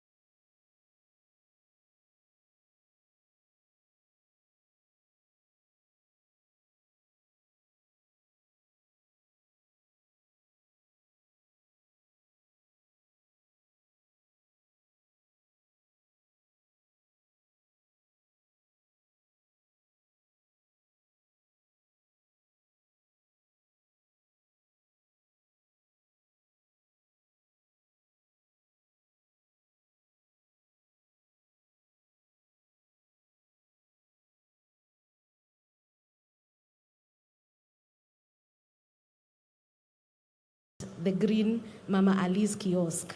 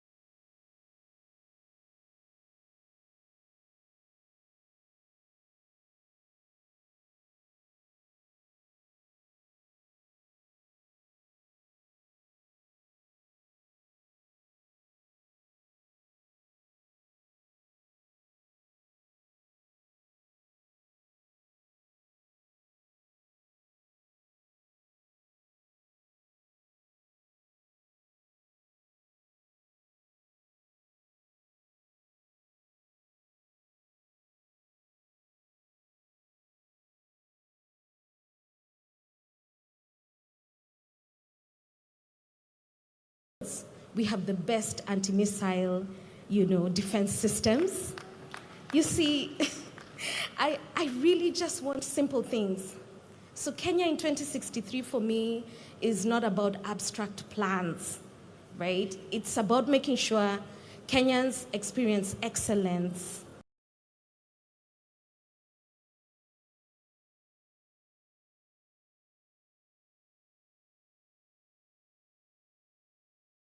Hand it to you because as a voice within the civic or civil society space with Badilika Africa, you're very passionate about engaging, giving everyone a chance. Is it the way of having a multi-sectoral team? Is that the way to go? And these are suggestions. No one is wrong. No one knows it all. Not anyone seated here, not Ndi, not anyone. We don't know it all. We're here to share and help each other.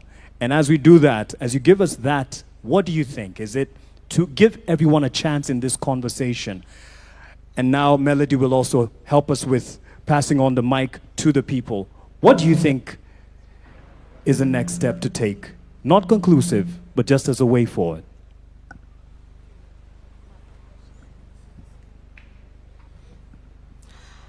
Thank you so much. Thank you. Is it okay? Thank you so much once again. So 2 things that I'm reflecting on as you ask that question is that first, even as we look at taking these conversations to the counties, it's just not about decentralizing the conversation to the counties, but democratizing to yes, that word at the county, to ensure that the conversations we're having at the county, how inclusive are they? Who are we missing in the room? Who barely attends conferences? Who are we missing in the room who does not belong to a political party or belong to a CSO conversation? Because even as we spoke about the work we do at Badili. So the fact that we even focus on taking some of these conversations to the salons, and we make sure the person who's braiding your hair, because they're spending 4 hours with you, are they having these conversations? What are their concerns? Because for them, they can't come here because they need to earn a living. In the spaces where we spend our time, at the barber shops, the person who shaves your hair, because they always say men are so faithful to their barbers than even their own partners. But do they understand this particular conversation? Because you guys do a lot of banter, political banter in those spaces. So how are we bringing them in? Or how are we taking those conversations there so that we can actually harvest information on what they really, really want, when it comes to young people. And of course, I'm very happy that, we have students in the room today, like we have young people in the room. We just have people picked from different sectors, which is very, very important. So who convenes at the county? Or who convince this gathering is important? Who sets the agenda here is important? Who even gathers the thoughts and notes and ensures some of the points end up on the national agenda is very, very important. But Mark, I also wanted to add that even as we talk about where Kenya is going next and we talk about all these challenges, I think we have to also just discuss about how power manifests in our different spaces. Because, every other day we talk about our policies, our strategies. We talk about all those things, and I don't think what we have is a deficit when it comes to the vision that we are talking about. And I think we also just have to move away, because I'm in spaces and we're always discussing about the goodwill of the person who occupies State House or the goodwill of the people who occupy political institutions. I think we just have to move away from just relying on the goodwill of people who occupy political institutions and State House to how citizens can monitor this process, can hold the people accountable on this process, so that even if you leave office today, because we have owned this process, then we are able to hold you accountable, because we have seen the power of the young people and the citizens when it comes to holding leaders accountable, whether it's the finance bill, whether it's the county development plans. And so if the citizens don't own this process, then we're going to have the same challenge that you spoke about, where when a leader leaves office, some of the plans are abandoned. Yeah. But more importantly, Mark, as I wind up on my point, is with the power holders, who decides where the resources are going to be invested is very important. The agenda setting is very, very important. And I think that's why other people feel like they're left behind. And so if we unpack the power dynamics in this country, then I think we'll be off to a good space. All right. I believe, and Mike, you can just keep this mic handy as well, pun intended, but as you get a feel of the room and help us get as many people. As you've noticed, I've only had one round of a question, and just that second one to get us to what we are asking. What next? Doesn't have to be a question. What do you think? What is next? Asante sana. Mimi naitwa Jasper Moses Mrutu kutoka Taita Taveta, from Pare Council of Elders. Pare Council of Elders inasimamia wapare ambao wametengwa kwa miaka mingi sana. Mimi katika kwenda mbele, manake mambo mengi yamezungumzwa, nitaongea kwa bullet. Mapendekezo yangu ni kwamba in 2063 I envision a nation that is developed in whose development is anchored in the Constitution and more specific in the Bill of Rights. Second, I envision 2063 a nation built in foundation of socio-economic inclusion of all communities and groups, including minority and marginalized communities of Kenya. I envision a nation that strengthens, a nation strengthened with the cement of affirmative action for the minority and marginalized communities in Kenya and and other disadvantaged communities. I envision a nation with a citizenry and leadership that respects and adhere to its own plans, rules, and policies. That is discipline and integrity. Thank you. Asante sana, nitaenda nyuma kidogo. Asanteni kwa upande huu. Nitaenda nyuma kidogo kwa vijana pia. Kuna kijana hapa. Mruhusu. Ukielekea, maybe we'll take one from here and kindly keep it as short as possible. We have so many people and would like to contribute as much as possible. Let's also concentrate on what next. What do you see as the next step? Thank you so much. Kwa majina naitwa Mwanza, son of Mwanza. Mimi ni kijana wa Mukuru. Wengi wameongea Kizungu, mimi nitaongea Sheng. Nakwambia rais, mimi kama kijana wa Mukuru Affordable Estate nimekuwa nikiishi kwa streets. Sasa hii umenitransform na kaa kutoka affordable house. Hiyo ndio Kenya ambayo ninataka kuona 2060. Kenya ambayo hata ule kijana mdogo, mimi kama rasta, mimi ndio mrasta hapa ndani. Hii ndio equality ambayo unaongelelea. Kwamba pia sisi wa rasta hatutaona kama wezi, but pia tunaona kama watu wa maana. Through affordable house nimeweza kusave pesa. Yenye nilikuwa nalipa rent ya mama yangu na yangu, sasa hii nimerudi shule, niko MKU Law School, karibu namaliza shule, nikuwe wakili kama mtu wa wengine. Mimi kama mtu wa streets ambayo nilikuwa naibia watu hii town, sasa hii ninakaa affordable. Sasa hivi vijana wangu wanafanya kazi Bomas, Talanta Stadium na huko wengine hata huko Maurironi wako napata kichele. Sasa hii hatuna reason ya kuibia watu, lakini tunapata pesa na tutapeleka Kenya mbele. So kwa hivyo rais, Kwa hayo mengi na machache, nasema tutakusupport, na sisi kama vijana wale ambao wanapata affordable hostel wote tutakusupport tuweze kupeleka Kenya mbele ili tuweze kufika 2060. Asanteni sana na Mungu aibariki Kenya. Asante, twende kwako Gitonga. Your Excellency, I want to thank you very much for introducing this bold path for Vision 2060. It has come at the nick of time. Vision 2030 build the physical structures for our country. We recognize the immense infrastructure groundwork laid down in the lifespan of Kenya Vision 2030. As we approach now the new dispensation of Vision 2060, our national conversation must start drifting from building physical assets to maximizing technology and technological production, so that we are able to open up more openings for jobs for the youth and other people. Post-2030 era must therefore be driven purely by data, artificial intelligence, and modern technology. If Kenya is to transition into a global competitive, high-income, first-world nation, in this generation, technology cannot be treated as a separate sector. Technology must be the operating system for the entire economy. It is the core engine for agriculture sector, for trade, for manufacturing, for health. Therefore, we need to invest more in technology, especially artificial intelligence. Thank you, Your Excellency. Asante. Asante sana Mheshimiwa Rais, mtukufu Rais, kwa ajili ya hili kongamano. Niruhusu niongee kidogo kwa ajili ya wana health ama healthcare.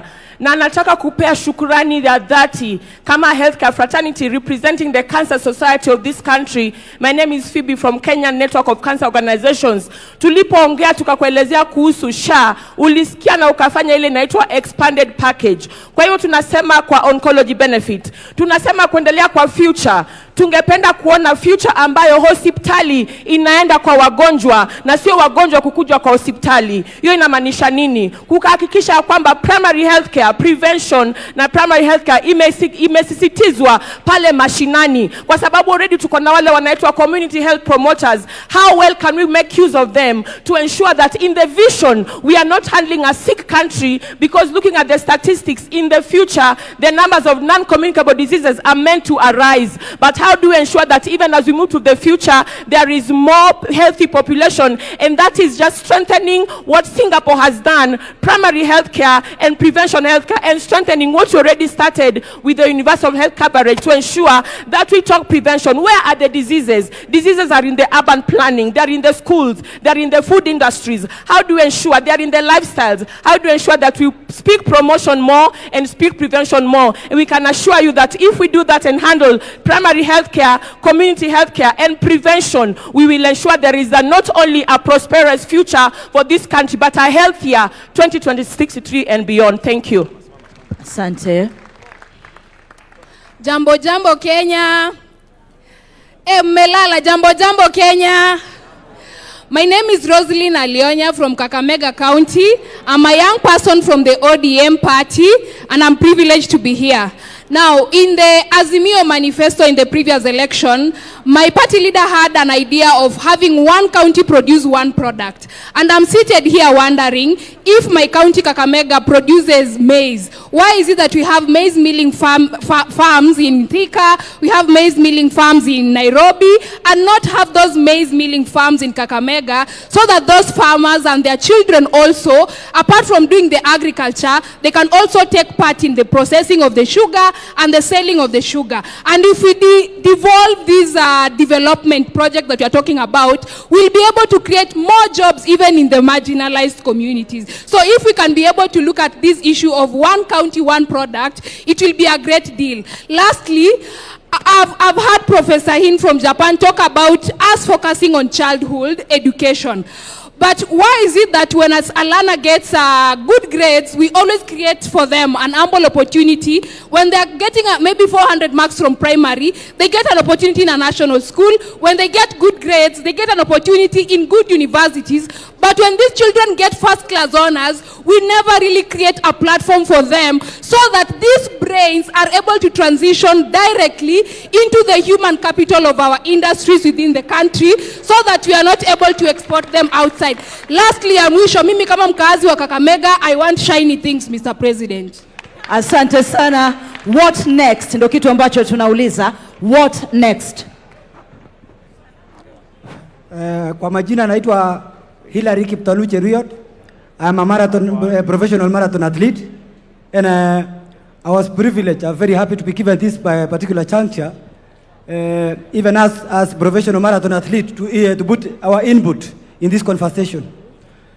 Kwa leo tungetaka kushukuru President wa Kenya Dr. William Samoei Ruto kwa sababu kuna vitu tunaona kama wakimbiaji yenye amefanya, na sisi kama wanariadha hapo awali hatuko tunaona kama tuko na mwelekeo, na ya muhimu sana kuhusu hii maneno Vision 2030 and beyond.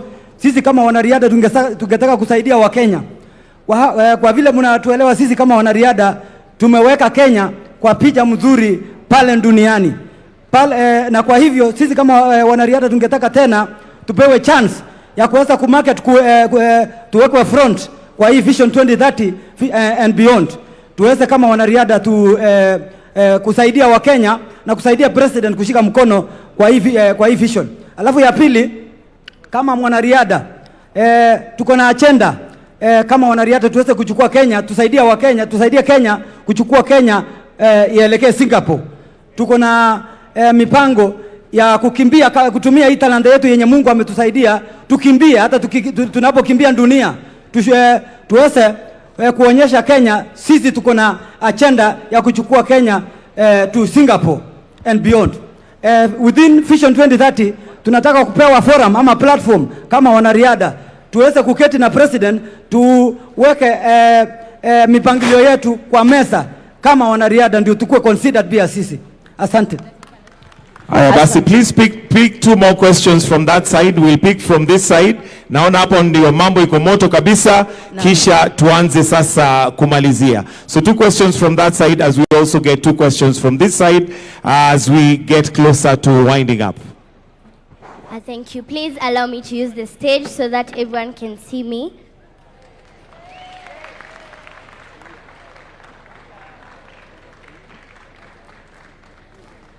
Thank you. To everyone present, good morning. Good afternoon, sorry, good afternoon.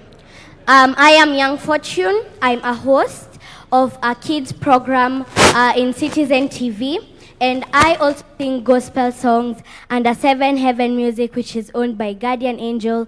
I am so thankful for this opportunity. And first of all, I want to thank God for giving us this wisdom to actually gather as a nation to talk about something good that will come into the future.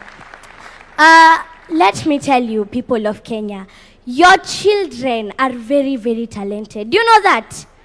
They are very talented. They have the passion. They have everything that it takes. But there's one thing that they are lacking. It's that support that we need from the government. I would love to request if every county can have a big center where every child there their talent can be nurtured so that they can be able to grow. We look in the social media.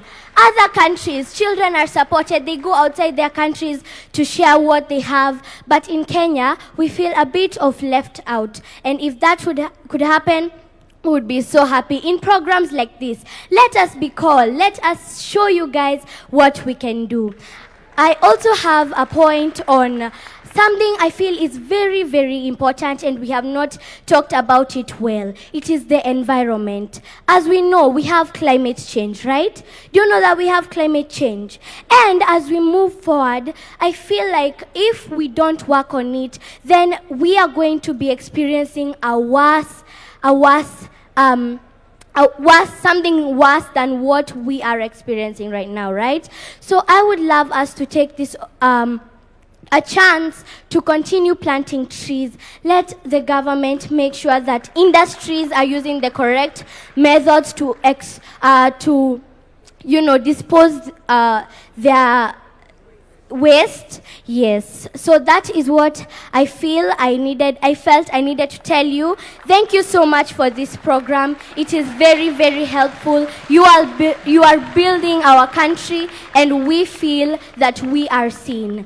May God bless Kenya, and may we all work together towards achieving this. We have a question on this side. One question mark on this side.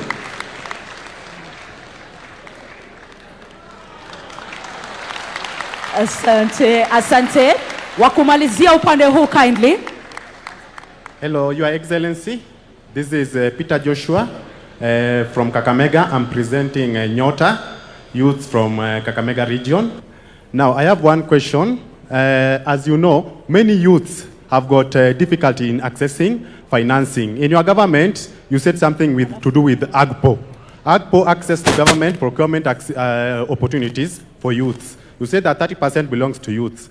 Now, sometimes we get those chances, yes, but financing, after getting LPO from the national government, to finance that LPO is very hard for us.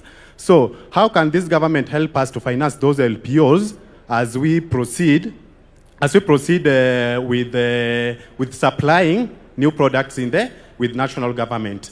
Recently, I secured national government LPO worth 600,000 that was to supply 100 bags of maize, but it was turned down due to lack of enough finances. Now, how can this government help us in Vision 2060 to be able to accommodate the youth in accessing the national government funds without requesting for collateral securities, that is logbook and what we call title deeds, which many of youth under 25 doesn't have any of those, Your Excellency. Thank you, sir. Good afternoon, Mr. President. My name is Diana Mwansia, a student leader from JKUAT, a school rep, School of Communication and Development Studies. My question is, we have had the conversation about the national conversation about beyond 2030 vision. My question is, after this, what's next? Yes, what's the step after this? Yes, thank you. Thank you so much, Mark Masai. Asante sana. What next? And perhaps you've read my notes because that is the last question. 30 seconds to all of us. What next? The question has been posed to the president, and he will answer it as a citizen as well when we invite him not to conclude, but to invite the start of this national conversation. Asanteni sana for the passion that you have shown to speak and to weigh in on this. It's not the last day. It's just the first of a journey we've started. A journey he has walked. So in 30 seconds, what next? Mogo. Thank you. Very quickly, 2 quick points on the way forward. Learning from the lessons of Vision 2030, the challenge of continuity. I want to reiterate the notion that we do need a national law that entrenches Vision 2063. And for that to happen, because you can't ring fence budgets and performance management to specific flagship projects without that. That's a lesson that we've learned. We need to do that. But for that to happen, we need a robust conversation, a robust national conversation across the entire country. And hopefully, just to take Professor Hino's suggestion of a committee of experts, that committee of experts must be properly constituted, credible, independent, be able to elevate the discourse about politics, and most importantly, engage the public through different mediums or media. The younger generation, as demonstrated by the Hack Kenya 63 group that came here, is an example of many ways of engaging the public. So the committee of experts will have to find a way to engage that type of a public as well, and those diverse media, and be able also to carry the conversation to differentiate between the long-term objectives of Vision 2063 and what is immediate, because what's clearly emerging is that we've got immediate needs that must be addressed, but at the same time, we must think about the future of this country. Thank you. Thank you very much. I think for me is to say that Kenya at 2063 does not just look at housing in terms of building more homes, but how safe are we in those homes? Not just more roads, but how safe are we when it comes to using those roads? How inclusive are those roads when it comes to even people with disability accessing those roads? Not just bora kazi, but what is the quality of the work that people are doing? Access to dignified lives, meaningful work, and also reducing the underemployment so that you can match your skills to the work that you wanted to do after school. Kenya at 2063 is able to redistribute care work, is able to reduce the amount of time our caregivers are spending on care work, and they're able to take that time when it comes to development. Kenya at 2063 does not treat violence and femicide as just a gender issue or a women's issue, but it treats femicide and violence as a national security issue that is actually a threat to our development. Kenya at 2063 is just not looking at building more classrooms, but also the quality of education that our children are accessing when it comes to those classrooms, the quality of diet our children are accessing before they even enter that classroom. And lastly, Kenya at 2063 is representative when it comes to women and youth being represented in political institutions, so that we're not talking about a country where the median age is 19, but then the median age of a politician in the continent is 63, and you can get to see that gap. So a country where the majority of the citizens in this country are able to see themselves, not just at the table, but they are also able to shape the conversations on that particular table. Thank you very much. Thank you. So I think this is on. So I think what next is demonstrated by our open mic session. People need to be heard. So we need to convene these forums where people speak their heart, speak their vision, and then we need to listen. And then our committee of experts can craft those into plans that can deliver a lived experience that reflects the aspiration, the dreams of Kenyan people. Thank you.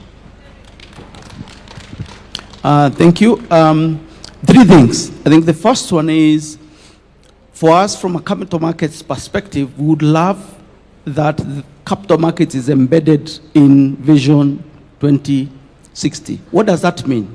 What that means is that every Kenyan, if you have a business, if you have a project, you are able to actually come to our market and raise capital seamlessly without friction. We need to make that possible. Number 2, we need to be able to democratize wealth. Why? You know, I keep going back to our national anthem because I truly, truly do believe it's our regional vision. The national anthem talks about farm may we stand to defend. People will only defend something they own. In order for us to be able to defend the vision in terms of its crafting and implementation, we need people to own both the vision as well as the underlying resources that go to making the vision a reality. And then the last thing is, we actually want to have more listings in our market. We want to have more privatizations, and the government has done a fantastic job of enabling that to happen. Case in point, the Kenya pipeline. But we want to have more of these homegrown businesses listed on the exchange. That way, every Kenyan has a stake. Once Kenyans have a stake, it's much easier and better for them to defend the vision and actually carry it through, whether there's change of government or not, whether there's political ebb or flow, but then the vision stays. Lastly, Mark, we need the vision embedded in law. There needs to be a legal framework that captures the vision and embeds it in law. Number 2, the implementation of the vision needs to be institutionalized. We can't leave it to chance. Number 3, it needs to be audited periodically so that we course correct when we are off the vision. Not just at the tail end. Marianne. Thank you. I think what is important, every bus needs a driver to move the bus forward. So what needs to be identified is who is the driver? who will this committee report to? Is it Adrian? And I'm very willing to vote for Adrian to be the leader of this. Because there must be accountability. So identifying that for me, I think, is most critical. Excuse me. The other thing I want, the enablers must also be looked at in the process. It's my voice. Thank you. Oh, sorry. The enablers are very critical. Policy must support strategy and not the other way around. When we develop policies, it's in order for the strategy to work so that we can achieve the objectives. Sometimes we forget. We develop policy and then the elephants on the ground are struggling to determine where do we go. Thank you. Foundations. Building the foundation. We need to build the foundation of this vision, and we build it right. Once the foundation has been built and the committee of experts comes up, then we sell the vision. Sell the vision to the right people. And the right people, let's not ignore our children. Let's not ignore our youth. That way, we will be able to have a continuity in whatever we do. So the foundation is very important. Selling the vision is very important. Let's get influencers and know that the church is a great place of influence. Don't forget the church. Let's get to the pastors so we can get the Sunday school, and this will be established in their lives, and Kenya will move forward. Thank you very much. Yes, a round of applause. And the president, I think, is giving you a standing ovation. Thank you very much. As he comes to give also his reflections. Diana Mwanzia has asked me a very direct question. What next? And I have ideas on what next. But I would rather we agree on what next together.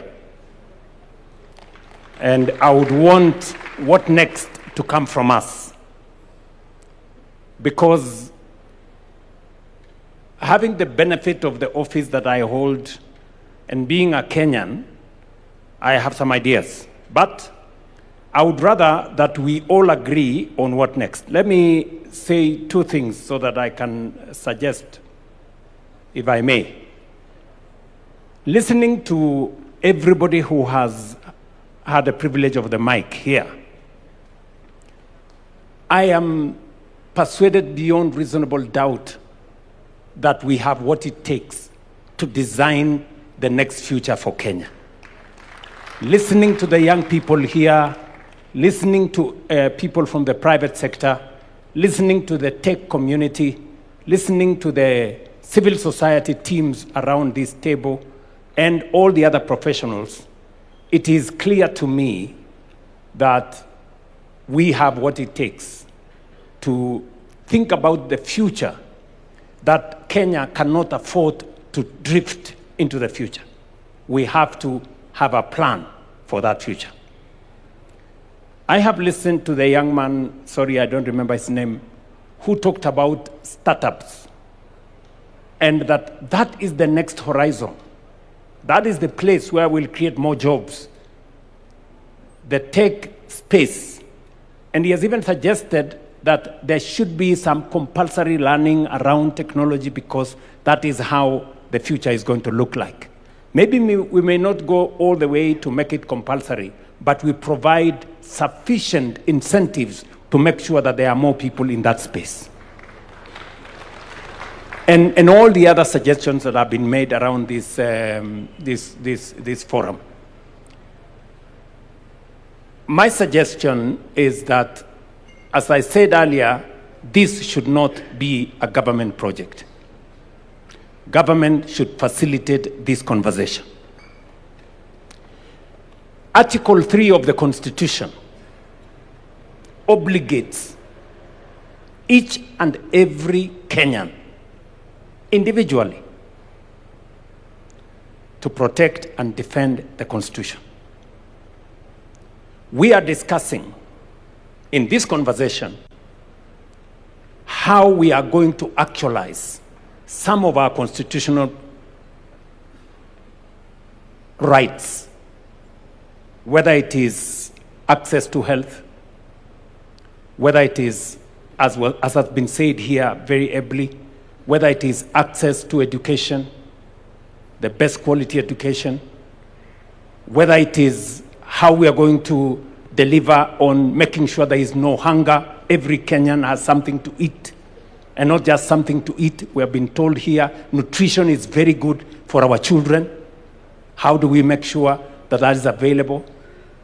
All the way to every other constitutional right that has been provided for by our Constitution. How do we do that together? So my suggestion is that we put together a multi-sectoral team chosen by the different sectors. The religious sector can give us people, private sector can give us some people, knowledgeable. Civil society can suggest to us who they want. All the other sectors can suggest to us who they want in this team. Because learning from what we have done in the past, and I have been part of those processes, whether it is the constitution-making process or all the other processes, we've always done it together as Kenyans. Not by government appointing people, but by citizens suggesting leaders who can lead this process into the future. So my suggestion, and it is not, it's just a suggestion, is maybe we ask different sectors to suggest people who can lead this process into the future, people they trust, people they believe in, so that they can lead us in this process.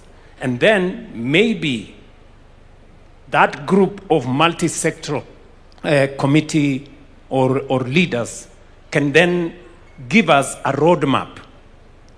If we need a body of experts to help us think through and to consolidate all our thoughts, my suggestion would be whatever it is that we do, they should not go and dictate to citizens what they think. They should go and listen to citizens, for citizens themselves to tell us how they want this to go into the future. I also agree that part of the challenge we had with Vision 2030 was that it wasn't underpinned by any law.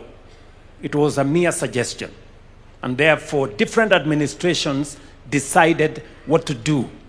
They were not obligated in any way to implement the national vision.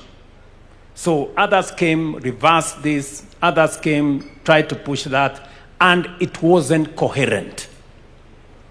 If we do not have a coherent plan, then we drift. And therefore, it is important that we also agree on legislation that is going to guardrail Kenya into where we all want it to go. So that whoever is in office, whoever the president is, they cannot sabotage our collective progress, or they cannot interfere with where we want to go as a nation. It becomes the responsibility of every leader who has an opportunity to take us faster into the destination we agree as Kenyans. So that would be my suggestion on how we take this forward. I am sure there are many suggestions around this table, and we must agree, or let me request that we agree, that if my suggestion is good, I must be willing to give way to a better suggestion by somebody else. And if that somebody else's suggestion is better, they must also be willing to give up to the best suggestion so that we can all move forward together. So that would be my suggestion. Maybe other people can also have an idea of how we take this forward. Because I think one thing is a given, that we are here it is now upon us, Article 3 of the Constitution, that we are obligated to think about how we move. And each one of us has as much obligation as I do as a citizen for us to give our input of where we want Kenya to be. I deliberately avoided in my statement 2060 or 2063 or 20. That should be also a suggestion by Kenyans. Beyond 2030, what do we want to call it? How do we want to frame that future? And we want to do it together. Finally, I want to ask those of us who are here. We have student leaders, we have religious leaders, we have business leaders, we have political leaders. We must not abscond duty. We must not run away from responsibility. I know there is a temptation. We have civil society leaders. All of us have a stake in Kenya. So sometimes people want somebody else to do. You know, but you know that somebody else could as well be yourself. So each and every one of us must take ownership, and we must not escape responsibility or run away from our obligation as leaders. And that is why I'm asking all the leaders to work together so that we can facilitate all the citizens to participate in this process. I can just say from a government standpoint that we are available to make all resources available for this process to be truly people-centered, citizen-driven, future-looking. We are ready for that. Thank you very much. Maybe just so that we can benefit from some wisdom, we have one of us, an elder in this room, Dr. Oburu Oginga. He should also. And as he comes, we may have our seats. Asante sana.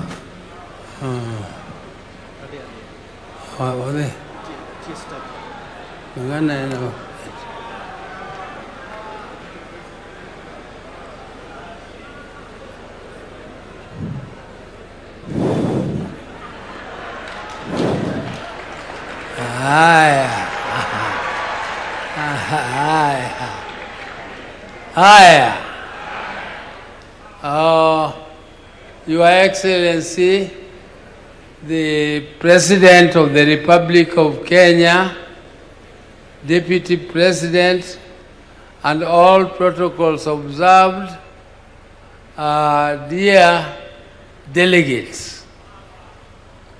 Delegates, I'm also just one of you. I'm so impressed, highly impressed by the energy of the youth. The youth has so much energy, and I'm happy that our country has a future. Because when you have such vibrant youth, then you know that this country will be in safe hands.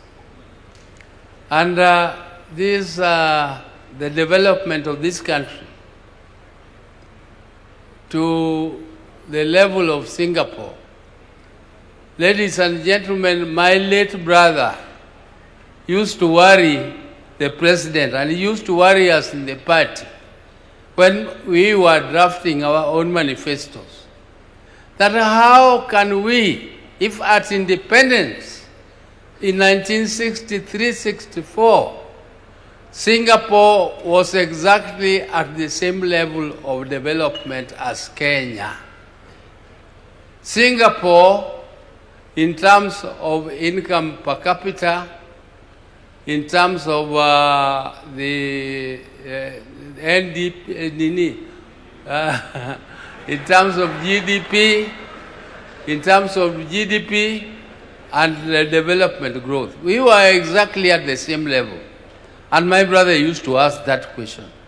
What did Singapore do to rise up to a level where their incomes are now 40 times, incomes per capita are now 40 times that of Kenya?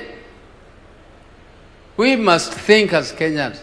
Where did we go wrong? And where did Singapore go right? That they achieved that level. Professor Hino, who was advisor to Raila when he was Prime Minister, has given you where Singapore is and where Kenya is. He has not told you why Kenya is there and Singapore is there. He only told you where Singapore is. And where Singapore is reachable. We can reach it if we do what Singapore did. First, we must deal with this animal called corruption. Corruption is very difficult to eliminate. It is very difficult. I've traveled all over the world, but I know it is possible to build a society which is non-tolerant to corruption. We can build a society which is completely non-tolerant to corruption. We need also to reduce government wastage. Wastage in government. We need to tighten our belts, those who are in government. Let us tighten our belts for the people, for the sake of the people of Kenya. And let us make sure that our young population is educated. Education is the only equalizer. And there is no shortcut to education. You have to educate young people who are trained in technical subjects so that you can attract investment. Government can only do infrastructure. Government cannot do development. Development is for the private sector. Government can only participate a little here and there. But for you to attract the private sector, you need to educate the young people. You are not going to import labor from elsewhere. The labor must come from us here. We have to get employment, and the employment is creatable. We can create it only if we educate our young people, and we also need to invest in research. People are talking about development, but they don't think that industry needs innovation. And industry cannot invest in innovation because it is too expensive. In every development plan, government should invest and support universities so that universities develop their capacities to do research, and research which is related to the industries, so that the industries can be innovative and therefore we become competitive in the international market. Kenya must be competitive. The world is moving so fast, and you cannot sleep and think that you only want to feed your people. Feeding your people is a responsibility of the government, making sure that people are fed. But the government will not do your farming for you. Government can only make your fertilizer cheaper. But farming must be done by us. Government must facilitate. For those who have lived as long as I have, I don't know how many of them here, they don't know how difficult it is to gather like this. We tried it when we were struggling for the Constitution, and we gathered for a national dialogue in Bomas in the 90s. And we were caned, we were beaten up by police. Some people ended up in jail for fighting for that Constitution because the government did not like it. when the second bombers came under President Kibaki, the government was very supportive of the process. The government supported the process. But during the end, when the government realized that some of the ideas which are coming out of national dialogue is not favorable, the government decided to scuttle it. And therefore, that national dialogue came up to nothing. That Boma's draft is still there, lying in the shelves, and it was produced by Kenyans. So when you have a supportive president who has paid, who is ready to pay for this forum to continue, those of our colleagues who are missing here are missing an opportunity. And an opportunity comes only but once, it never comes again. If you miss it, you will never find it again. Because you will not find another President Ruto. Maybe another president comes with some other ideas and we will not like the ideas. I like the experts here. They are very good. They are very, very good. But you can be so good if you don't have a supportive president. You can have good ideas, but they will lie in the shelves for good. So take this opportunity and make your ideas catapult into fruition, and let us make sure that this forum comes out with a good vision which will guide Kenya up to 2060. 2060. Some of us will not be there. But we are so happy that Kenyans are thinking about it, and I'm so happy. Thank you very much. And I want to thank you. Power is there, and power is supporting you. Asante sana. Asante sana. Thank you very much. Thank you. Yeah. A round of applause for Powerman. Thank you very much, Mzee. Thank you very much. I think by way of winding up, I want one governor to speak on behalf of the governors who are here to tell us what are their thoughts on how do we take this process forward. Also, to a representative from the National Assembly and Senate, for them to give us suggestions on how they think this should go forward so that we can agree. I think they have done a lot of listening, and I think it is time for them also to give us suggestions on whether we need a legal framework to establish and to facilitate this process, or whether we need, and whether if we go to Parliament, they will allocate the resources to facilitate this national conversation. I also have listened to the young people. Already, they have worked on a platform, the Hackathon 100. And they have said they will use that platform to collect and to process suggestions from young people and on the digital space. I would suggest that we facilitate that process so that we can collate and collect those views in that manner.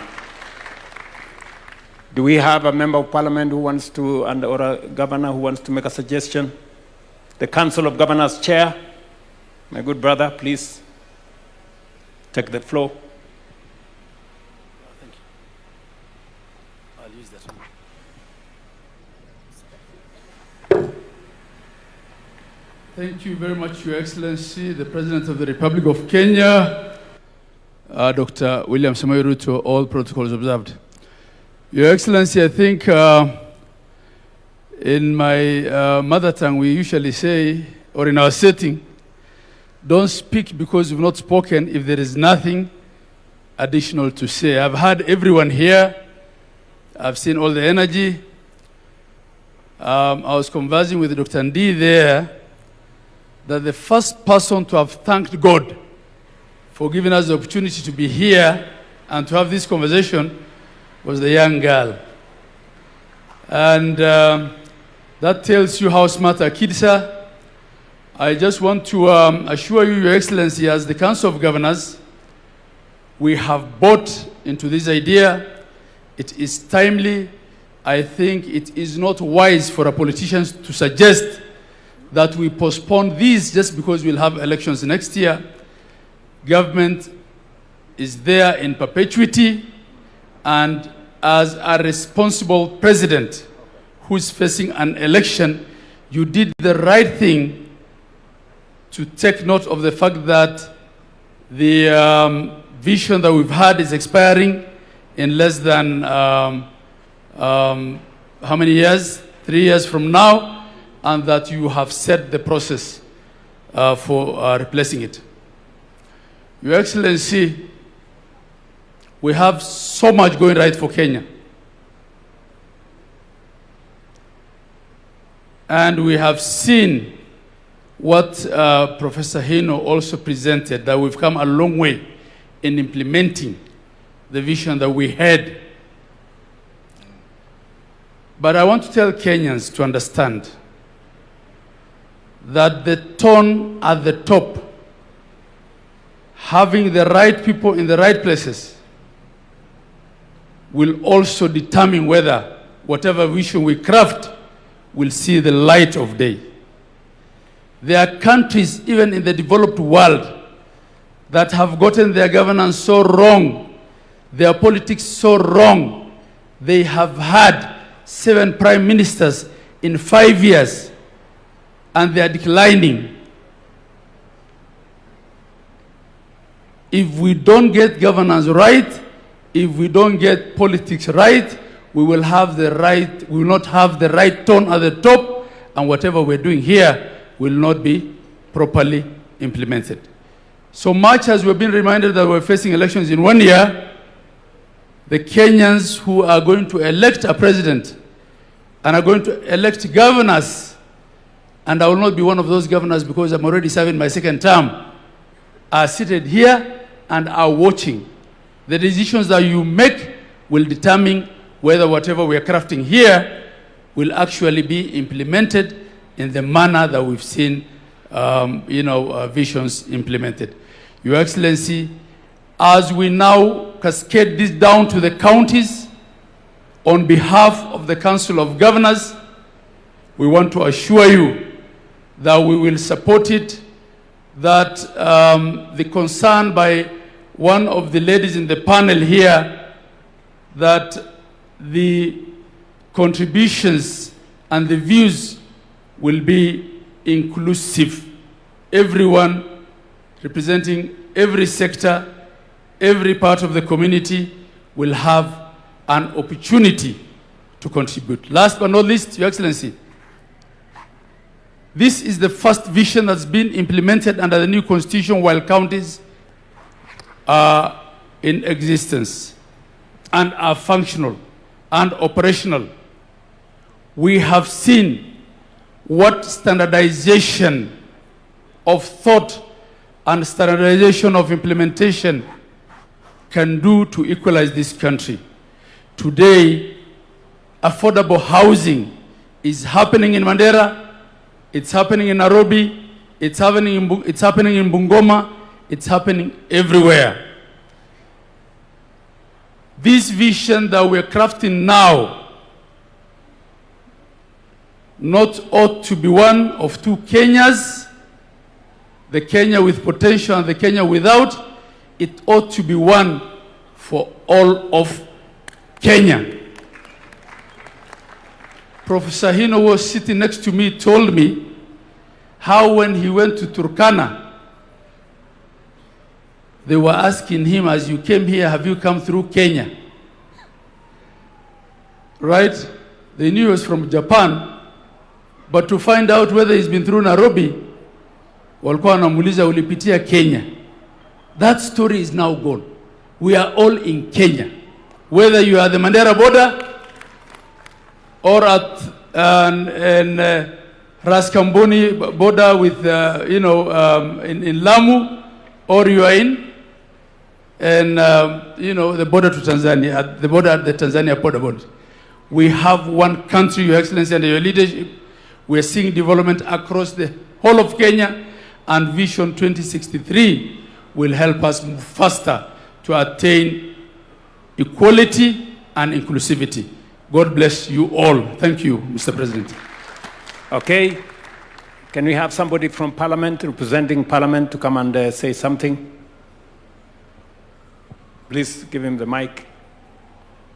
Please, if you can speak to how do we make this an exercise in public participation as is envisaged by the Constitution. Thank you, Your Excellency. And Your Excellency, in fact, with the consent of the leader of majority in the Senate, he was telling me that actually what we are doing here today is what Parliament should be doing. We have today constituted ourselves as a People's Constituent Assembly to start that journey of even anchoring this process into law, as you say. And I want to say that we support. And indeed, Your Excellency, you remember on Monday in our meeting in Naivasha, I did suggest that probably it's time that when we have a national vision like this, we not only anchor it in law, but we also find a way where within the governance structures of our political parties, we ensure that even at a time as this, when we are looking at elections and we're looking at people crafting their election manifestos, that all political parties and elective leaders who are looking for elective positions speak to that greater national vision so that we hold you to account when you get elected as to what you are doing within your manifesto in actualizing that dream, that greater dream of the Kenyan nation. Your Excellency, Senate Majority Leader is telling me that I should say that since we craft laws or we have legislative proposals that we draft into bills and then take those bills back to the people for public participation, what we've actually done today is begun with public participation. And we must look at a way where from this process, we then culminate in a legislative proposal in terms of a bill that will now anchor this process of a national vision into law so that we obligate all future leaders to the time we are 100 years as a nation and beyond in law and make sure that nobody ever takes us backward in terms of what we want to aspire to get to as a nation. Lastly, Your Excellency, in the interest of time, Mheshimiwa Esther Pasaris, the county women rep for Nairobi, reminds me and told me I must say this if I get that opportunity, and she doesn't get, that when Singapore aspired to be what it is today, they had a consideration on their population growth and family planning.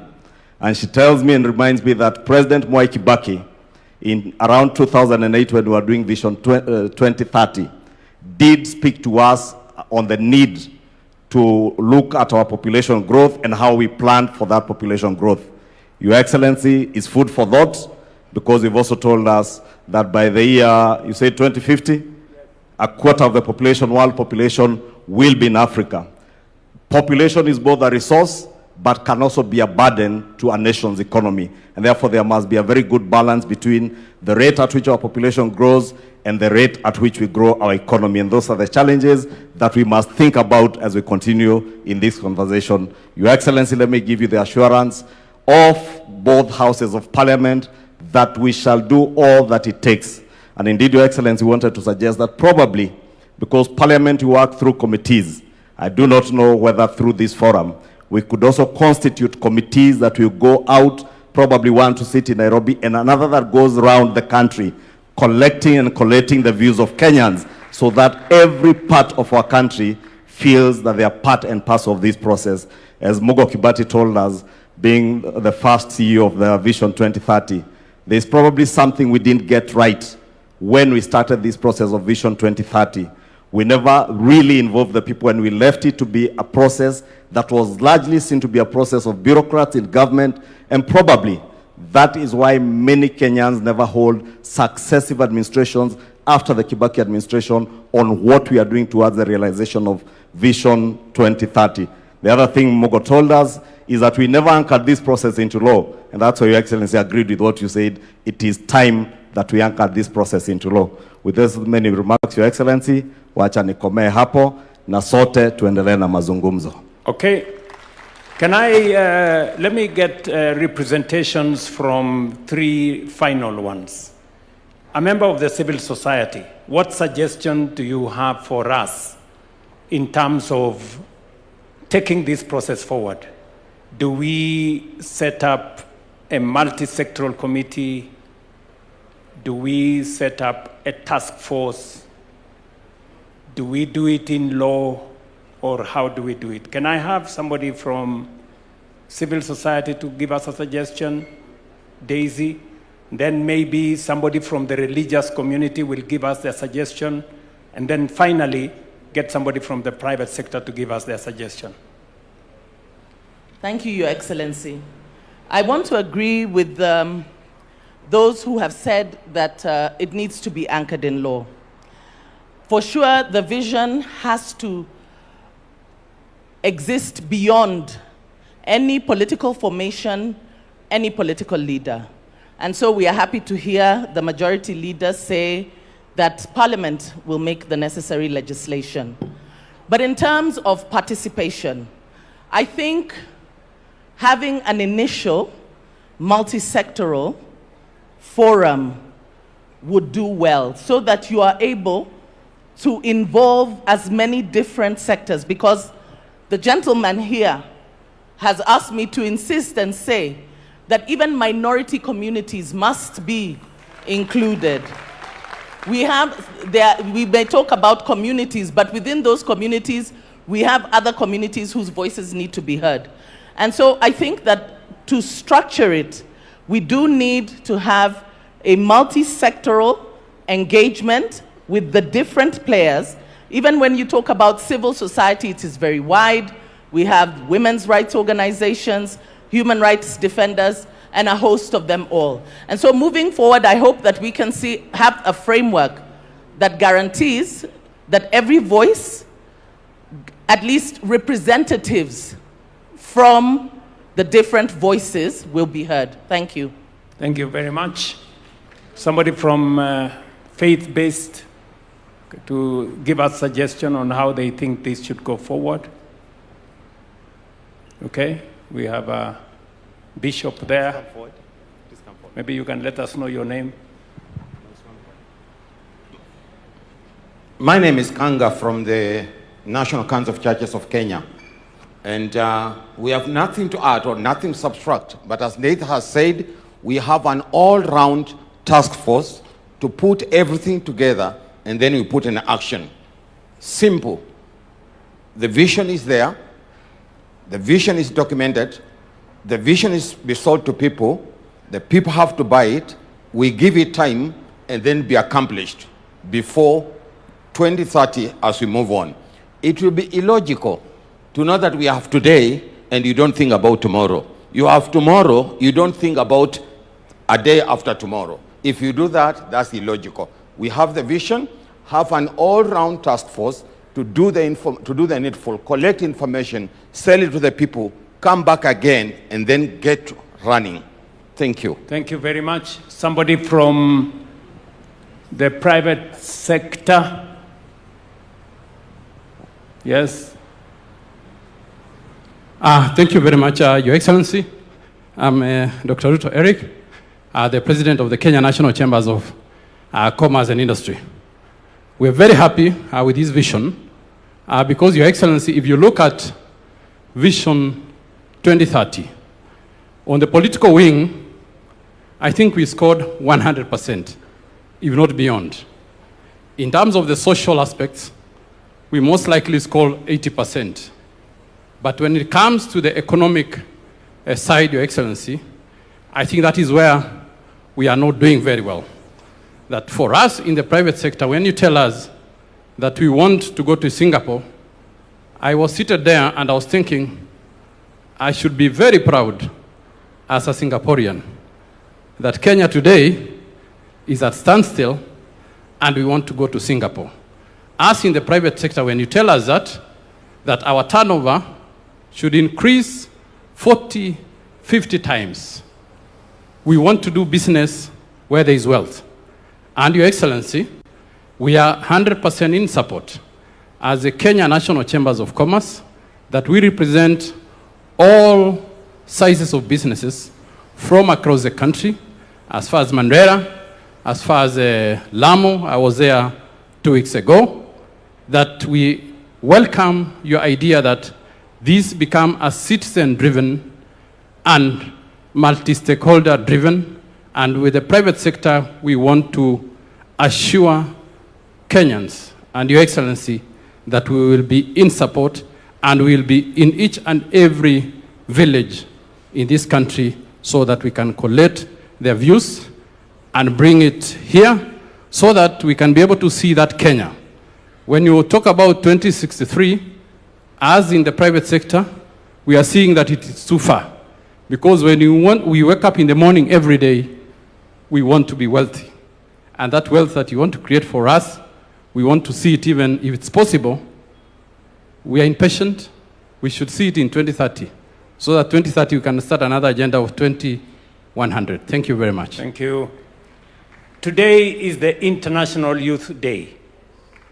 And we have huge representation of young people in our midst. Can I get one young person to come to the stage? And there is a lady already there. Yeah? Allow the lady in maroon to give us an idea as to how do we take this forward in your context. Apart from hackathon, how else do you want us to take this forward? Na kabla hujasema, utatueleza bag ni ya nini? Thank you so much, Mr. President. They do say, power is done what? Is grabbed. Sindio? So I came for my chance. My name is Ruth Kemto Ziko. I come from Bomecho University. I'm the school president. Nilinua mkono huko sana lakini hawakunipea. So nimeamua kuikujia mwenyewe. So Mr. President, before maybe I give on the way forward, I had some good agendas that I wanted to give on this vision beyond 2030. 2030 is for the youths, is for the children that were here. So whatever that the parliament, the people sitting here will be doing is for us. It's for the coming generation. So give us the voice. Give us time, we give you our grievances. Number one, let's talk about, you are talking about Singapore. Singapore sahi haina deni. So as we think on going to beyond 2030, let's think on how can we get away with all the debts that Kenya is having for any country. Number two, I'm talking about constitutional implementation. Women, we are the majority in Kenya, right? Why can't we implement the constitution to have the president, if it's a man, let the deputy be a lady, right? And lastly, being honest, Mr. President, employment is what the youths want. But not every youth will be employed because sisi ni wengi na sisi wote tumesoma. But because unemployment is an issue to us, why don't you bring up the policies that will give funds to innovators, fund talents, fund support different people, give them money like the Nyota for self-employment. And for that, Mr. President, bring Nyota to universities and colleges. We are innovators too. And lastly, it's about the help, scholarship, and funding in different universities and TVETs. As we think of beyond 2030, let's make education free for every Kenyan child, from primary, secondary to high school. Let no child cry because eti akwenda university juu akwana pesa, sindio? Make it free. And lastly, me being a teacher of special needs education, as that young man said, factor in these special needs people. They are being left behind in our society. For the first time, with the government, bring them in. Otherwise, Mr. President, you are doing a good job. For all the president went tumejua hapa nyuma before tuzaliwe, na wengine wamekuwa uko number 1 for now. And kwa hayo yote, you called me to give give on what the way forward. Yes. One of the way forward include these university students in that, bring research everywhere. If it's each county has a university. And Mr. President, if there is a county that has no university, in this vision beyond 2030, include every county to have a university, so that it can factor in every learner. So for that, include the university students, the college students, and the high school and primary students. I've seen one here. She's very clever than me, in fact. So let's have their views because they are very educated. Thank you, Mr. President. Thank you very much. I think that wraps up. She has said very fundamentally that education must be free. And I agree with her 100%. And that speaks to our members of parliament. You know, we have sent to parliament the tertiary education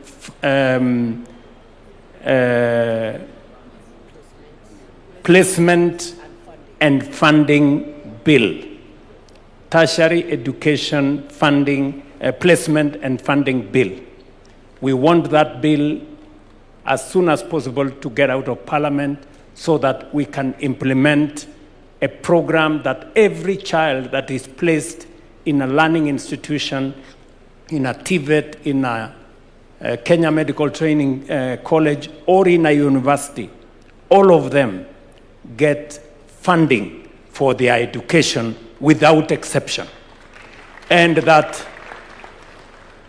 learning and education is not pegged on the ability of the parent. It is pegged on the intellectual capacity of every student. You do the course for which you are suited and you have applied for. And government of Kenya must make sure that funding is available. That is already in the works. And you have told us we should include young people, we should include universities in this process, and therefore I think we are set. Thank you very much. Hand it over to the people running the program. All right, and at this point I'd like to say let us all just give a warm clap to ourselves, appreciating the fact that when history is written, your name will be written as one of those who sat through the process that changed the trajectory of this country. Another loud clap for yourselves, please.